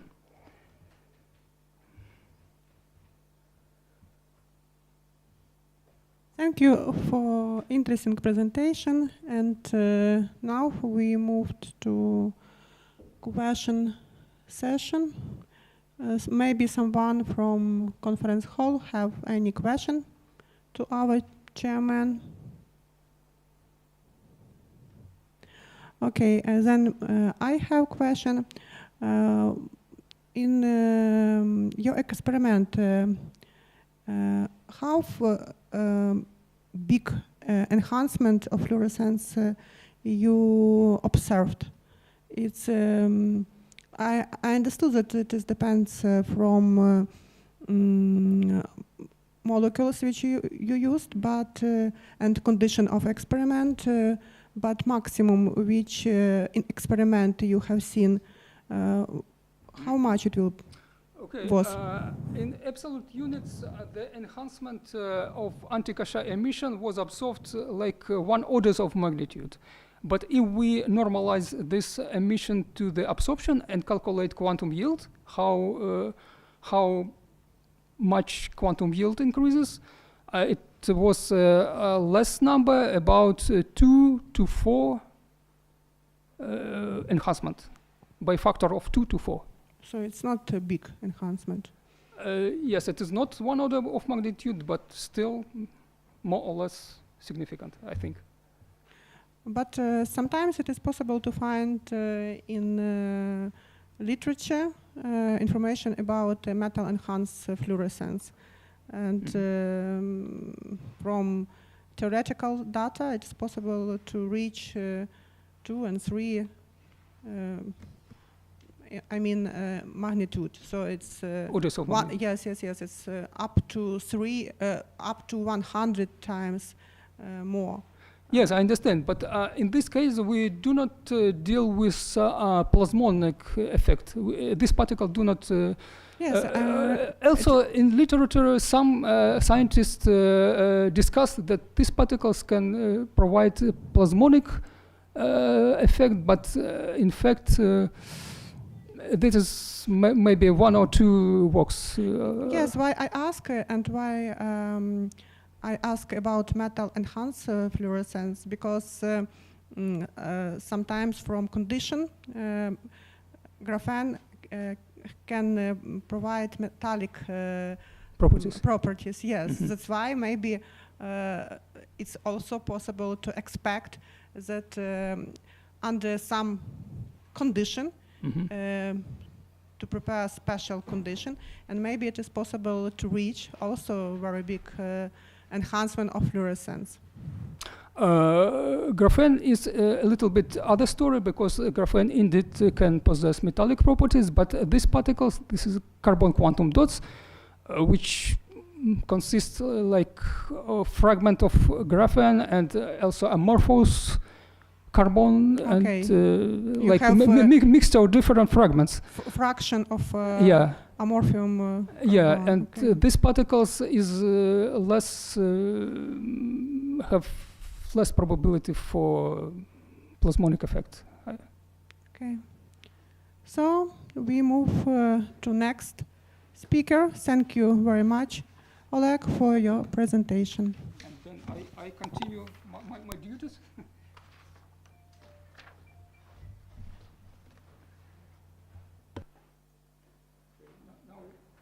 Now we have a last talk of our session, which will be presented by Georgy Levchenko, with the title Silicon Nanoparticles Preparation and the Formation of Carbon-Silicon Hybrid Nanoparticles for Sensor Application.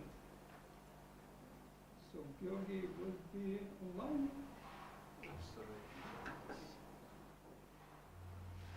Georgi, are you here?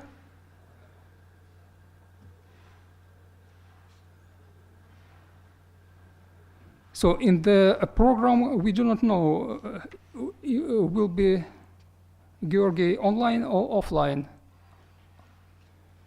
Georgi is absent in the conference hall, I see, but we also cannot see Georgi online.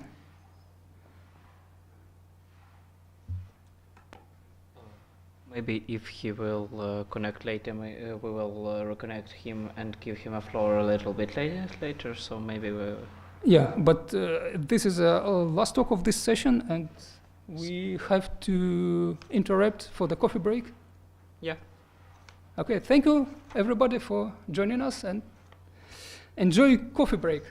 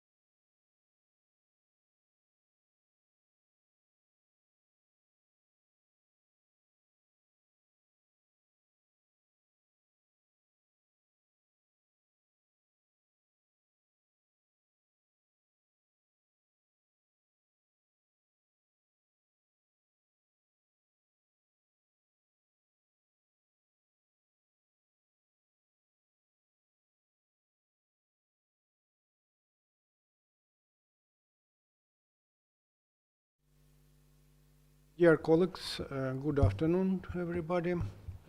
Now it's time for our next session, nanocomposites and nanomaterials. And first talk gives Professor Gennady Monastyrsky, Applied Physics Department, Igor Sikorsky, Kyiv Polytechnical Institute. And please, Gennady Evgenievich. Good afternoon, everybody. I am glad to participate in this conference. Dear Chairman, dear colleagues, to your attention, my presentation, the title you can see on the slide, concerning the interesting topic, observations of martensitic transformation in nanoparticles. The problem has both fundamental and technological character. Just a moment. Okay. The martensitic transformation is the key feature of the shape memory alloys belonging to the class of functional materials. Most of them have poor ductility and workability, have tend to decomposition during the treatment, often very expensive and highly chemically reactive, is not rare multi-component, and their properties is very sensitive to the composition. That's why the non-traditional methods of their fabrication, including powder production and consolidation, are always under force. One of such methods is a pulsed electrical discharge or spark erosion method, available for the production of powder in range of tens nanometers and several hundred micrometers. Today, I will talk about commercially usable and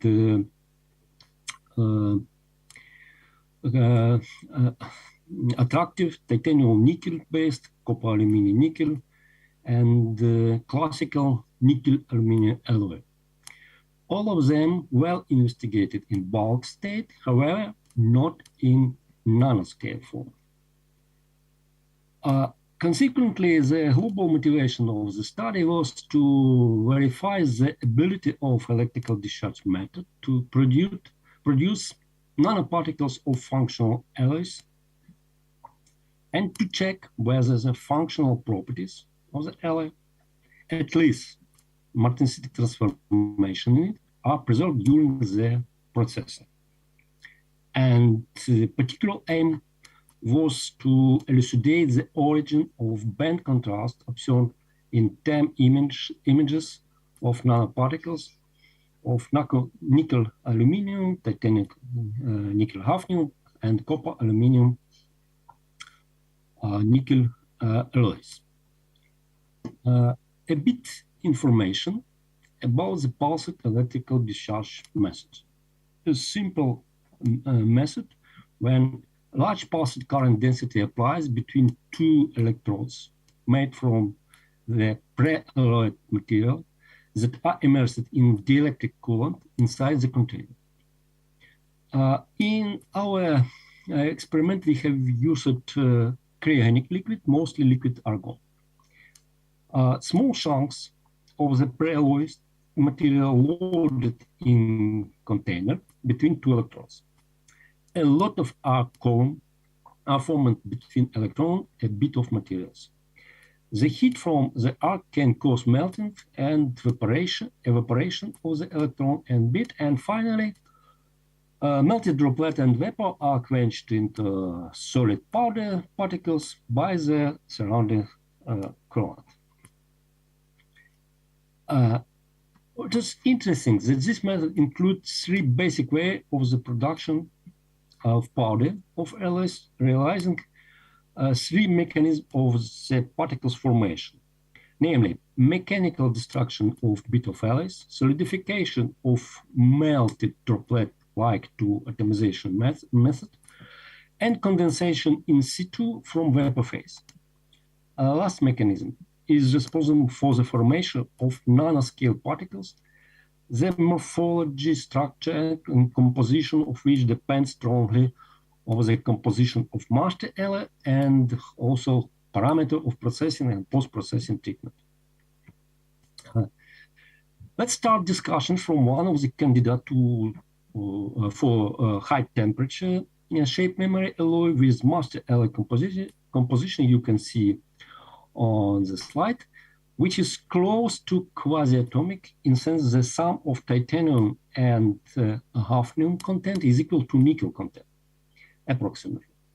It was found two types of particles. There are one is in agglomerates in distinct shaped particles sized less than 5 nanometers, which in fact is the mix of titanium ore and nickel ore, as was shown in our early investigations, and sized 20 and 300 nanometer spherical particles like this with core shell structure like this. It is important that sometimes they appear as banded particles, or in that case, one could be say, bingo, this is a martenset, because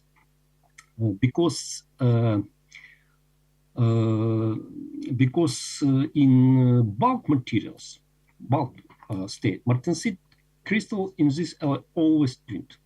However, careful ADX STEM study has shown that well crystallized, you can see it here, well crystallized core has FCC structure, not an expected martensite monoclinic B19 prime, and even not austenitic B2, namely ordered BCC structure. Moreover, average composition of such particles close to nickel 4 titanium 3 phase, enriching in nickel and depleting in hafnium in nanoparticles was proved early in our study due to much more evaporation rate of nickel in comparison with titanium and especially hafnium. In addition, lattice parameter, about 3 angstrom, is in 5 times less than in long period FCC structure that have treated by Handels and Kolomytsov as metastable form before nickel 4 titanium 3 formation. It should be noted that high sticking fault energy, due to high sticking fault energy of FCC structure, the twin in bulk form of FCC structure is practically not observed. However, in nanoscale form, they were observed in iron, platinum, copper, nickel, and the alloys under stress conditions. In current case, these stresses could be induced by titanium oxide shell because of different thermal expansion coefficients, share and core, or during the formation such core shell structure of particles. In nickel aluminum alloy with target composition you can see on the slide, which correspond to martensitic start temperature just above room temperature, a lot of banded particles, really a lot of, were observed in nanofraction. In fact, practically in each particles under suitable operating condition.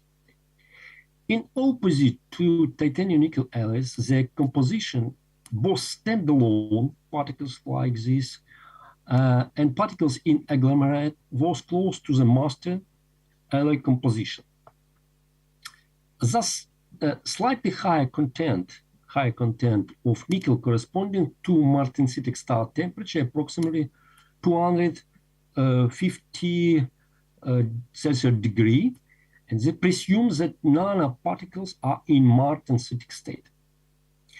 It also means that aluminum evaporates a bit more intense than nickel, providing extra aluminum in agglomerate of less than formed from less than 5 nanometer particles. In turn, large quantity of oxygen in agglomerates could be explained by presence of aluminum hydroxide. High-resolution TEM study confirmed the presuming about martensitic state of nickel aluminum nanoparticles. Both twinning 011 and latest parameter with an experimental error coincide with that one in bulk state of material. It should be noted that close latest parameter have also metastable phase nickel 2 aluminum with composition also close to observed in particles. But their appearance was excluded because this phase precipitate after long aging and nobody have seen the twinned nickel to aluminum, at least in bulk state. More interesting that martensite appears in whole volume of nanoparticles, similar to second order phase transformation, at least in range between 15 and 50 nanometers. The martensite crystal and particles coexisting with high temperature austenitic phase were not observed. In opposite to previous cases, in copper aluminum nickel powder with master alloy composition you can see on the slide, there were minor quantities of nanoparticles with sizes most convenient for TEM investigation in this range. Nanoparticles in agglomerates have the strongly different composition, being the oxygen content was much higher in smallest particles and correlate with the copper content. As you can 3 see minutes to the figure, end of while presentation. aluminum and nickel content was approximately constant, as you can see also on this figure. Professor Monastyrsky, sorry, 3 minutes to the end of your presentation. Thank you. 3.4 aluminum 0.6 phase. Also reflexes from aluminum, copper oxides, as well as from austenitic and martensitic phases were observed sporadically. It is interesting when electron beam focused on the particles like this.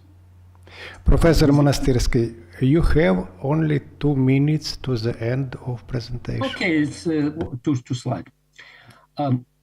Yes. This completely close to the master eye. Sometimes nanoparticles flake it out from micron-sized particles and they are twinned but have irregular shape. FCC structure and composition is close to weak solution of aluminum nickel is copper. Thus, they are not in martensitic state. But what is interesting that in opposite for in spite of martensitic twinning particles were not observed in copper aluminum nickel powder. The twins have been found in nanoparticle sized 50 to 200 nanometer in spark plasma sintered samples. In that case, these particles were embedded in alien metal ceramic matrix formed from oxide. Such particles have 18R single variant martensitic structure, and similar to nickel aluminum alloys, the irregular twin occupied all volume of nanoparticles without coexisting with the high temperature of scientific phase. So, martensite in nanoparticles appear in whole volume of particles similar to the undergoing second order phase transformation. Also, martensitic transformation is structural transformation of first order. And finally, let me say several important conclusions marked with color. First, the composition and structure of nanoparticles condensed from vapor phase is controlled by the evaporation rate of constituents and the oxygen affinity. Much more interesting that martensite in nanoparticles with sizes less than 200 nanometers, both individual and embedded in alien matrix, form similarly to the second order phase transformation. And finally, twinned structure of nano-sized particles of spark erosion powder could be induced both martensitic transformation, and also mechanical stresses produced by oxide shells of particles or during the post-processing treatment. Thank you very much for your attention. Thank you for your interesting presentation. And question, please, colleagues.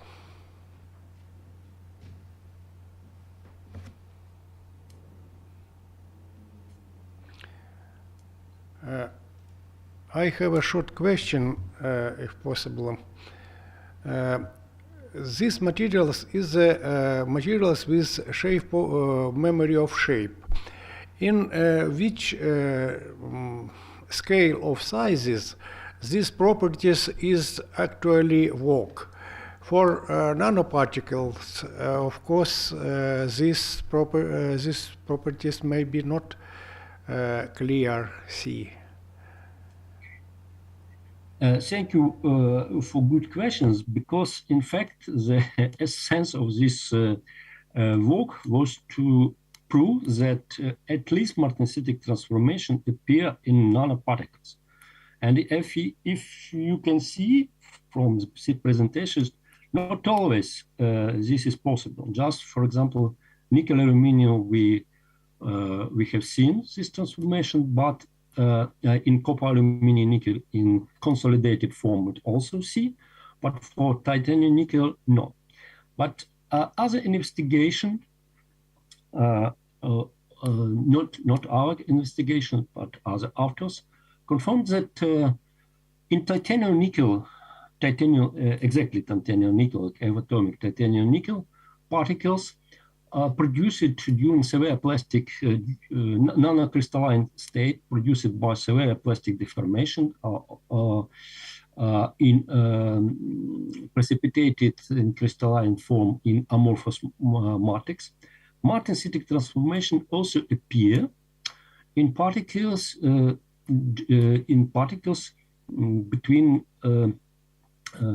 50 nanometers, above 50 nanometers, and up to about 300 nanometers, and appear as banded structure, not such as in the bulk structure. It is very interesting. Thank you very much. Thank you very much again for your presentation. And now we have time. Thank you. Thank you. Time for the next presentation. Dr. Anton Tkachenko, here in Lviv, in conference hall, we will have these presentations. And I ask all speakers to see for the time, and 1 minute for the questions save at the end.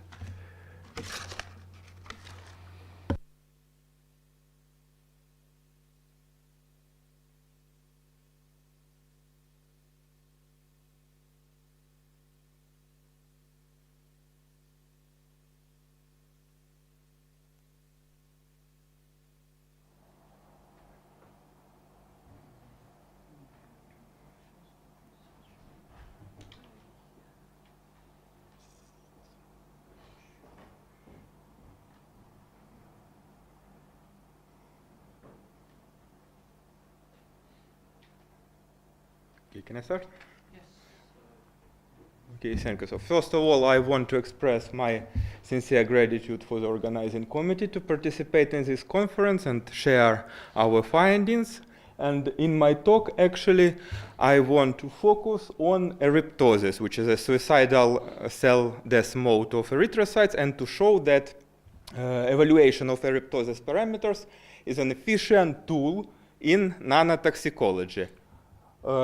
You know that nanomaterials are widely used in the biomedical field for medical purposes. However, there is a serious limitation of their use due to their toxicity. And unfortunately, nowadays, there are no international generally recognized guidelines on the toxicity of nanoparticles. And that is why the search for novel approaches to test the toxicity of nanostructured materials is of huge importance. And actually, in my talk, I would like to convince you that Eryptosis is suitable for this purpose. It is a convenient and efficient tool for the assessment of nanoparticle toxicity. And in this study, we used two types of nanoparticles kindly provided by the Institute for Scintillation Materials of the National Academy of Sciences of Ukraine. It's two types of rare earth orthovanadate nanoparticles, gadolinium orthovanadate nanoparticles and lanthanum orthovanadate nanoparticles. Both of them are doped with europium ions. And you can see 10 images of them. It's important to note that gadolinium-containing nanoparticles are spherical and approximately 5 nanometers in size, while the lanthanum-containing nanoparticles, they are rod-shaped, and their length is approximately 100 nanometers, so they are much bigger. And a couple of words about erythrocytes and eryptosis. Actually, erythrocytes are the most abundant cells in our blood. Their main function is to transport oxygen from lungs to peripheral tissues. The average lifespan of them is approximately 120 days. And actually, they can die in several ways. And one of their cell death mode is called eryptosis. It's a suicidal programmed non-lytic cell death modes of enucleated cells, such as erythrocytes, which is similar to apoptosis of nucleated cells. So this cell death mode physiologically aims at removing compromised or aged erythrocytes from circulation. And morphologically, it is characterized by cell shrinkage, by the cell membrane scrambling, in particular phosphatidylserine externalization. And it can be triggered by different unfavorable conditions, such as oxidative stress, such as hyperosmolarity, energy depletion, different xenobiotics, such as drugs. And in many diseases, many different types of diseases are associated with accelerated eryptosis. So actually, it's a hotspot in the biomedical research nowadays. And it's important to note that calcium plays a key role in signaling, proeryptotic signaling. So calcium influx is crucial for this process. So the aim of our study was to assess how these nanoparticles will promote, whether they will promote or not promote eryptosis, and also to uncover the underlying mechanism of this nanoparticle-induced cell death mode. So we used standard widely accepted techniques such as flow cytometry and confocal microscopy. So these nanoparticles were incubated with blood of intact rats for 24 hours at concentrations varying from 0 to 80 nanograms per milliliter. And we assessed several parameters of eryptosis using NXT-5 fit staining with reactive oxygen sensitive species and calcium sensitive probes also. And we used also the confocal microscopy to assess the uptake of these nanoparticles. So the first staining is NXT-5 staining. It allows revealing the phosphatidylserine externalization. So it means during eryptosis, the phosphatidylserine molecules are transferred to the outer leaflet of the membrane, and it can be detected by fluorochrome labeled NXT-5. So what did we observe? We observed that only at the concentration of 80 milligrams per liter, the fluorescence was high. Quantitatively, it was analyzed by the percentage of NXT-5 positive cells, the cells that express phosphatidylserine on its surface, and the mean fluorescence intensity of NXT-5 feeds. So eryptosis was stimulated by both nanoparticles at the concentration of 80 milligrams per liter.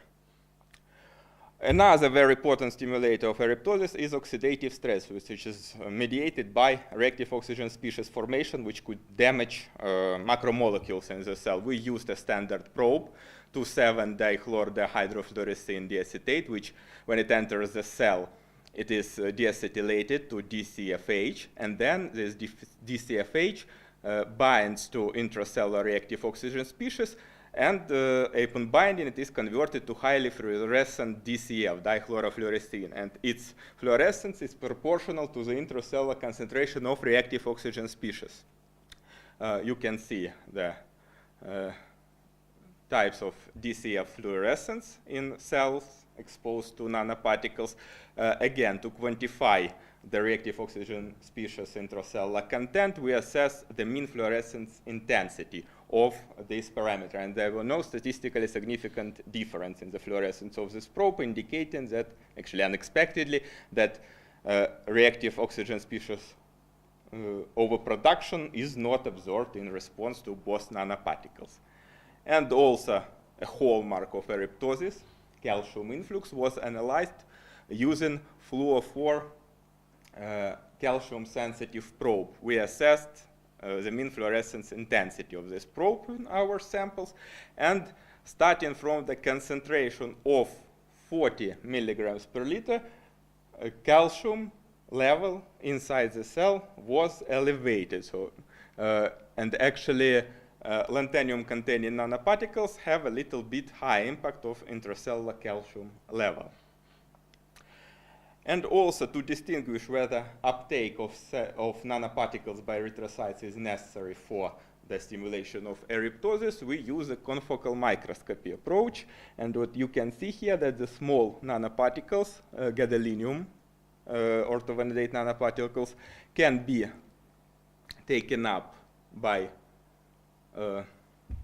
cells, so erythrocytes can internalize them, while the lanthanum-containing nanoparticles, they are too big to be internalized by erythrocytes. They are located outside the cells. But it means that actually cell uptake is not necessary for the stimulation of eryptosis by these nanoparticles, because both of them can stimulate eryptosis. And actually it can be speculated that lanthanum-containing nanoparticles can promote eryptosis via the so-called shear stress, or mechanistically, via piezo-1 mechanosensitive cation channels, which are calcium permeable. However, this hypothesis should be verified experimentally. And tomorrow, I actually presented the first part of this research. My colleague tomorrow will focus on traditional methods used to evaluate the toxicity of nanoparticles, so viability and functional assays on cultured fibroblasts. And tomorrow you will see that the effects on fibroblasts are observed when the concentration of nanoparticles is much higher, starting from 130 milligrams per liter, so 3 times higher than used in this case. And it means that eryptosis is more sensitive compared to the traditionally used fibroblast-based assays. Yes, and in addition also, to sum up, we can conclude that both nanoparticles can trigger eryptosis. The threshold concentration for both nanoparticles is 80 milligrams per liter. Yes, however, the calcium influx is absorbed at lower concentration, 40 milligrams per liter, but this concentration is below the threshold to induce eryptosis. And it can be absorbed even when the nanoparticle is not internalized by red blood cells. No, and also I want to emphasize that we are open for collaboration with physicists, yes, in assessing the toxicity and biological effect of different nanostructured materials. Thank you for your attention. Any questions, please? Thank you very much for very interesting talk and very important for our life. And question, please, in conference hall, please. Yes, we have one question in conference hall. Thank you for the interesting talk. My question is, do you think that these particles can penetrate into the cell or induce damage being outside of the cell? What is the mechanism of? Okay, thank you for your question. Of the damage. Here, I want to show, yes, again, that we analyzed the uptake, yes, using the confocal microscopy. Because these nanoparticles have europium in its composition, yes, they can fluorescence themselves, yes, they have autofluorescence. And we use this autofluorescence, yes, we stained.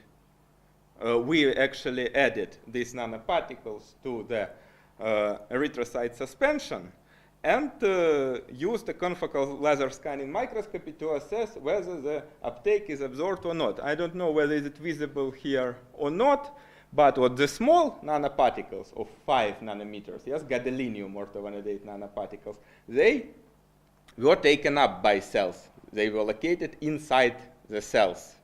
Yes, while the bigger nanoparticles, 100 nanometers in length, yes, the lanthanum orthovanadate nanoparticles, they were located outside the cells, yes, so they were resting on the surface, on the membrane of erythrocyte around the cell. But in both cases, the eryptosis was triggered. Yes, the eryptosis was triggered in both cases. That is why, no. Actually, question is, what is the mechanism of penetration of nanoparticles in the cell? Mechanisms are to be uncovered, actually, in further investigation. But no, usually, if we talk about metal-containing nanoparticles, in general, metal-based nanoparticles, they can promote reactive oxygen species generation, yes, to promote oxidative stress. And usually, when we use other nanoparticles and in general to our knowledge, this is the most common mechanism. So they induce the reactive oxygen species overproduction, oxidative damage, little lipid peroxidation, destruction of membranes. Yes. Also, in this case, reactive oxygen species can contribute to the opening of calcium channels, and there is a calcium entry inside the cell, and calcium through different kinases, there are a lot of different kinases, and through other mechanisms, it stimulates this eryptosis. Yes, but particularly in this case, again, as I told, unexpectedly, we didn't observe reactive oxygen species stimulation. It means that there is another mechanism, probably related to calcium influx. But how exactly? Because calcium channels can be affected by many different signaling pathways, even in such simple cells as erythrocytes. There are more than 10 regulatory kinases that may affect calcium influx in this case. So it's very difficult to provide a precise mechanism in this case.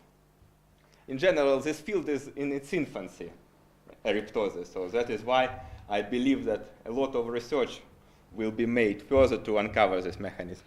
Okay, thank you very much. We have a time for another talk. Thank you very much again for your interesting talk, and good luck. Next talk, we have Karina Valihura from Pisarjevsky Institute of Physical Chemistry, National Academy of Science, Ukraine, and welcome. Here, Karina Valihura. Yeah, I'm here. Can you hear me? Hello? Yes. Hear you clearly and coherently. Okay. Yeah? Could you see the screen? Yes. It's full? No, we see not full screen mode. And how is now? Now it's full screen, yeah. Yeah, it's good, huh? Yeah, great, thank you. Thank you. Really nice to see you all. My today report is about fast synthesis of magnesium aluminum hydroxide derived nanosystems with enhanced catalytic performance in the Gerber ethanol condensation.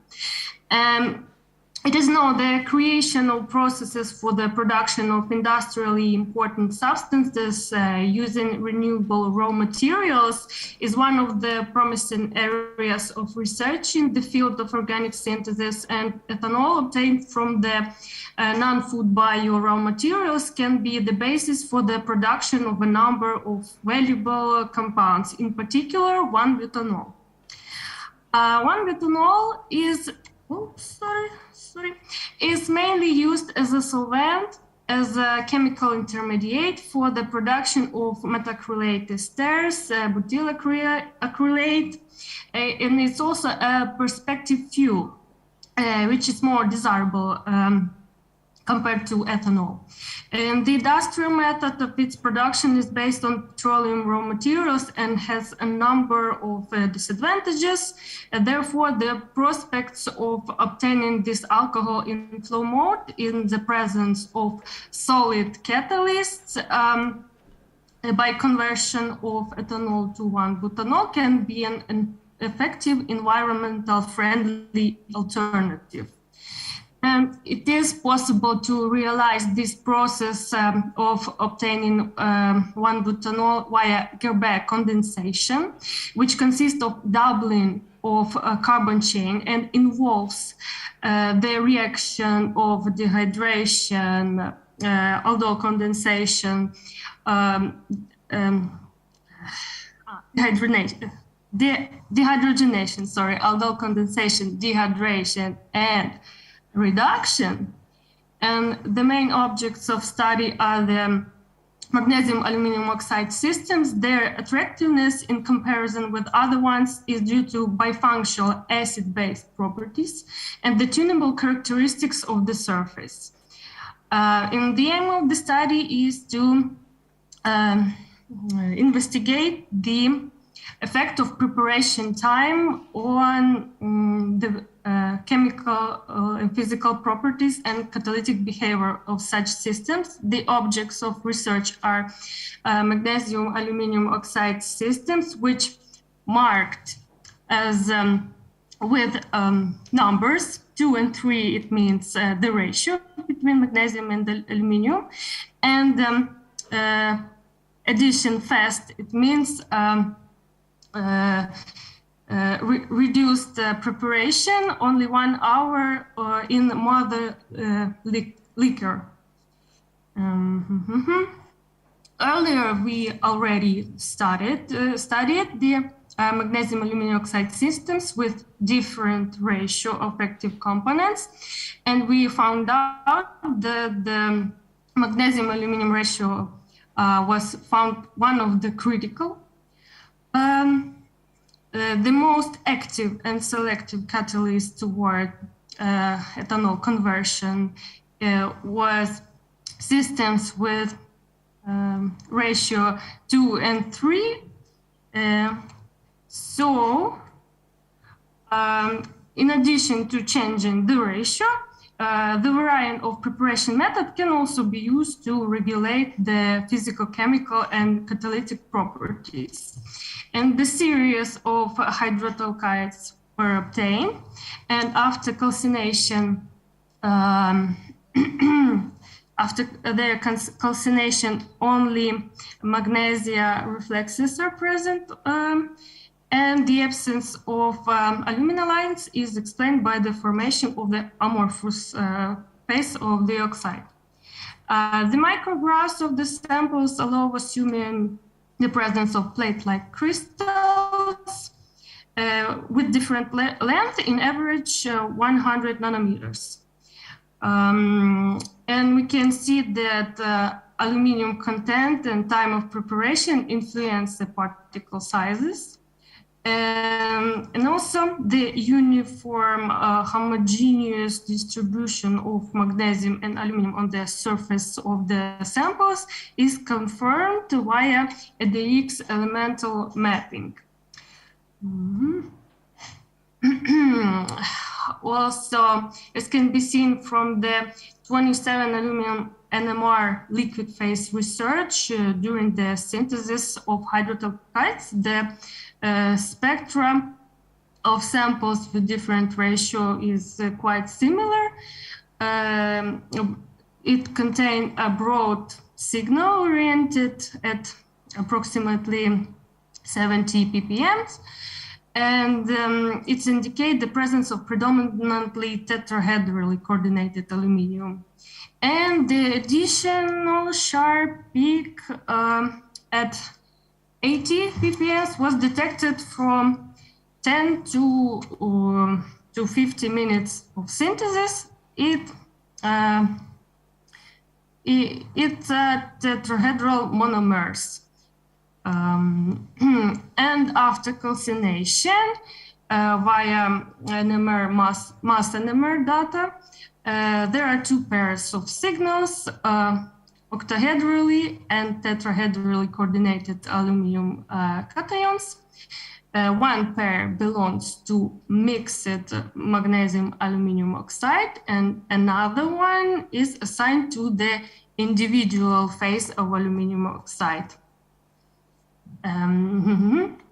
Analysis of the result of the nitrogen at desorption measurements showed the studied oxide systems are characterized of relatively close total surface area and mainly mesoporous materials with an average pore diameter in a range of 20-40 nanometers. The thermoprogrammed desorption of ammonia and carbon dioxide was used to determine the acid-base characteristics. As we can see, the samples magnesium aluminum 2 and 3 possess higher concentration of acid sites compared to samples prepared by a fossil method, fast.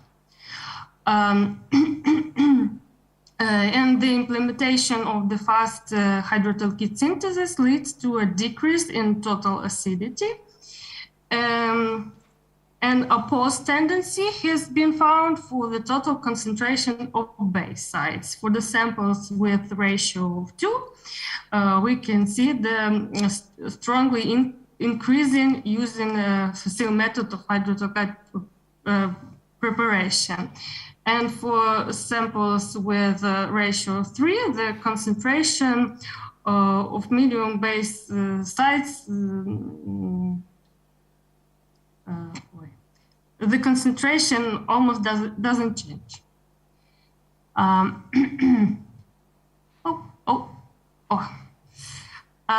Catalytic behavior of magnesium aluminum oxide catalysts have been investigated in a flow reactor under atmospheric pressure during 12 hours. Conversion of ethanol declines noticeably. During the first hour of experiment for standard method of preparation of catalysts. For fast samples, conversion declines continuously during 12 hours. The highest initial selectivity, 66%, is reached over sample magnesium aluminum 2, but it's not stable in time, as we can see for the sample fast.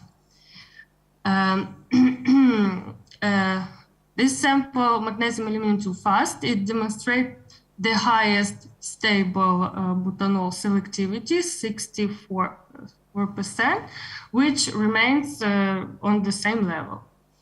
And the initial yield of butanol is achieved on this sample, the highest initial yield achieved on this sample at temperature 48 kelvins.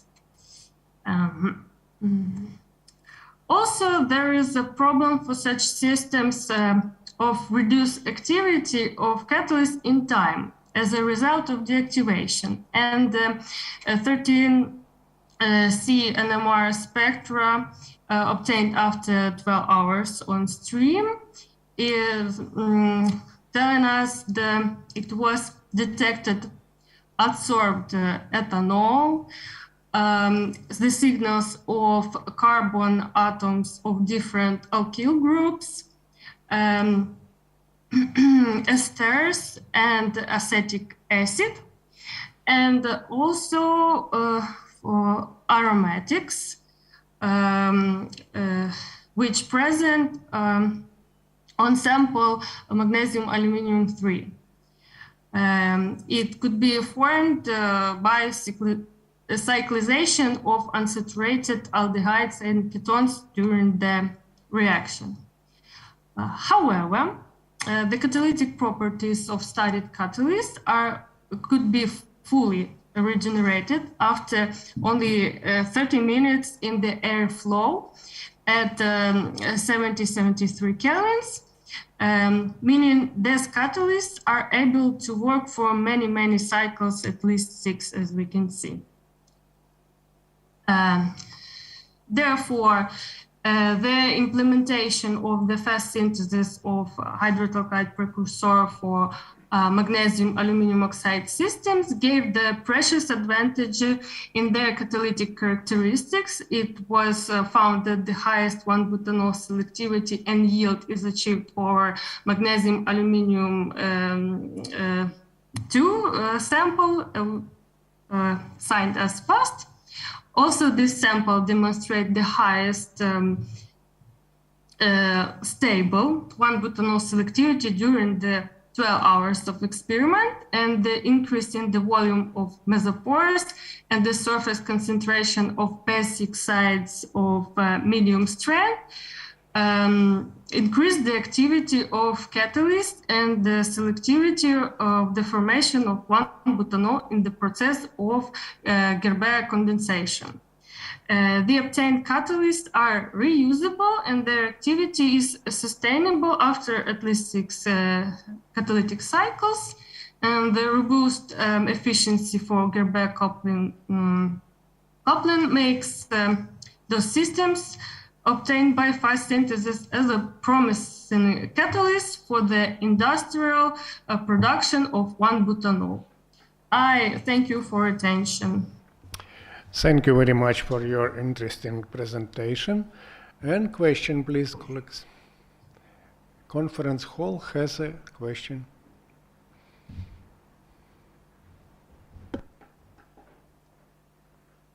Thank you very much for your good presentation. Can you repeat the synthetic method? What temperature and activation temperature? How about temperature? Preparation temperature and subsequent etching temperature. Preparation of the sample? Yes. The calcination for first precipitated hydroxide is dried at 100 degrees of Celsius, and then it's the temperature of treatment of calcination is 600 degrees of Celsius.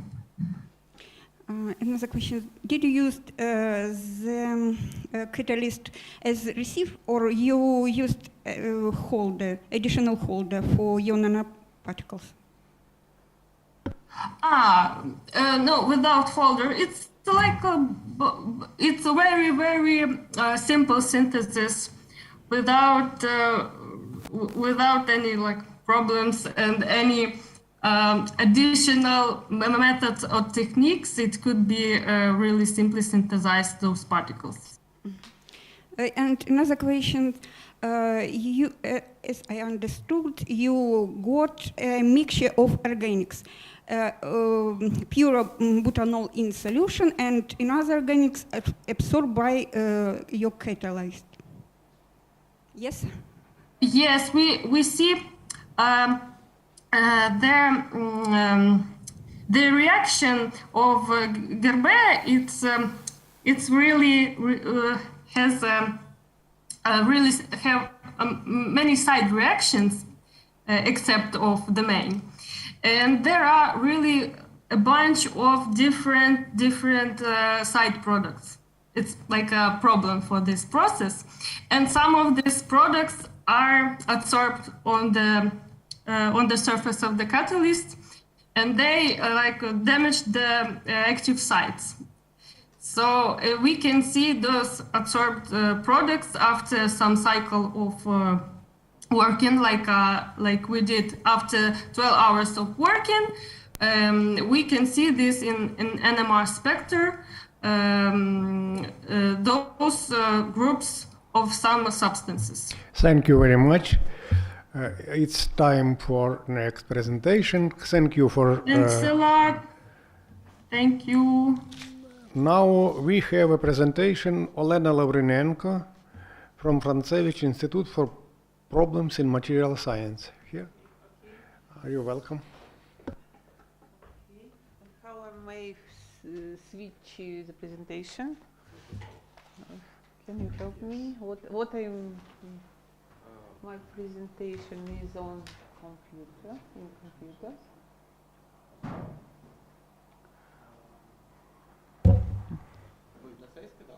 Да, там була, ми вже дивилися. Лавриненко, presentation. Кидала, там PDF файл. Я кидала, ми його дивилися з вашим колегою, по-моєму.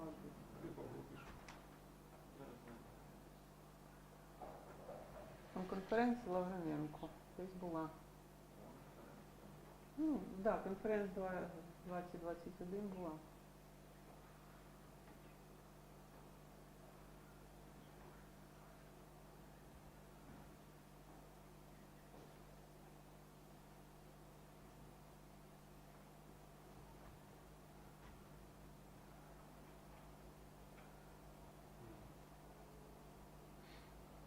Ми ж подивилися ще перед початком.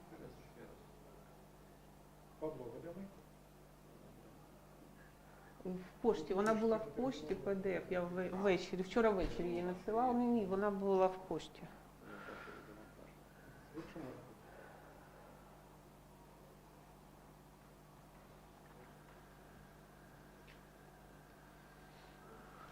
Нема Павла, нема презентації. Все погано. Все погано. Ну, я можу так розповідати, почати розповідати, якщо хочете. Це нема питань. Можемо так поговорити. Чому ні? Це я водичку взяла, бо трохи кашлюю, так щоб не було ще з цього. О, десь ото, мабуть, це вона була. Ні, це не вона, чи я погано бачу. Зараз. Павло, допоможіть, будь ласка, бо загубили презентацію. А нема презентації. Була, то нема. Була, ми ж перевірили.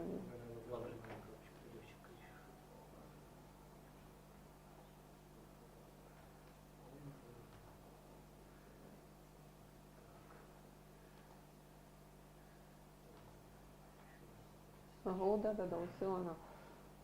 А переключати усією кнопкою? Праворуч, так? Ага, а зараз подивимося. А ні, не хоче. Не хоче. Ой, а що я зробила? Ой-ой-ой. А це не я? Що я зробила? Угу, добре.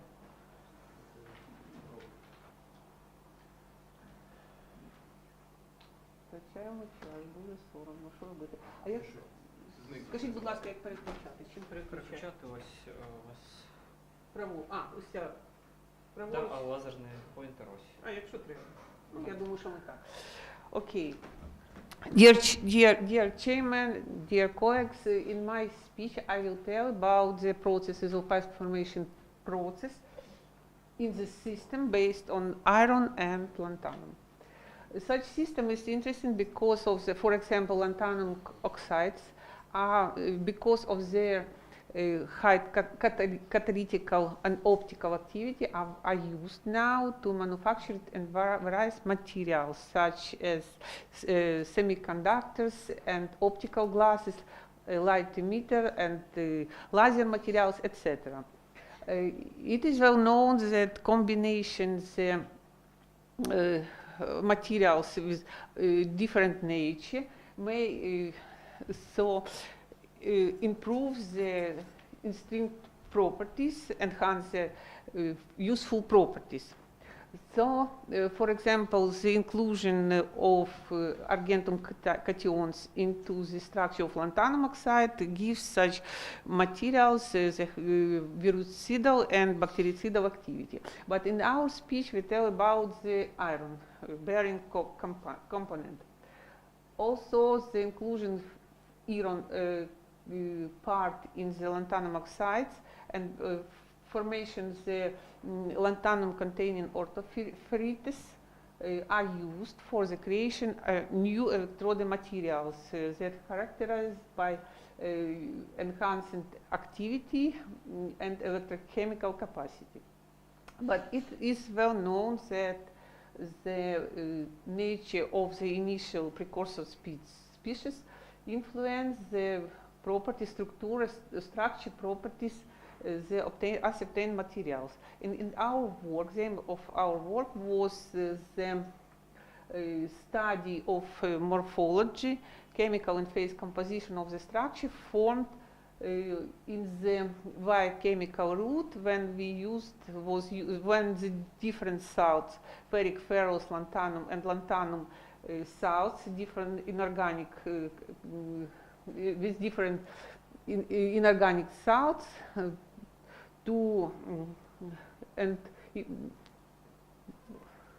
was on final products. Sorry, the synthesis procedures was chemical method with different salts in the presence of nucleating agents, precipitants, and reductive agents with addition. We used chlorides, sulfates, nitrates, and lanthanum oxides that was dissolved to comparison. The precipitate was dried by water and ethanolic solution, and then rinsed by water and ethanolic solution, and then dry at temperature 160, and then calcined at various temperatures, and the temperature range from 6,000 to 11,000 degrees. The main method of the study was X-ray diffraction data, thermal gravimetric analysis, and SEM-ADS study. Because the system is relatively complicated, we start our study for the comparison the system pure lanthanum system, lanthanum oxide fluoride, and sulfate system. The thermal gravimetric analysis shows the main processes, intermediate products of the phase formation processes.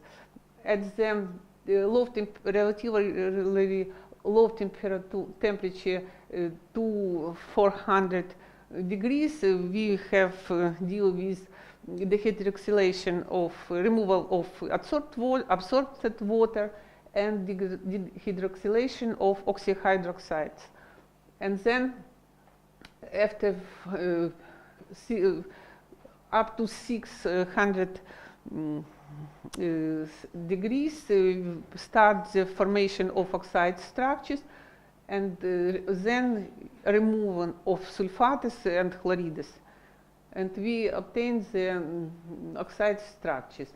The process in the presence of chlorides gets through the intermediates with formation of intermediate products such as complicated salts, lanthanum, chlorides, hydroxides, and another. Whereas in sulfate-bearing systems, such process not seen. X-ray diffraction data confirms our supposition. So in the sulfate-bearing system at the low temperature, we obtain only two phases, lanthanum oxyhydroxide and iron oxyhydroxide, whereas in the chloride-bearing we can see intermediated lipidocroside, gamma modification of iron oxyhydroxide. But at the temperature 100 600 degrees, we may see the oxides, iron and lanthanum oxides. The calculation of lattice parameters shows that the general phases are hexagonal lanthanum oxide, whereas in chloride-bearing system we may see the presence admixtures of lanthanum oxide cubical modification. But the following studies show that these elements are only structural elements in the lattice of lanthanum oxyhydroxide, lanthanum oxide, hexagonal lanthanum oxide. On this slide are present the structure, hexagonal plates, lanthanum oxides, and it will be noted that at a relatively low temperature, the additional species such as chlorides may be present in the structure of these oxides, and to their removal need the higher temperature. But on this slide we go to formation lanthanum containing orthoferrites. We describe NER-20 system, study NER-20 system, but because we have not a lot of time, the general process is connected with formation oxyhydroxides, lanthanum and ferrum hydroxides, and then formation various oxides, different modification of ferrum oxides that go from magnetite to magnemite and then hematite, and transformation lanthanum oxide, rearrangement their structure to hexagonal plates, and removal of additional species, chlorides and sulfates. X-ray diffraction data of the precipitate shows the presence of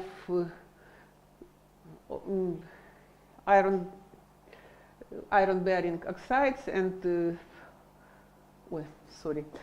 hydroxides, lanthanum, ferrum oxyhydroxides, and increase the temperature up to 800 degrees, shows the formation oxides. So the fast formation process goes through the formation oxide phases, separate oxide phases, and only at temperature after 1000 degrees we may, in the system are formed the structures, orthoferrites structures, and we may see the admixtures of of hematite structure that may form inclusion into the orthoferrite structure. And the morphology of the structure we may see on this slide. And at relatively low temperature, we may see the heterogeneous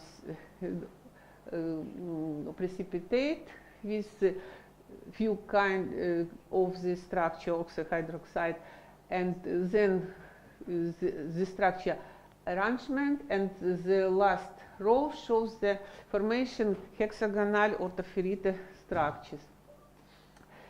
And some ADS study shows that such structure are relatively clean. They don't contain the species, additional species, chlorides, sulfates, and in the composition of the such structure, the composition of such structure include only lanthanum, ferrum, and oxygen.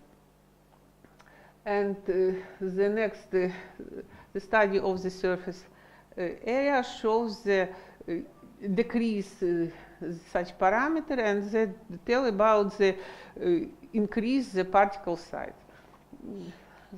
So our study shows that the fast formation process goes through the transformation oxyhydroxide and formation separate oxides, and only at high temperature we may obtain the orthoferrite structure, and in time the calcination removed an additional species that may go to the system. Okay, я волновалась очень, sorry. Thank you very much. Collect question, please.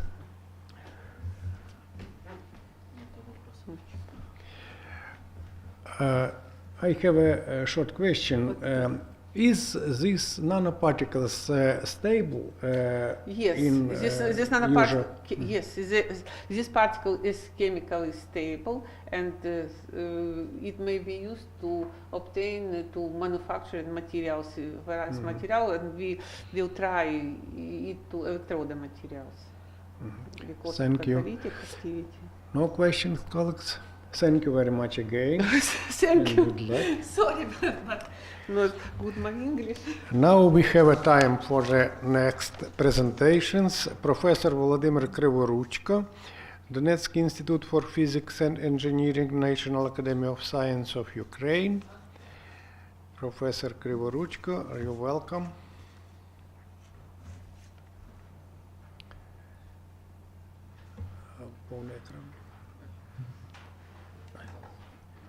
I will try to share my. Yes. You see my. We see your presentation, but in form of the window. Though maybe you should switch to full screen as a slideshow. You see my presentation? Yes, we see, but from one of the monitors. Do you have two monitors? Yes. Switch to another monitor, please. Such.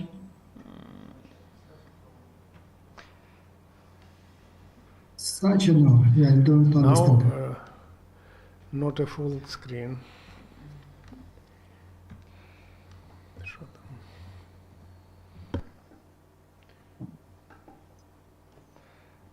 Which screen I should?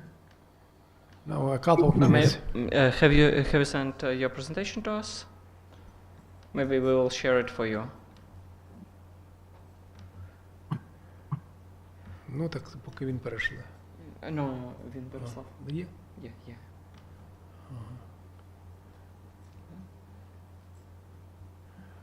Now we share your presentation for this from conference computer.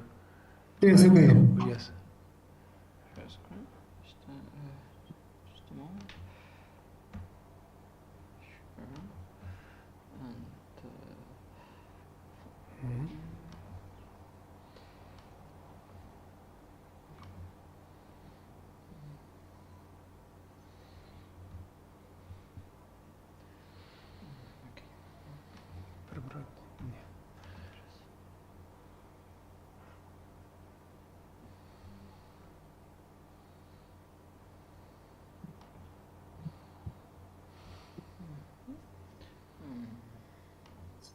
So it is not computer. Okay. Just a moment. We have. We will switch to another sharing screen. Yes. Yes. On the screen? Sure. No. Yes. So Yes, ready. Finally. Please. Yes, we're ready. You All okay. I can start. Okay. First of all, my thanks of the organizer for giving possibility to us to present our results. This is my topic. This is observations, experimental results, observation of spin selective collective excitation in superconducting condensate in proximity coupled manganese nanostructures, superconductor half metallic manganese nanostructures. But next, who is, can I? No, yes, this is a brief report, brief contents of my report, motivations, some mechanism of proximity effect, and experimental details and experimental results. Next, please. Next. The motivation is more or less well known. That is the so-called superconducting spintronics. That is the spintronics with superconducting superconducting on the basis of superconducting currents. For this purpose, QPP should be spin polarized. So that is so-called p-wave superconducting order, p-wave based. Unfortunately, real or natural material is too few of them only possess such p-wave superconducting state with very low superconducting temperature. For the possibility to overcome these difficulties is to obtain artificial material which possess superconducting, spin polarized superconducting current. That is so-called proximity coupled system. Next, please. Next slide. Next. Yes, this proximity, so-called proximity effect. When two material is coupled with each other, then there's some properties of one material will flow into another.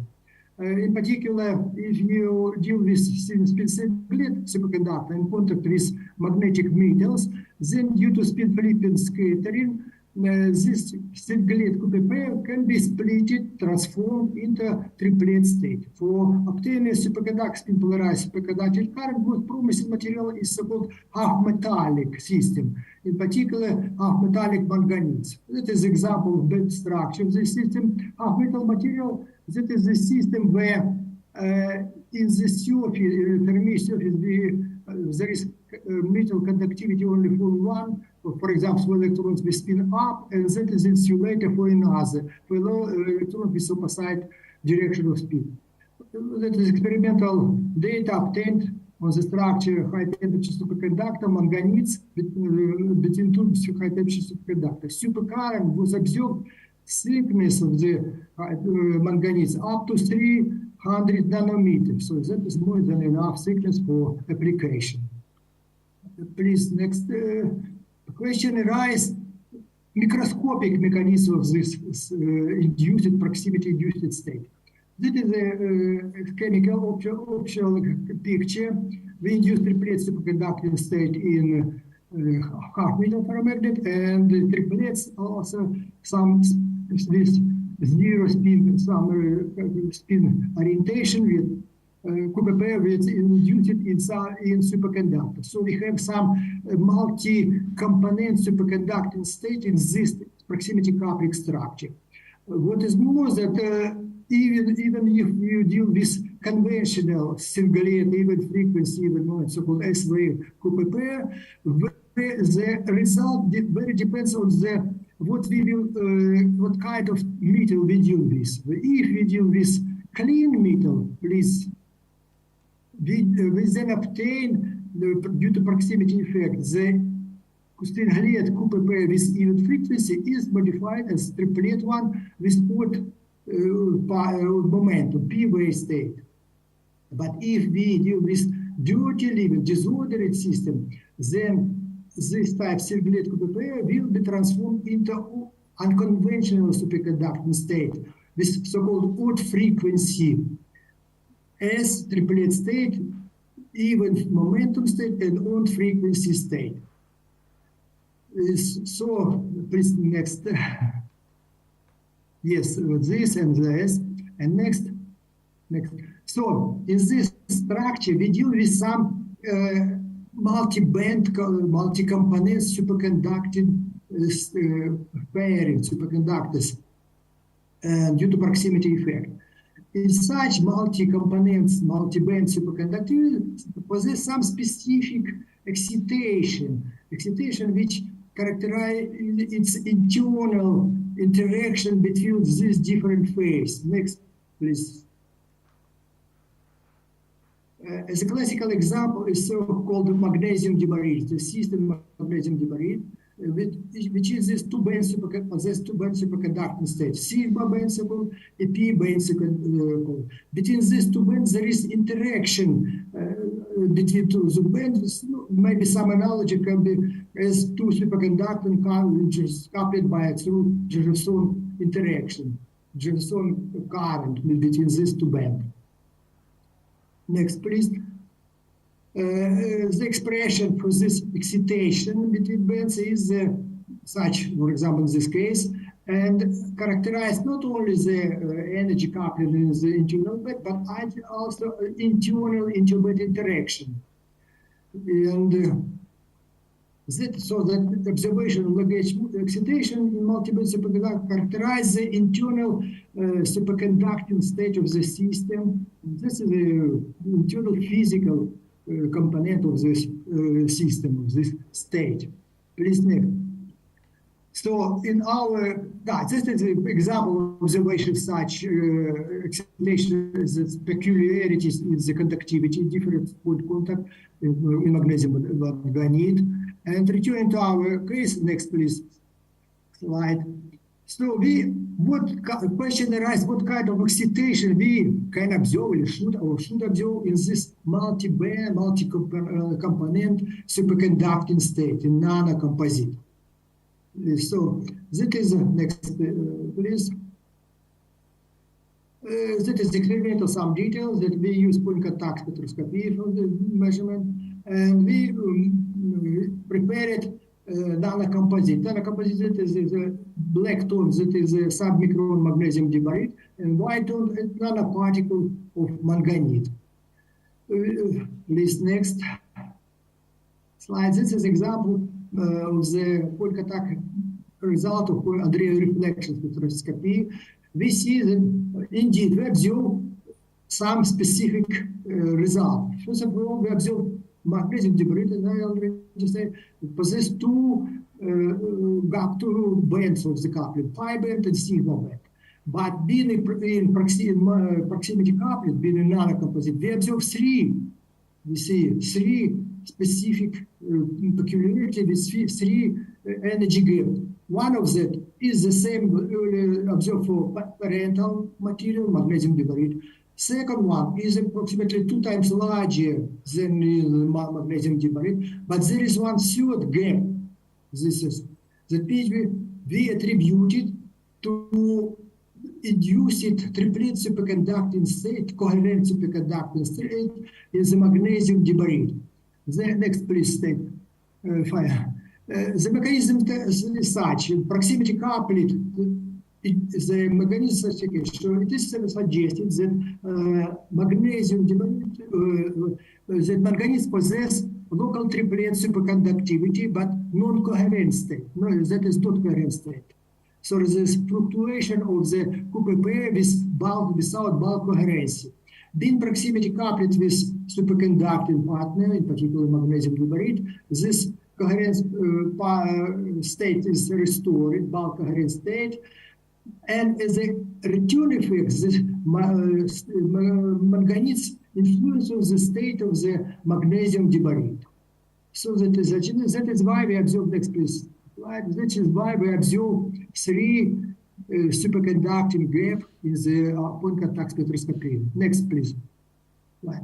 So in nanocomposite, we deal with three gap superconducting states, three types of superconducting condensators. We expect three different collective excitation. Two of them is a parental excitation in magnesium manganese, and one of them, and two of them between the manganese and magnesium diboride.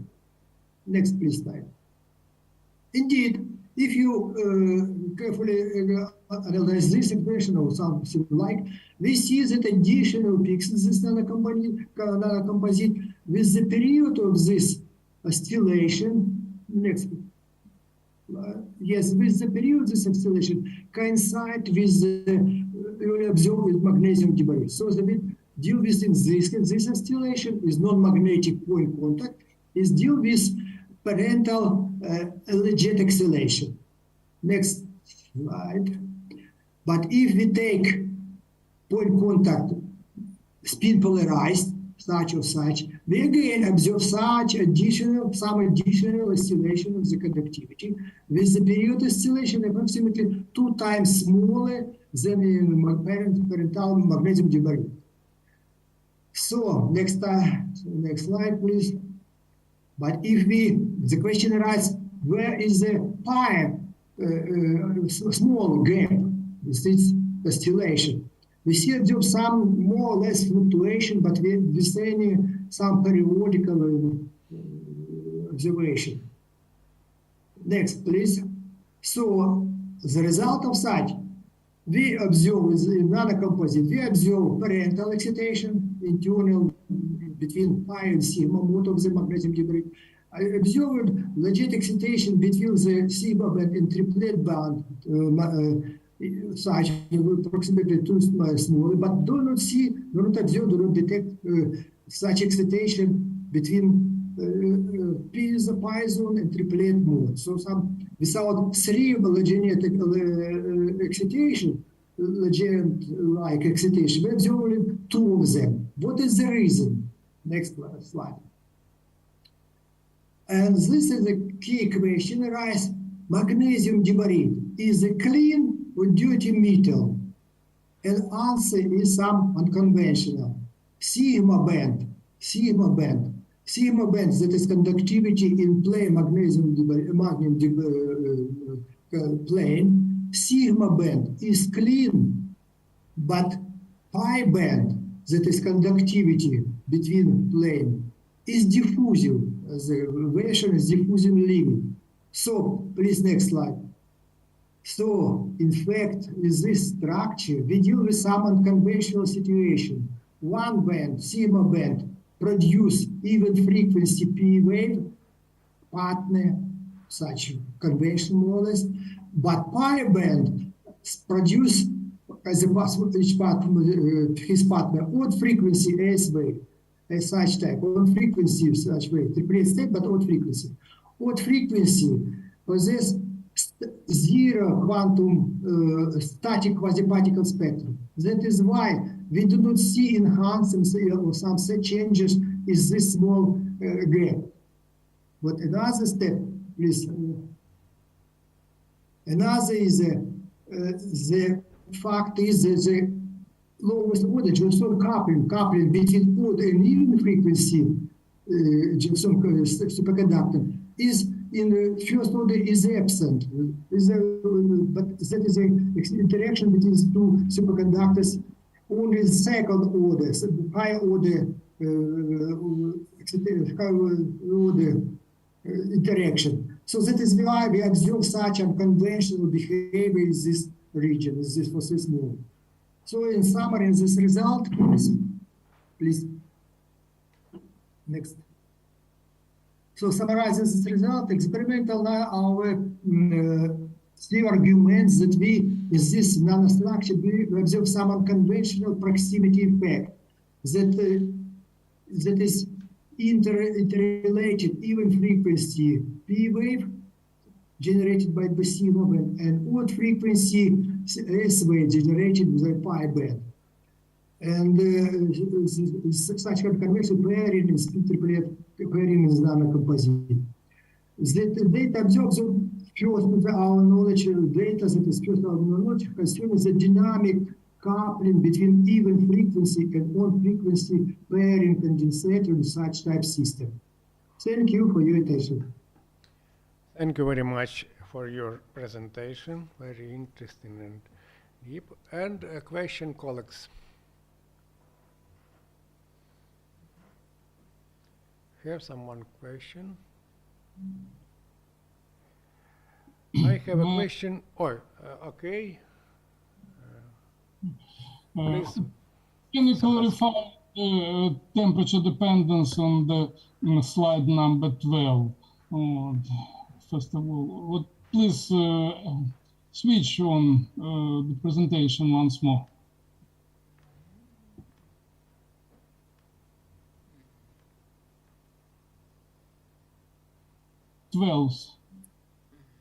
Slide, yes. 11, 12. No, not 20, 12.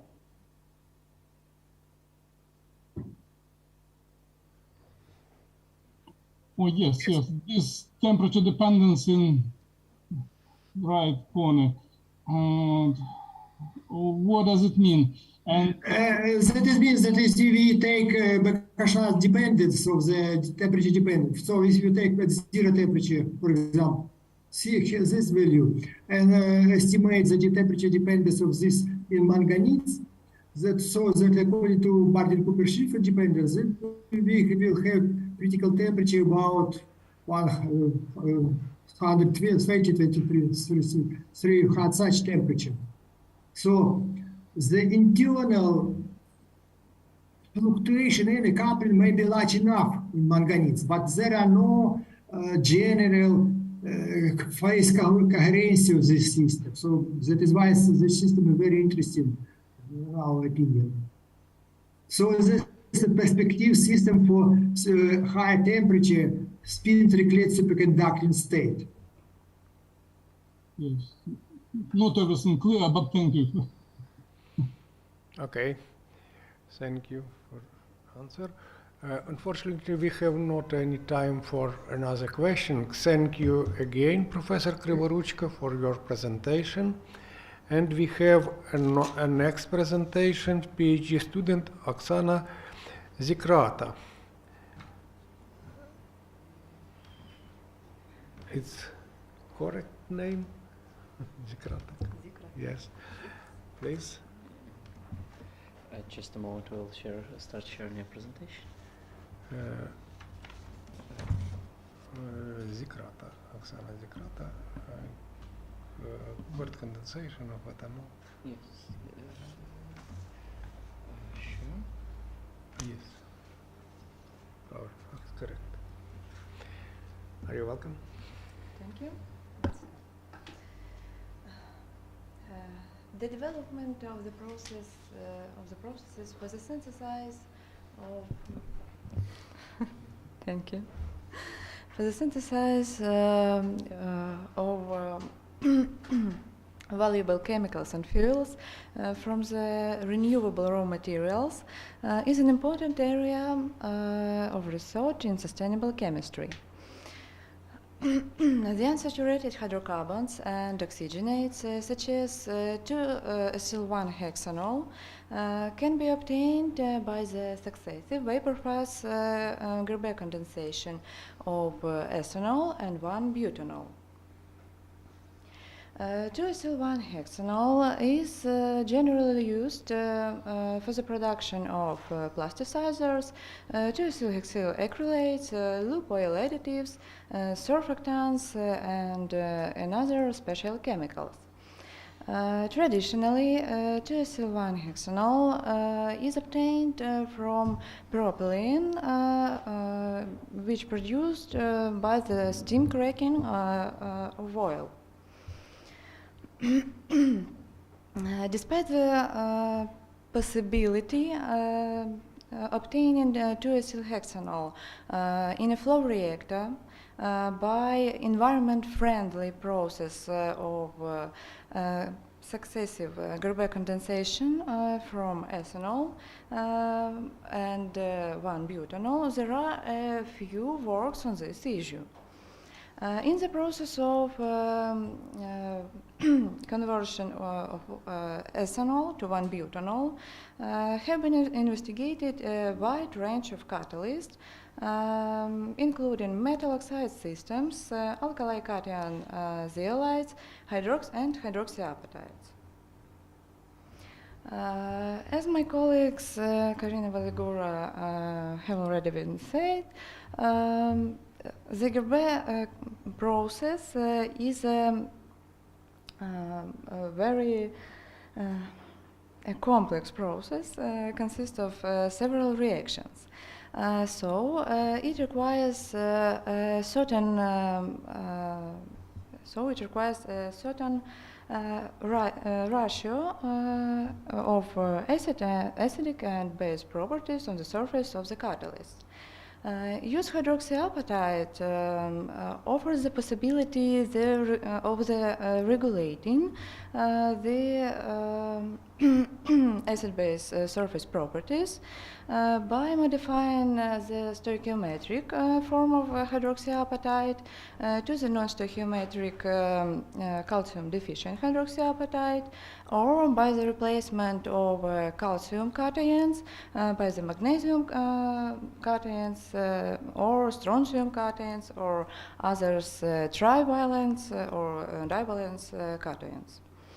That's why the key issue of the work is the investigating of the effects of calcium-containing hydroxyapatite modification by the partial substitution of calcium ions by magnesium and strontium in the hydroxyapatite crystal structure as a possible way to increase the catalytic activity and selectivity during successive group condensation of ethanol to 1-butanol and 1-butanol to 2-acylhexanol processes. Hydroxyapatite catalysts were prepared by the co-precipitation of diammonium hydrogen phosphate solution with calcium, magnesium, and strontium nitrate solutions and were characterized by the methods that you can see on the slide. The hydroxyapatite structure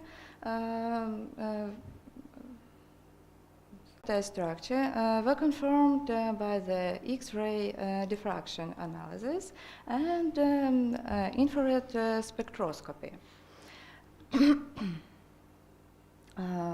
According to the same images and EDX distribution maps for phosphorus, oxygen, calcium, magnesium, and strontium elements on the surface of the prepared samples, the synthesized hydroxyapatite are characterized by the developed homogeneous lamellar structure. The acid-base properties of the hydroxyapatite samples were investigated by the TPD of pro molecule of ammonia and carbon dioxide and by the infrared spectroscopy of absorbed pyridine. The partial replacement calcium cations by magnesium or strontium in the calcium hydroxyapatite structure lead to a decrease in the number and strength of base sites on the sample surface and the redistribution of acid sites. For the calcium magnesium 2.5 hub samples is observed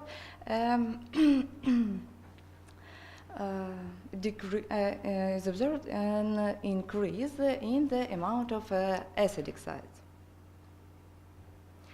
In the process of ethanol conversion, the highest ethanol conversion and 1-butanol yield was observed in the presence of hydroxyapatite non-modified and calcium magnesium 2.5 hydroxyapatite sample. In the presence of calcium magnesium 5 hydroxyapatite sample, ethanol conversion and butanol yield are slightly less. And in the presence of strontium-containing hydroxyapatite sample, conversion of ethanol twice less than in comparison for the calcium non-modified hydroxyapatite. And the yield of butanol is 3 times less in comparison for other catalysts.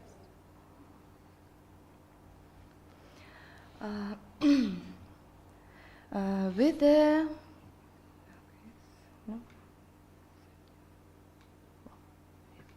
with the increase of liquid hourly space velocity from 0.12 to 0.58, ethanol conversion decrease. In the same time, selectivity toward butanol. Selectivity toward butanol increase, and selectivity toward ethanol, toward product of ethanol dehydration are slightly decreased. At the same time, selectivity toward acetaldehyde remained constant. That is, the ethanol dehydrogenation outspeeds the ethanol dehydration. And the highest butanol productivity observed at temperatures, at catalytic temperatures of 673 Kelvin and the highest LHSV. In the process of butanol conversion, the highest indices of butanol conversion and yields of 2-ethyl hexanol observed in the presence of non-modified calcium hub and calcium magnesium 2.5 hub. Its situation is similar to the ethanol conversion. At the same time, in the presence of strontium-containing hydroxyapatite catalyst, the 1-butanol conversion is much less than in comparison for the non-modified and magnesium-containing hubs. In the same time, in the presence of strontium-containing hydroxyapatites, yield of the products of butanol dehydration, especially butanes, is much more than in comparison for the other catalysts. Okay. With an increasing of LHSV, selectivity towards 2-ethyl hexanol in the presence of non-modified calcium hydroxyapatite and magnesium containing hydroxyapatite are increased, and at the same time selectivity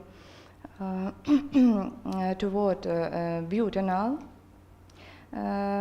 slightly decreased. We can say that the key step of the butanol conversion process at butanol conversion up to the 20% is the aldol condensation of 1-butanol. And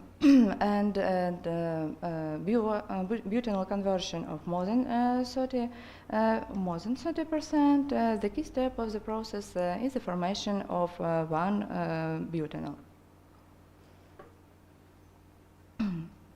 With the increasing of time and stream, in the presence of non-modified hydroxyapatite and magnesium containing hydroxyapatite, the conversion of butanol significantly increase, while butanol 2-ethyl hexanol selectivity remained at the same at the same levels among first 5 hours. The selectivity toward 1-butanol, dB and butanes increases with the time on stream. It can be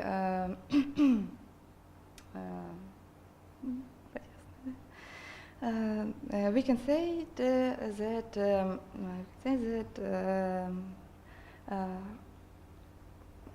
sites of aldol condensation are blocking. And it should be noted that calcium magnesium 2.5 hydroxyapatite catalyst showed an advanced resistance to deactivation. Comparison with non-modified hydroxyapatite. In conclusion, the high selectivity values for butanol and for 2-acylhexanol are achieved over calcium magnesium 2.5 hub, which also showed an advanced resistance to deactivation with increasing time on stream. That's all. Thank you for attention. Thank you very much for your kind. Yes, we have a question in conference hall. Microphone, please. I have a few questions. The first one is why you choose the elements of second group for modification of your hydroxyapatite? We choose that elements because of the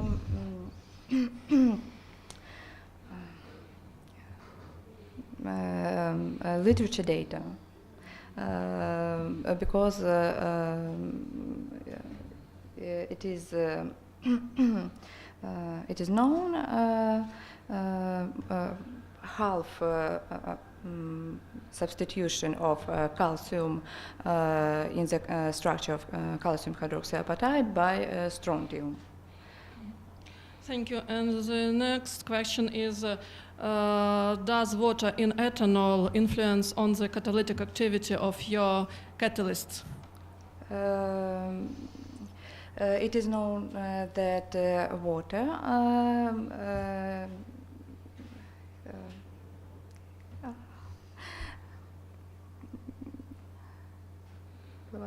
that water influence on the catalytic activity, but we don't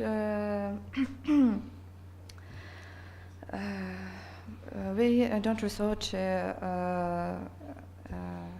that aspects in this work. Do you use 96% of alcohol? 96%. Not dewatering? Not dewatering, yes. Thank you. Okay.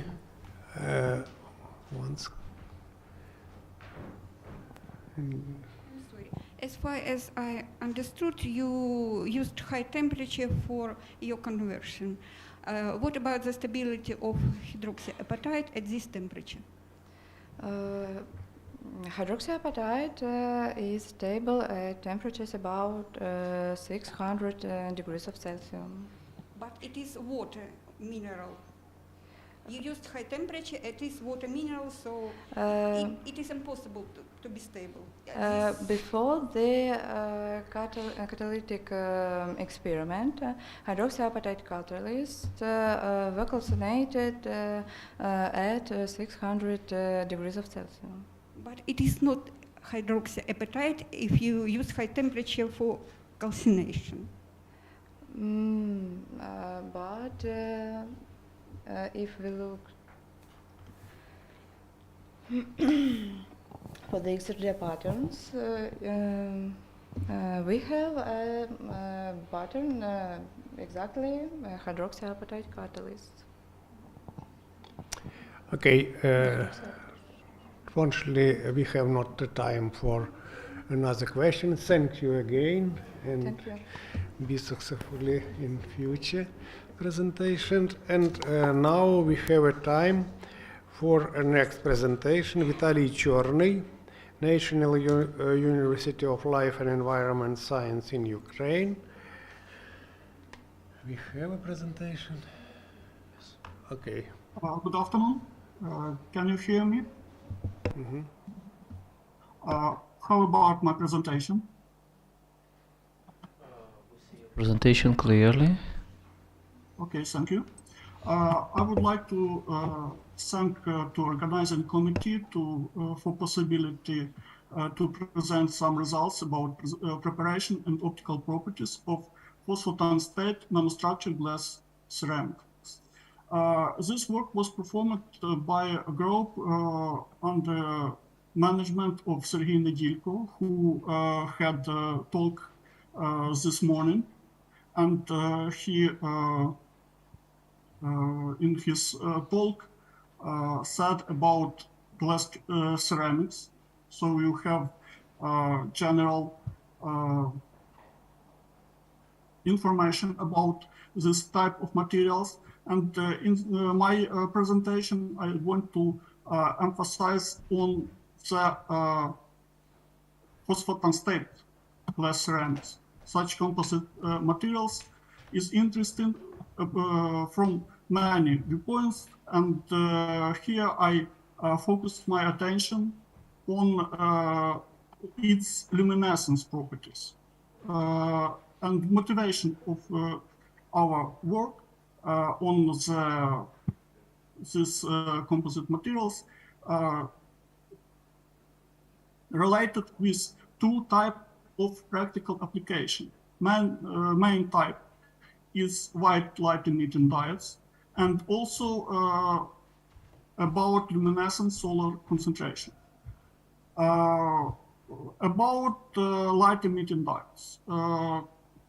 Commercial light emitting diodes, those produced white light, usually consist of blue or ultraviolet chip that covered with phosphors in some silicon.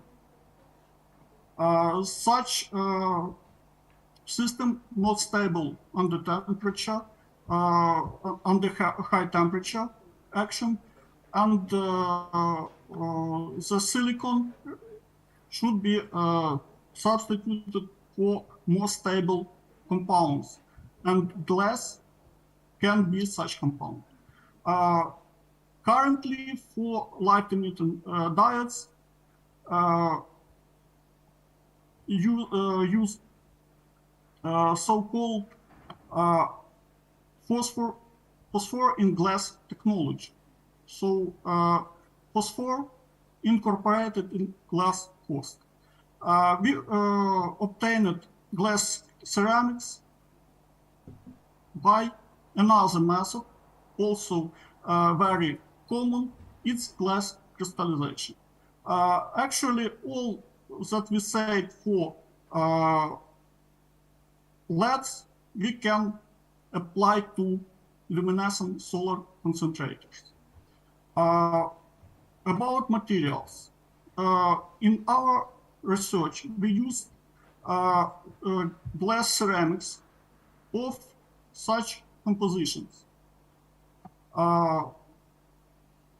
These values, its range of content of the components.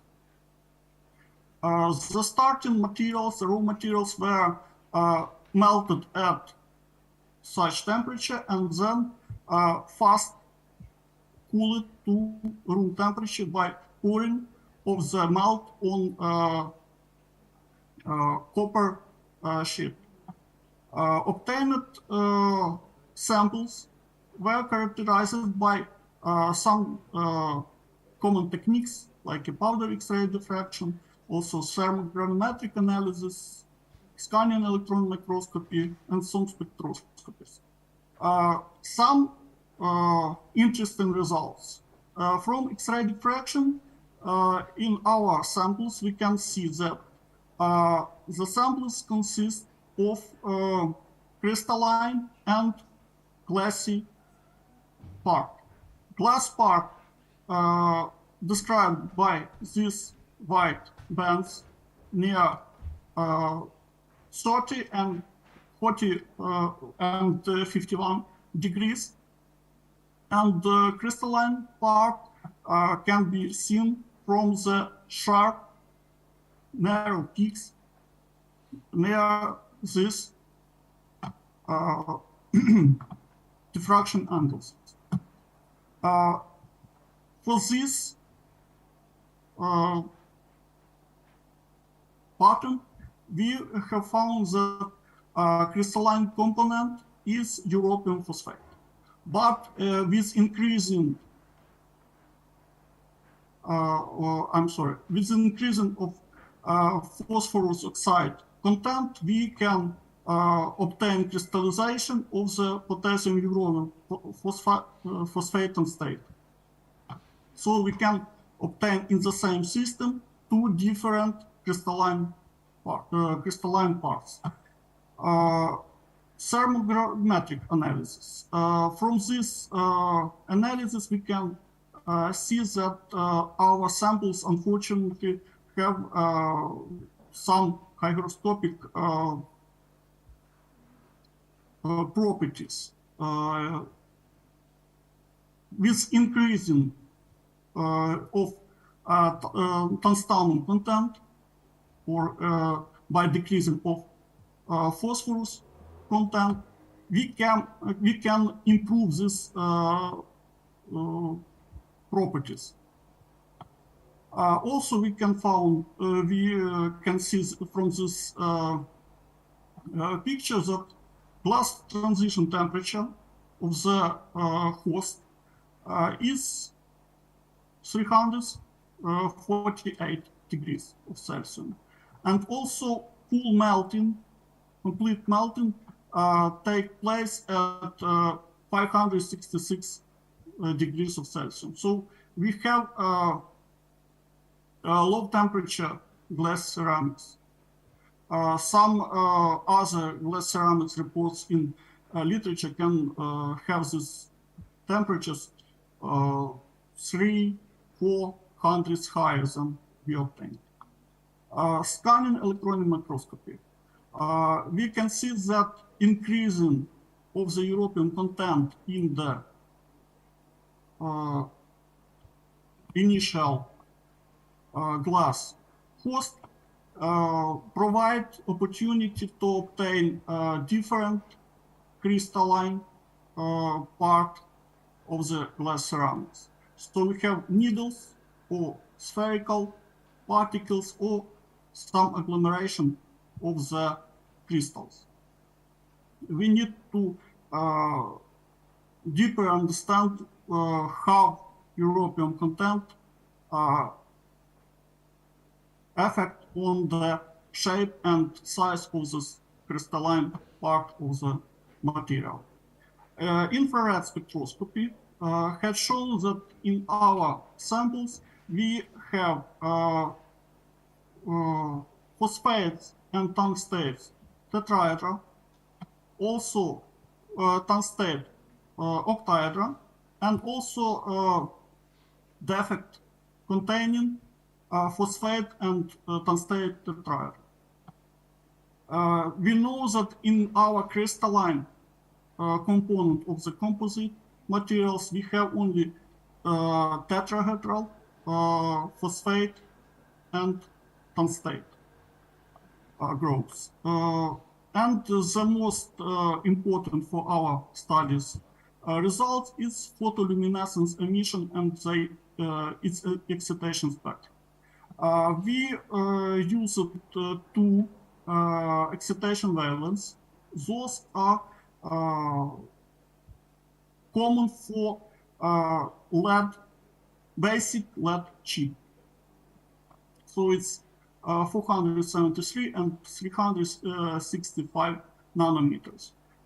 In the first case, for blue light excitation, we see similar spectra for different content of europium in the composition.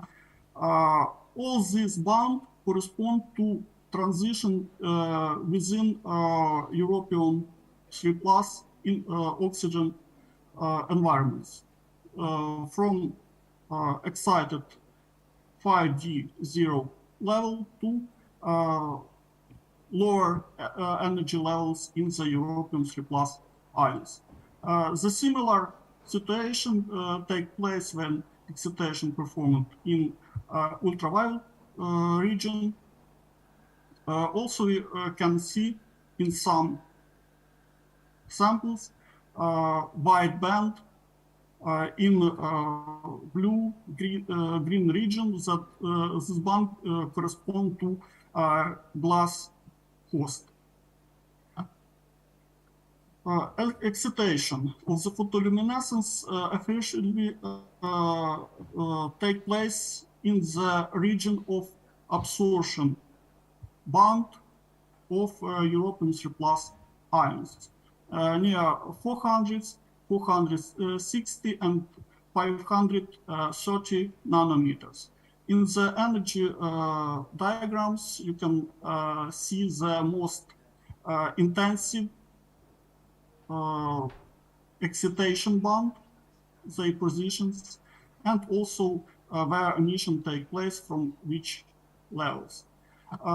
When excitation goes to higher excited levels, the non-radiative relaxation take place during very small time. And we performed very first testing of our glass ceramics with composition glass ceramics with basic ultraviolet LED with emission valence 395 nanometers. This LED was covered with glass ceramic plate, and we studied how intensity of the emission such system depends on the temperature up to 95 degrees of Celsius. We see that have some decreasing of the intensity total and intensity of emission of glass ceramics and LED, but this decrease somewhat smaller than in case of commercial white light emitting diodes. The difference starts from 70 degrees of Celsius. It's not the very high difference, but it inherent to our glass ceramics with ultraviolet LED. And some summary that we have glass ceramics.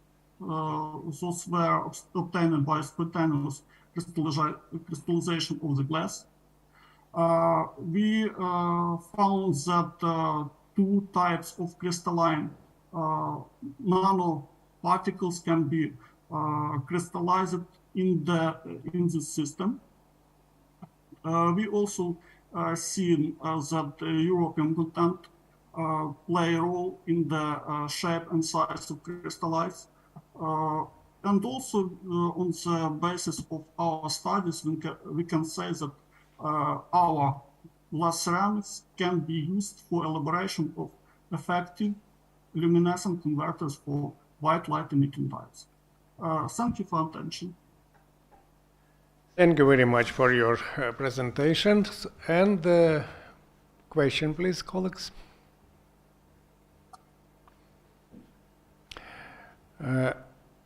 I have a short questions. Do you estimate the total efficiency transformation of ultraviolet light of your excitations in visible light?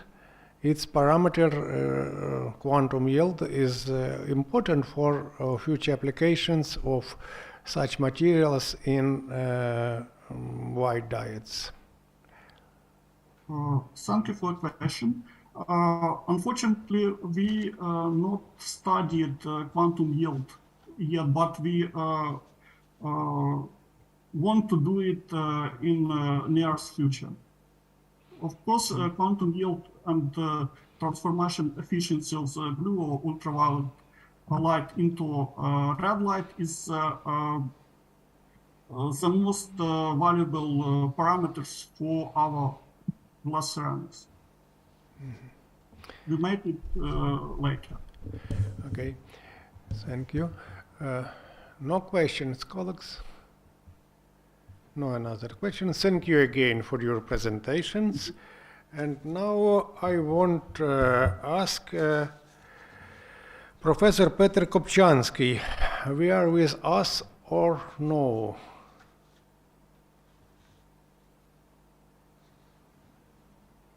Fortunately,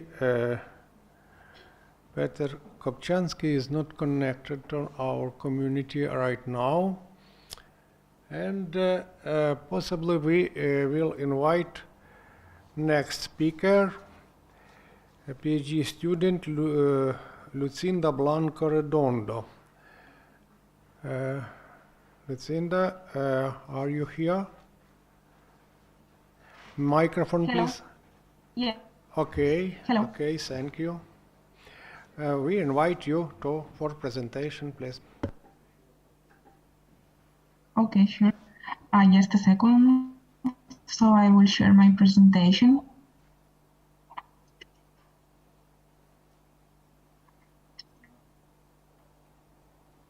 Can you see it? Presentation? Yeah, can you see it? Yes, we can see your presentation. Okay. It's okay. But can you see, okay, like full? Oh, we see it in the window, Image or- although, but can you switch it to full screen, please? Now? No, still on the window mode. Switch to the zoom and then select the screen sharing to the full screen in window. Or we could, if you send it to us, we could share it for you. I sent it. So maybe you can share it because. Okay. Okay, just a moment. Okay. Just a moment.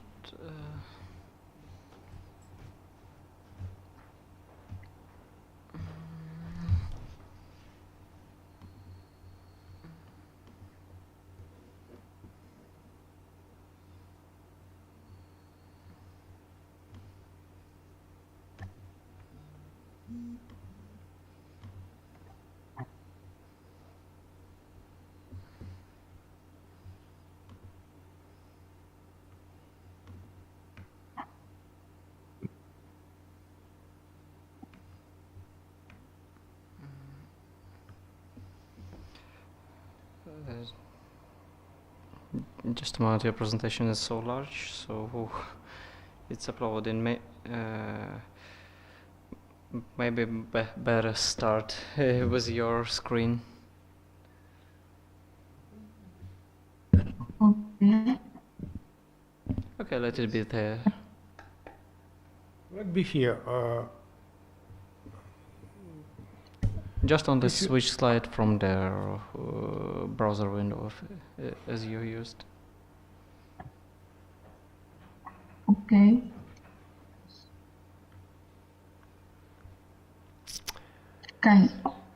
Can you see it? No. We have a black screen.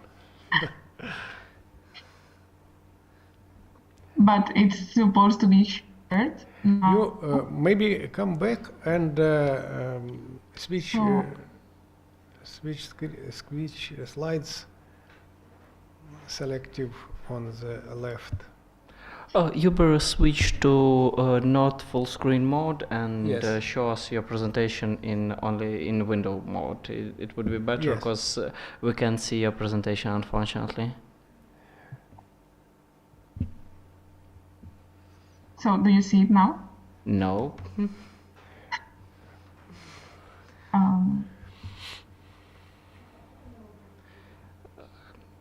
Большой размер. Yes, try again.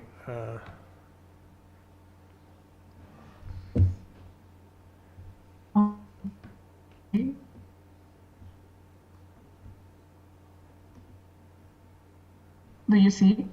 Just a moment. Just a Yes, moment. yes, we see a Yes, presentation from. and switch slides in this mode. Start the slideshow in PowerPoint.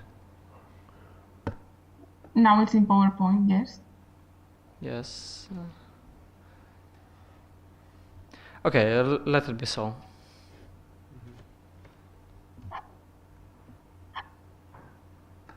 Let's start in this mode, and next slide. Yes, or no? Everything's perfect. Yeah, Perfect. great. We have a full See screen. now? Yes, we can Yes. see I it. don't know how.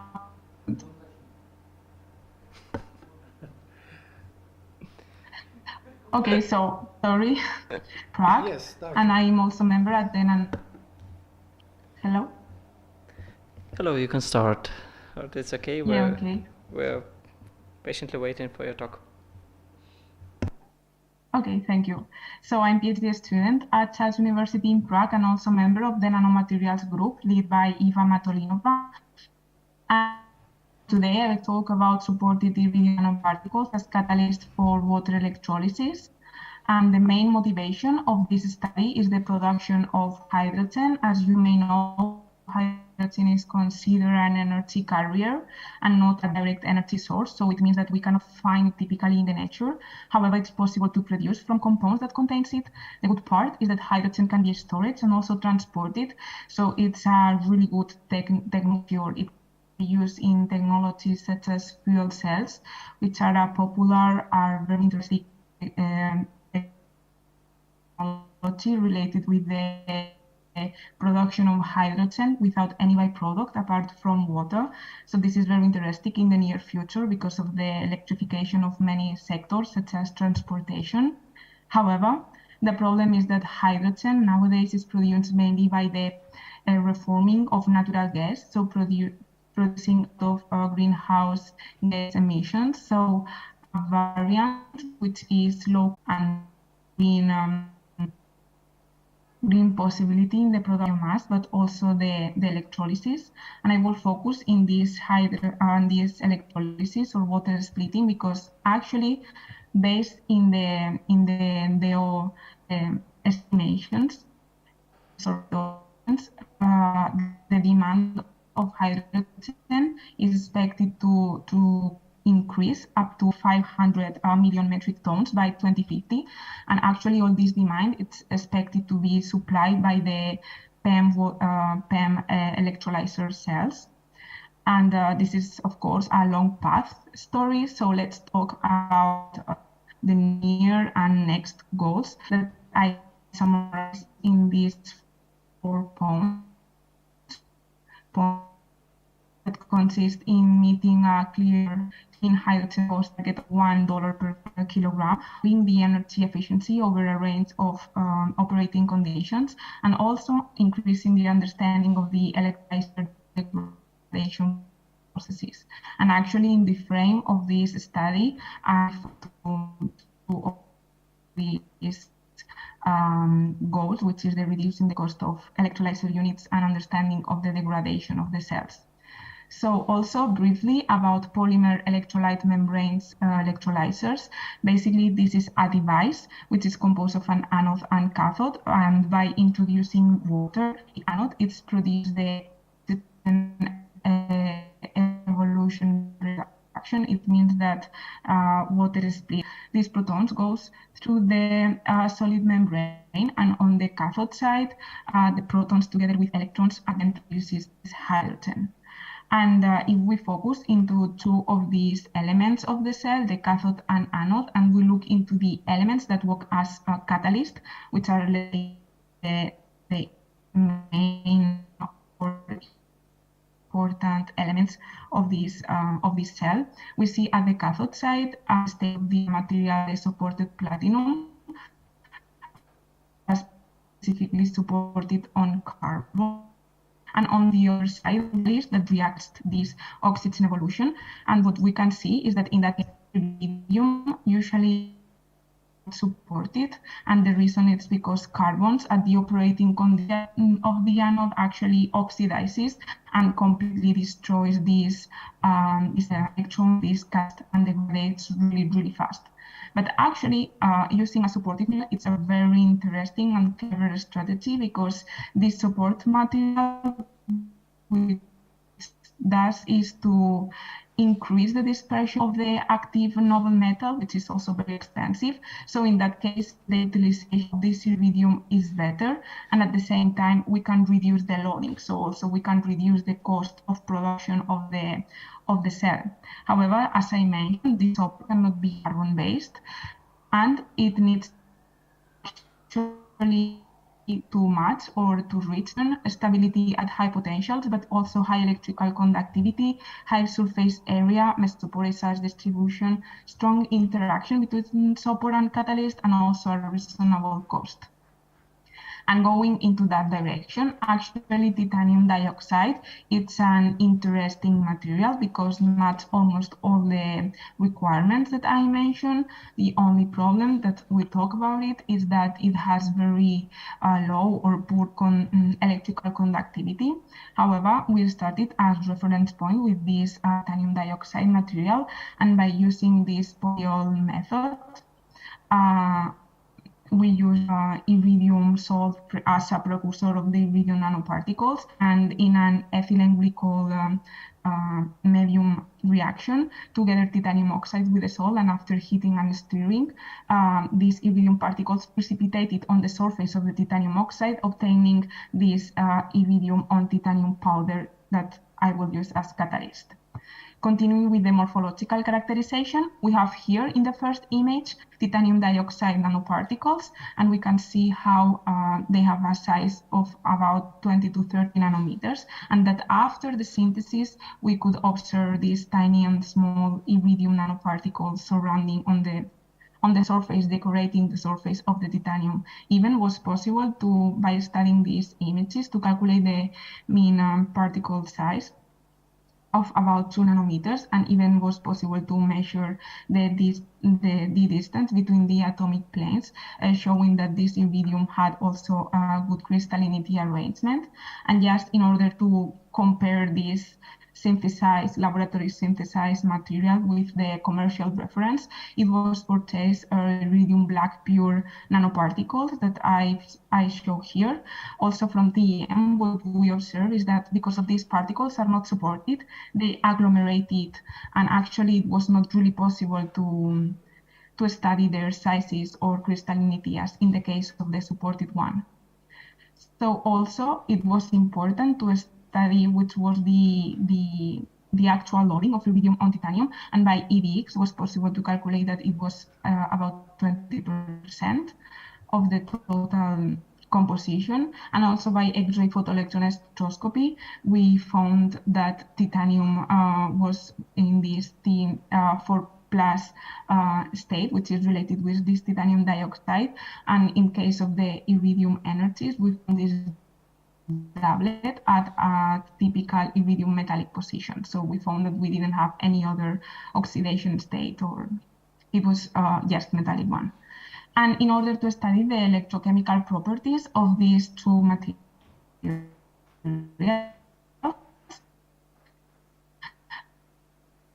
we went to rotating the catalyst on the surface of a gold electrode, and after cycling the catalyst within the potential range from 0.05 to 1.5, we obtain the current density cycle, which actually works as a fingerprint of the catalyst.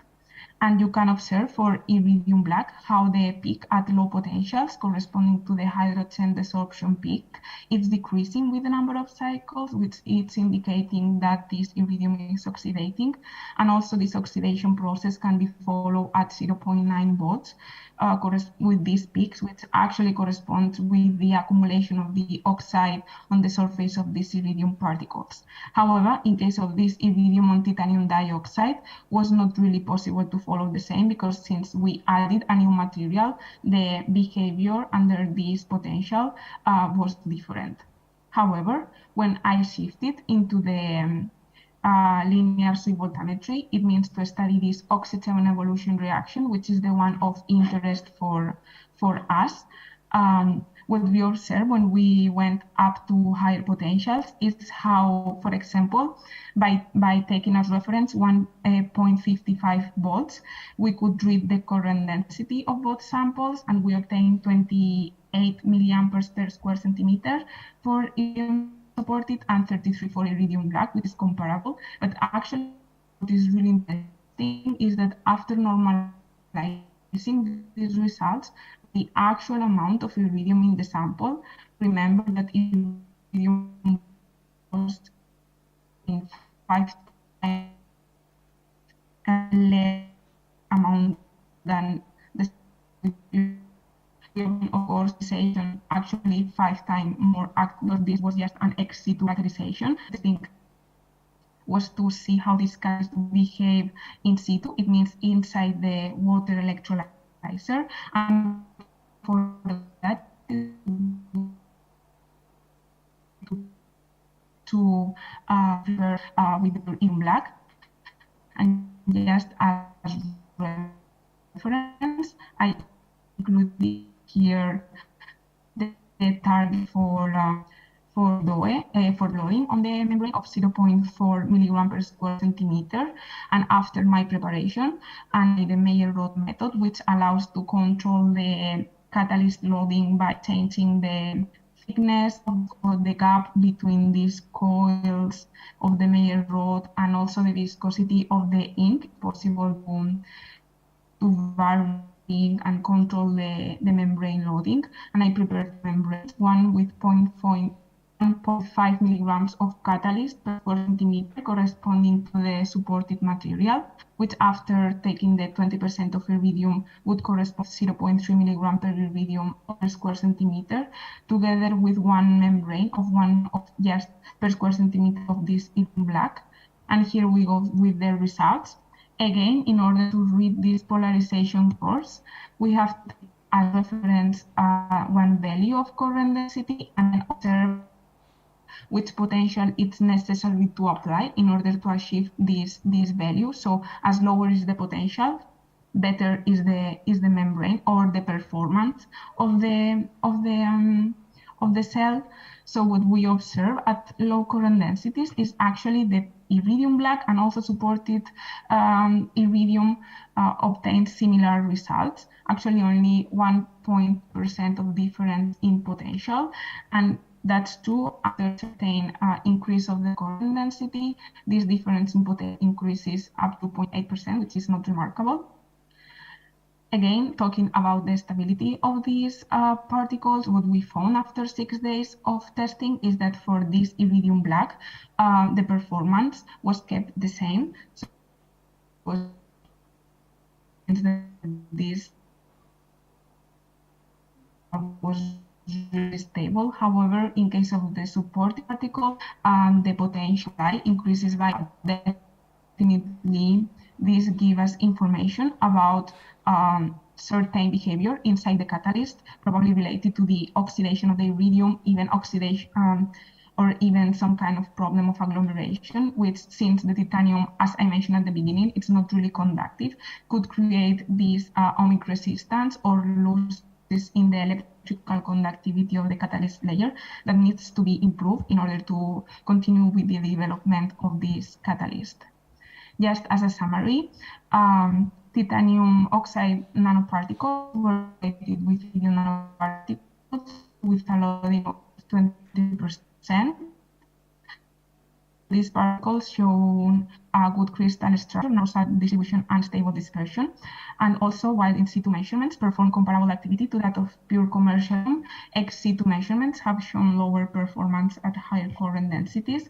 And finally, after several days of in situ testing, the iridium 20% needed just 9% more of potential to reach the same current density as pure iridium. So for the next steps, we will continue with further analysis of the causes of this stunning instability of the supported iridium, and also will work with different materials such as titanium nitrides, carbides, or antimony tin oxide to study how they would influence in the cell performance. I would like to thank all my colleagues that helped me with the measurements and all the analysis of the results, and all of you for your attention. I will happy to answer any question that you could have. Thank you very much for your very interesting presentations on the very important for all of us topics. And question, colleagues.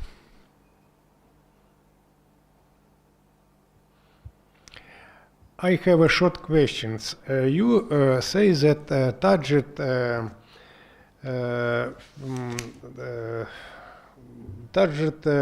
figures for energy for production of 1 kilogram of hydrogen is 44.6 kilowatt at 35 year. Yes, and this is a physical limits or real physical limits for production of 1 kilogram of hydrogen is still lower than these figures. What energy in ideal circumstances you should use for product of 1 kilogram hydrogens? Oh, I don't have this data, I'm sorry. Mm-hmm. Okay, no question, colleagues. Please, question with conference halls and microphone, please. Okay, thank you. Yeah, please, sorry. What kind of titanium dioxide you used, rutil or Eryptosis? And does the type of titanium dioxide influence on the activity of your compound?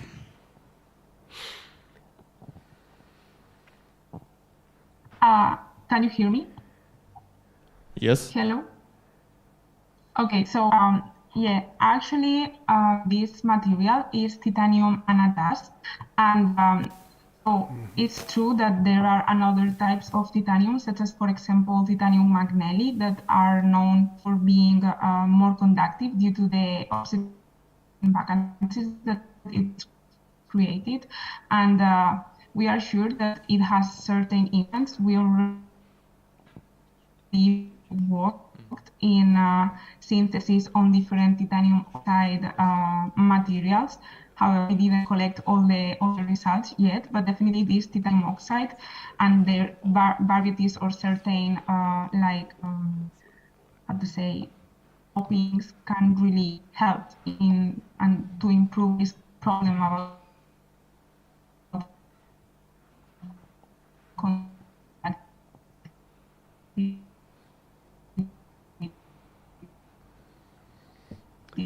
unstable so connection. I think any question? Okay, thank you. No questions, colleagues? Thank you very much again for your presentations. It is time for our next presentations. Dariusz Chomicki, PhD student. Dariusz, you are here? Hello? Yes, yes. My screen. We see you. Okay. Okay, before I start, I would like to thank the organizers for giving me an opportunity to talk today and for all the help they've given me. There were some problems with bureaucratic ones, so thank you very much. So today I am going to tell you about containing quinoline-based azodides. So as an introduction, I would like to talk about some interesting phenomena which are happening when this molecule interacts with light, and the molecule is composed from two benzene rings linked by an azo bridge, and that's why it's called azobenzene form of this molecule. And the transition between these two isomers can be influenced by light. From trans to cis, we can introduce this change by light, and from cis to trans in the dark via thermal reaction. And here we can see the absorption spectrum of this molecules. So this red line here is the spectrum of the pure trans isomer.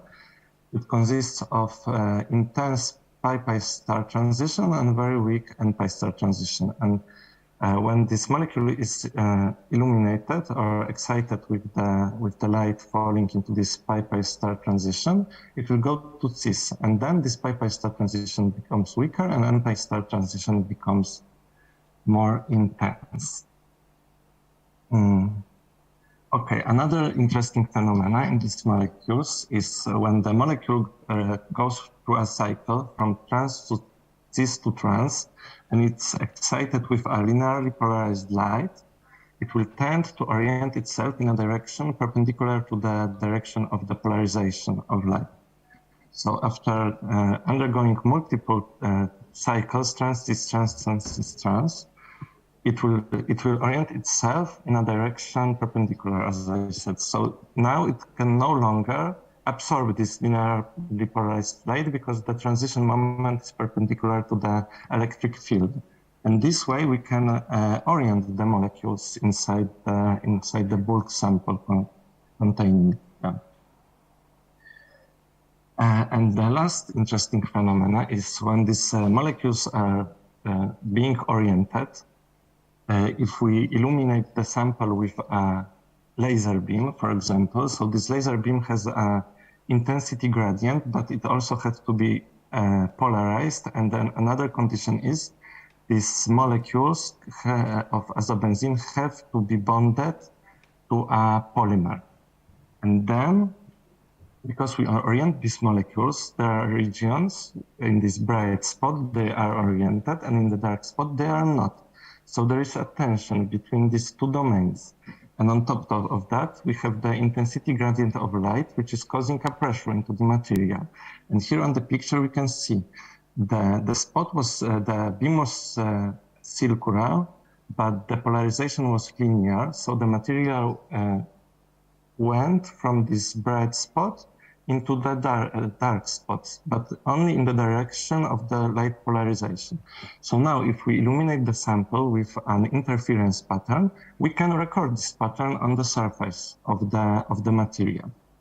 So to summarize, if we have a sample and we illuminate it with two beams and they are interfering, what is happening? The interference, these beams are interfering also in the bulk.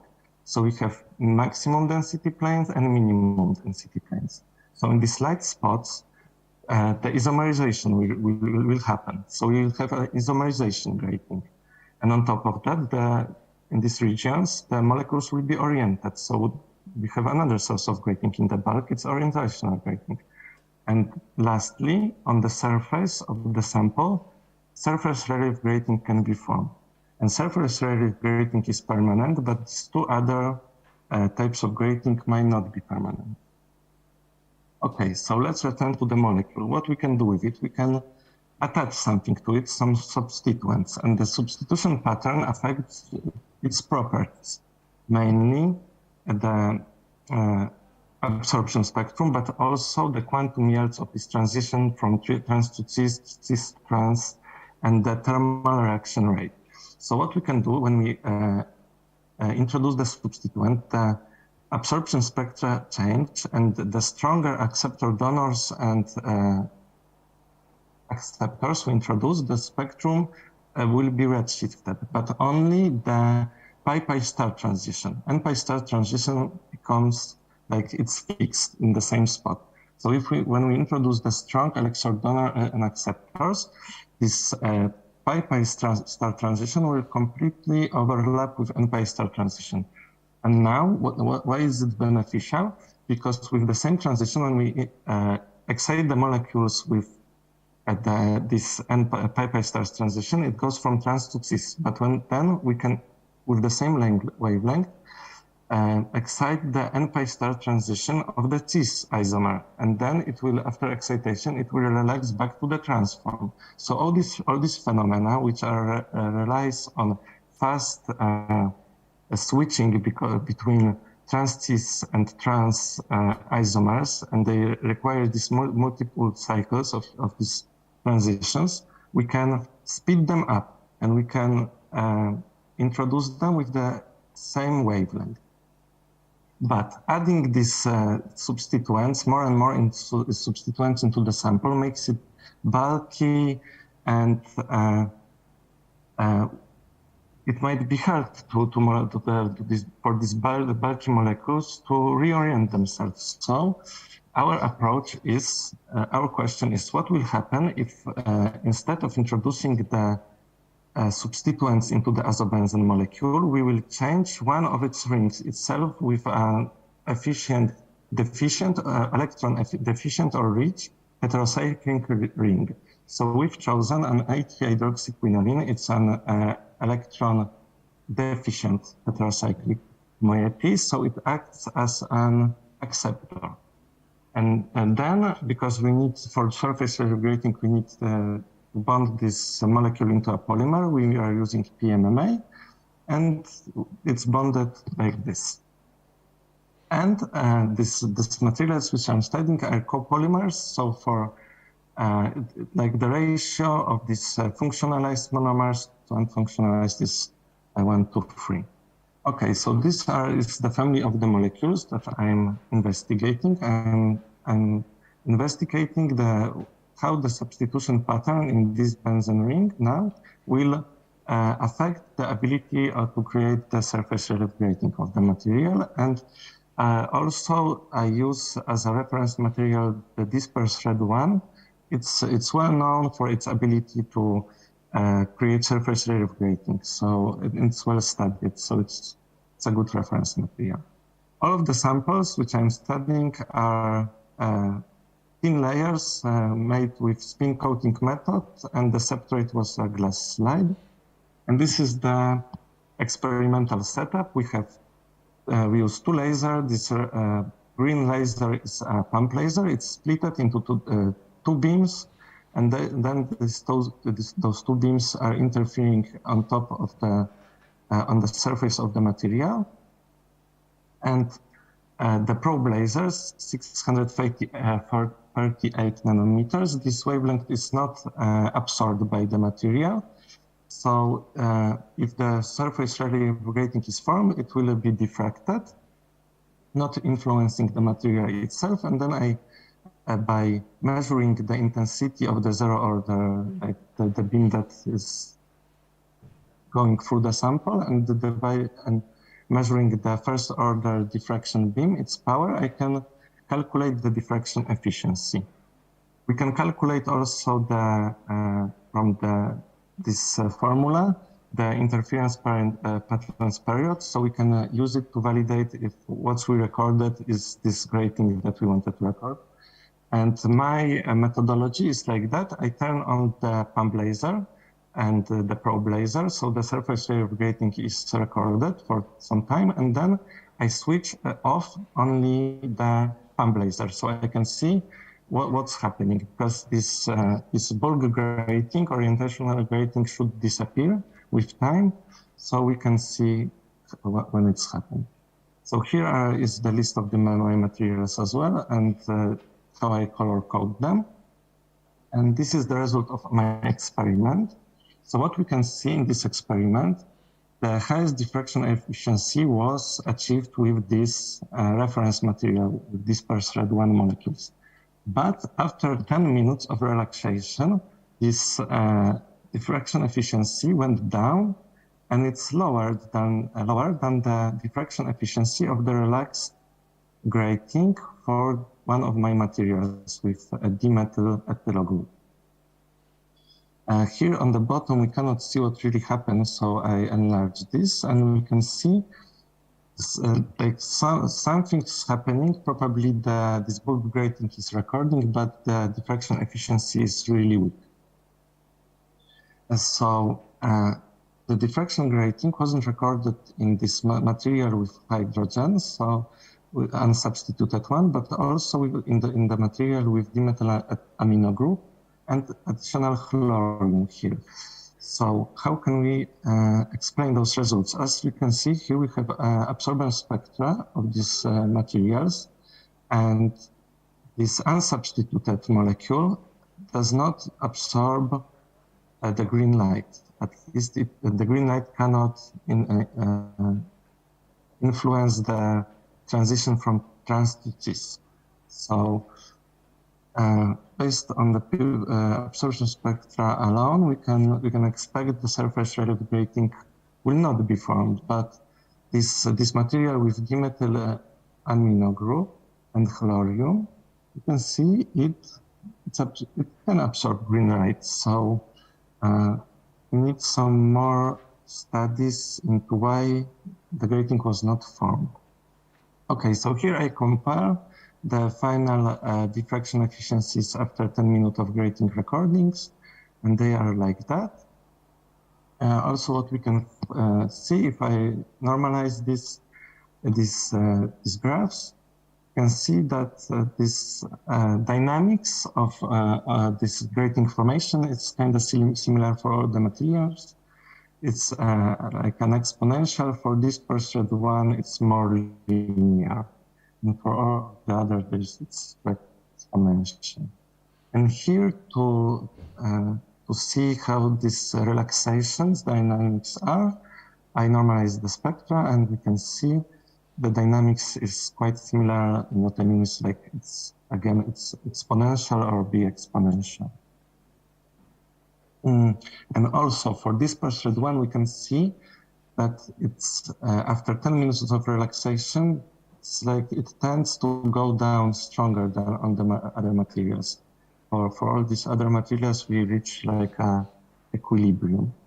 So here in this table, I summarized the residual diffraction efficiency. So it's calculated by dividing the diffraction efficiency during relaxation by the maximum diffraction efficiency. So this one here, and we can see that the highest diffraction efficiency remaining was for this material with dimethyl substituent.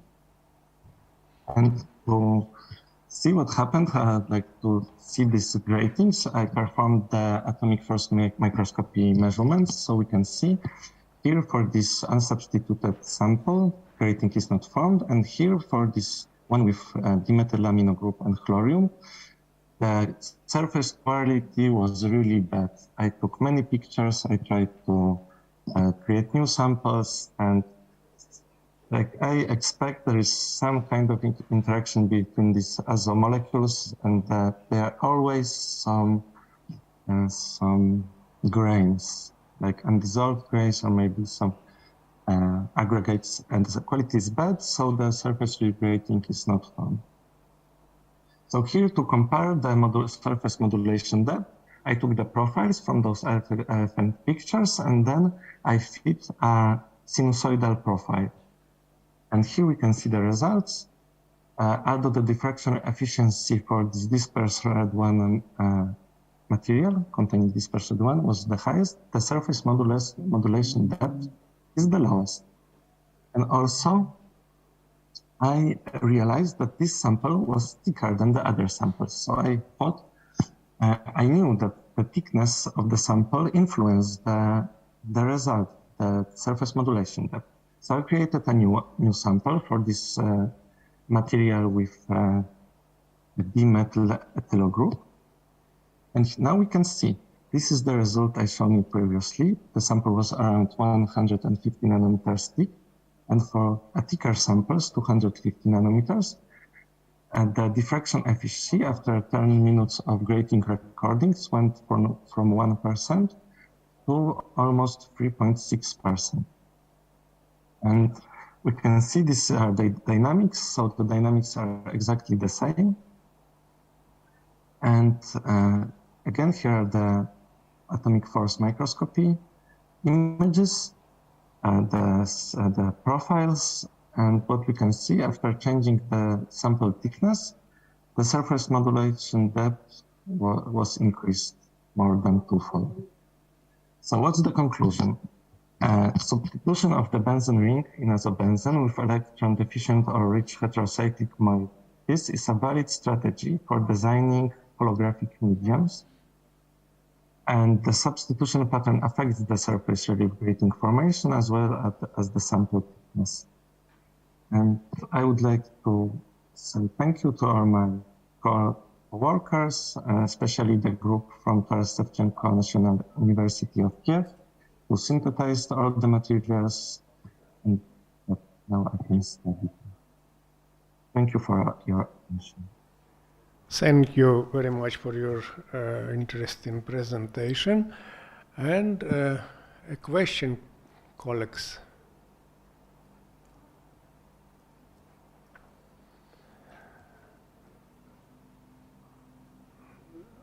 I have a short questions. Can you, the efficiency, diffraction efficiency not very high for such grating as you see several persons. And what's your view for possible applications of such grating, or this is only techniques for investigations of behavior of dyes in light? Okay, so answering your first question, the efficiency is not very high, but I'm using this pump laser. I use very low power. I forgot to tell you, it's a pulsed laser, and the average power is 1 milliwatt.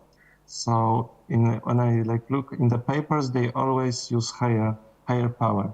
So I use very little power, so my diffraction efficiency maybe it's not the highest, but for me it's not important. I just want to compare how this substitution pattern affects the disability, and we have the reference materials, so we can see which is better and which is not. Like in the literature, you can find like this material with dispersed one, the different groups achieve diffraction efficiencies like 40% or 30%. But my experimental setup, I cannot do it, at least not with this power. That's why I just like to compare my results with this reference material, because the results is very sensitive for this experimental setup. And as for application, for me, what's interesting, it's mainly the holographic data storage. So in holographic data storage, you can do it like in 2 ways. Excuse me. One way is to store the data in the bulk, and then the surface release grating is a bad effect. We don't want this, it introduces the noise, so we don't want the surface release grating to form. But we can use thin layers. The density of information that we can store will be lower, but then we can use in this thin layer the surface release grating formation to our advantage, because it will store some information for us. Thank you very much.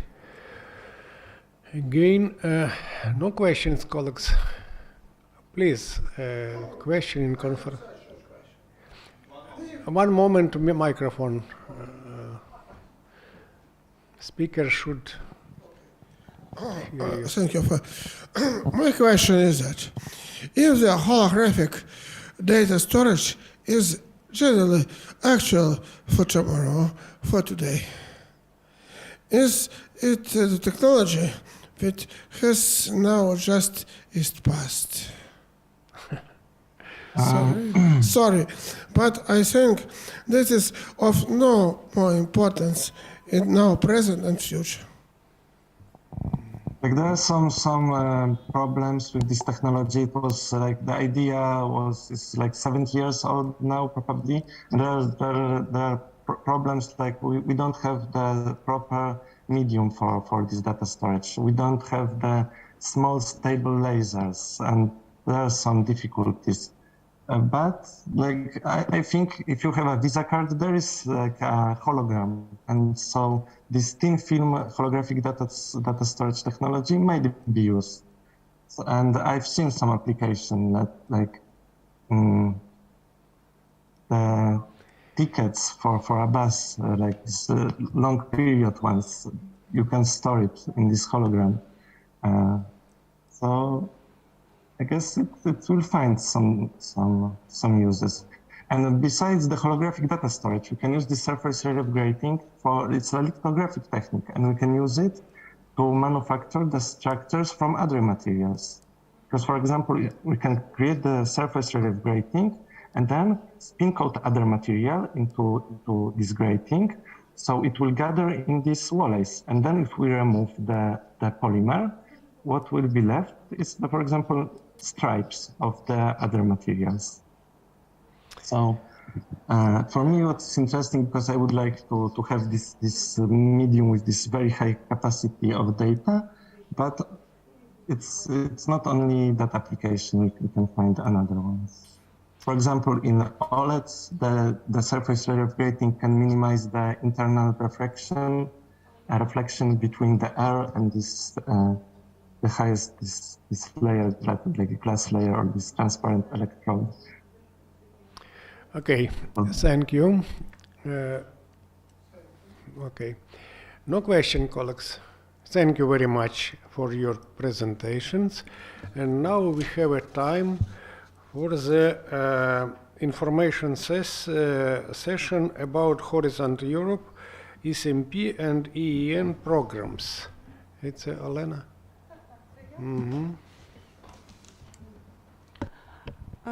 But I will make very short and very quick presentation, and this presentation is focused more for Ukrainian scientists. That's why I don't see any sense to make it on English.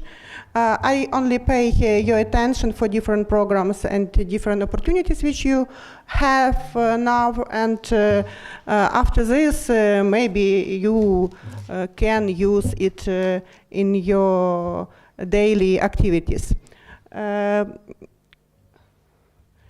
you know, maybe that I'm not only organizer of this conference, also I'm coordinator of Enterprise Europe Network. What is it? It is very big international network which is present in 65 countries of the world. In Ukraine also is present consortium, and now I'm as coordinator of this consortium, and we have a lot of different sectors and activities, but we have also activities which are focused on scientists and innovation. And only on these activities I will stop. Maybe you know in Europe are present two main networks. It is Enterprise Europe Networks and Digital Innovation Hub. Now for Ukraine under negotiation about Digital Innovation Hub. Enterprise Europe Network early was in the frame of COSME, now it is in the frame of Single Market Program, and now for negotiation continues, and it will clear that EN will be the next 7 years in Ukraine. How you can use it in your practice? Maybe you know that EN have a very wide direction of activities. It's from agro and it is to nanotechnologies too. So it's approximately 16 different sectors in which we act. But what is interesting and how we can help, it is about, I will tell you about big database which we have. We have big database which connected more than 600 organizations in 65 countries of the world. And in this database, we have three main directions. The first direction, it is business-to-business cooperation. For us, it is not interesting. But the next one, it is innovation-technology cooperation. What is interesting for scientists, because it is possibility to find investors, partners. And another one, we have scientific cooperation. It is the third main topics in which we work. So what is mean? It is innovation and information support, because we have communication with a lot European organization and have access to different funds and different organization. We have quite very close cooperation with agency, with European Commission, etc. And this database which we have this is updated each day. Each day we have new information about different type of cooperation, which is possible for Ukrainian organization, for Ukrainian scientists, for Ukrainian startups. And what can be interesting for you, it's if you have some interesting technology, yes, or nanomaterials, or maybe you wanted to have a patent, and after this you want to commercialize this technology. We can help you to find investors, we can help you, but we provide only information support. How we work, we created profiles about this technology or materials and posted it in our database. And immediately in 65 countries of the world, it's possible to promote this your technology or your materials which you created. And from another side, we have communication from more than 6,000 organizations, and we have information about different consortiums who are looking for different partners, partners, or created some consortium. And what I wanted to pay attention, you know that now Ukraine is ratified Horizon Europe, and Horizon Europe are open for all Ukrainian organizations, and now for Ukraine are two special launched two special programs. The first one, it is for scientists, it's Marie Curie program, but Marie Curie, yes, of course, it was for everyone, but now it's a specific program, Marie Curie for Ukraine. So it's about European Commission propose about 20 million euro for Ukrainian scientists who wanted to go abroad to different institutes, university, to continue their activities there, but they must return in 1 or 2 years back. But the first condition, you have completed your PhD, so you have be candidate or PhD. You have to take the status, and after this you can go to postdoc, and it is foreseen that about 200 Ukrainian scientists can be supported in such way. So it's possible to sign contract for 1-2 years and then return back. And another one program, it is for Ukrainian startups. It was launched maybe only several weeks ago. European Commission proposed about 25 million euros for Ukrainian startups. It will be a very targeted and focused program. And it is planned that will be selected 200 startups, which will be which will receive about 60,000 euros each for continue the technology, or to protect the technology, or to looking for investors, or something like this.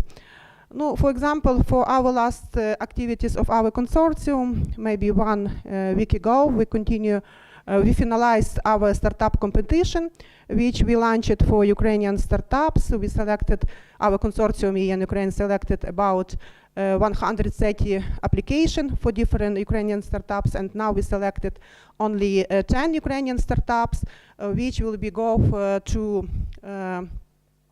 Germany, and will take part in Startup Innovation Summit. They will have opportunity to provide a pitch about their technologies or materials and to try to find some partners or investors there.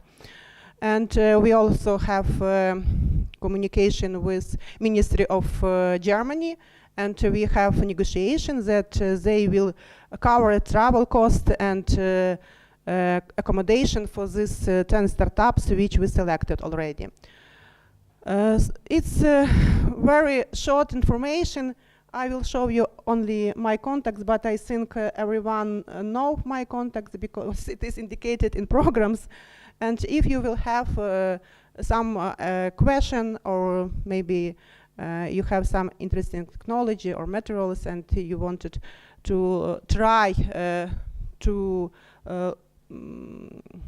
make more this technology applicable for market, so you can to contact me. Or if you have question about different programs, because we also provide information from different programs which are launched for Ukraine scientists, you can also contact to me. Now it's all. Now we have a short welcome party for everyone who are in our conference hall, because you know that this year it is 10th our conference, so it is a jubilee conference. That's why I invite everyone to another hall to have very small welcome party, and also there present posters, so we can continue poster session here. Bye-bye. Thank you very much for attractive presentation and attractive welcoming for party. Thank you all of us for participation in our session. Goodbye, and we are welcome tomorrow. Now at the party and tomorrow for conference.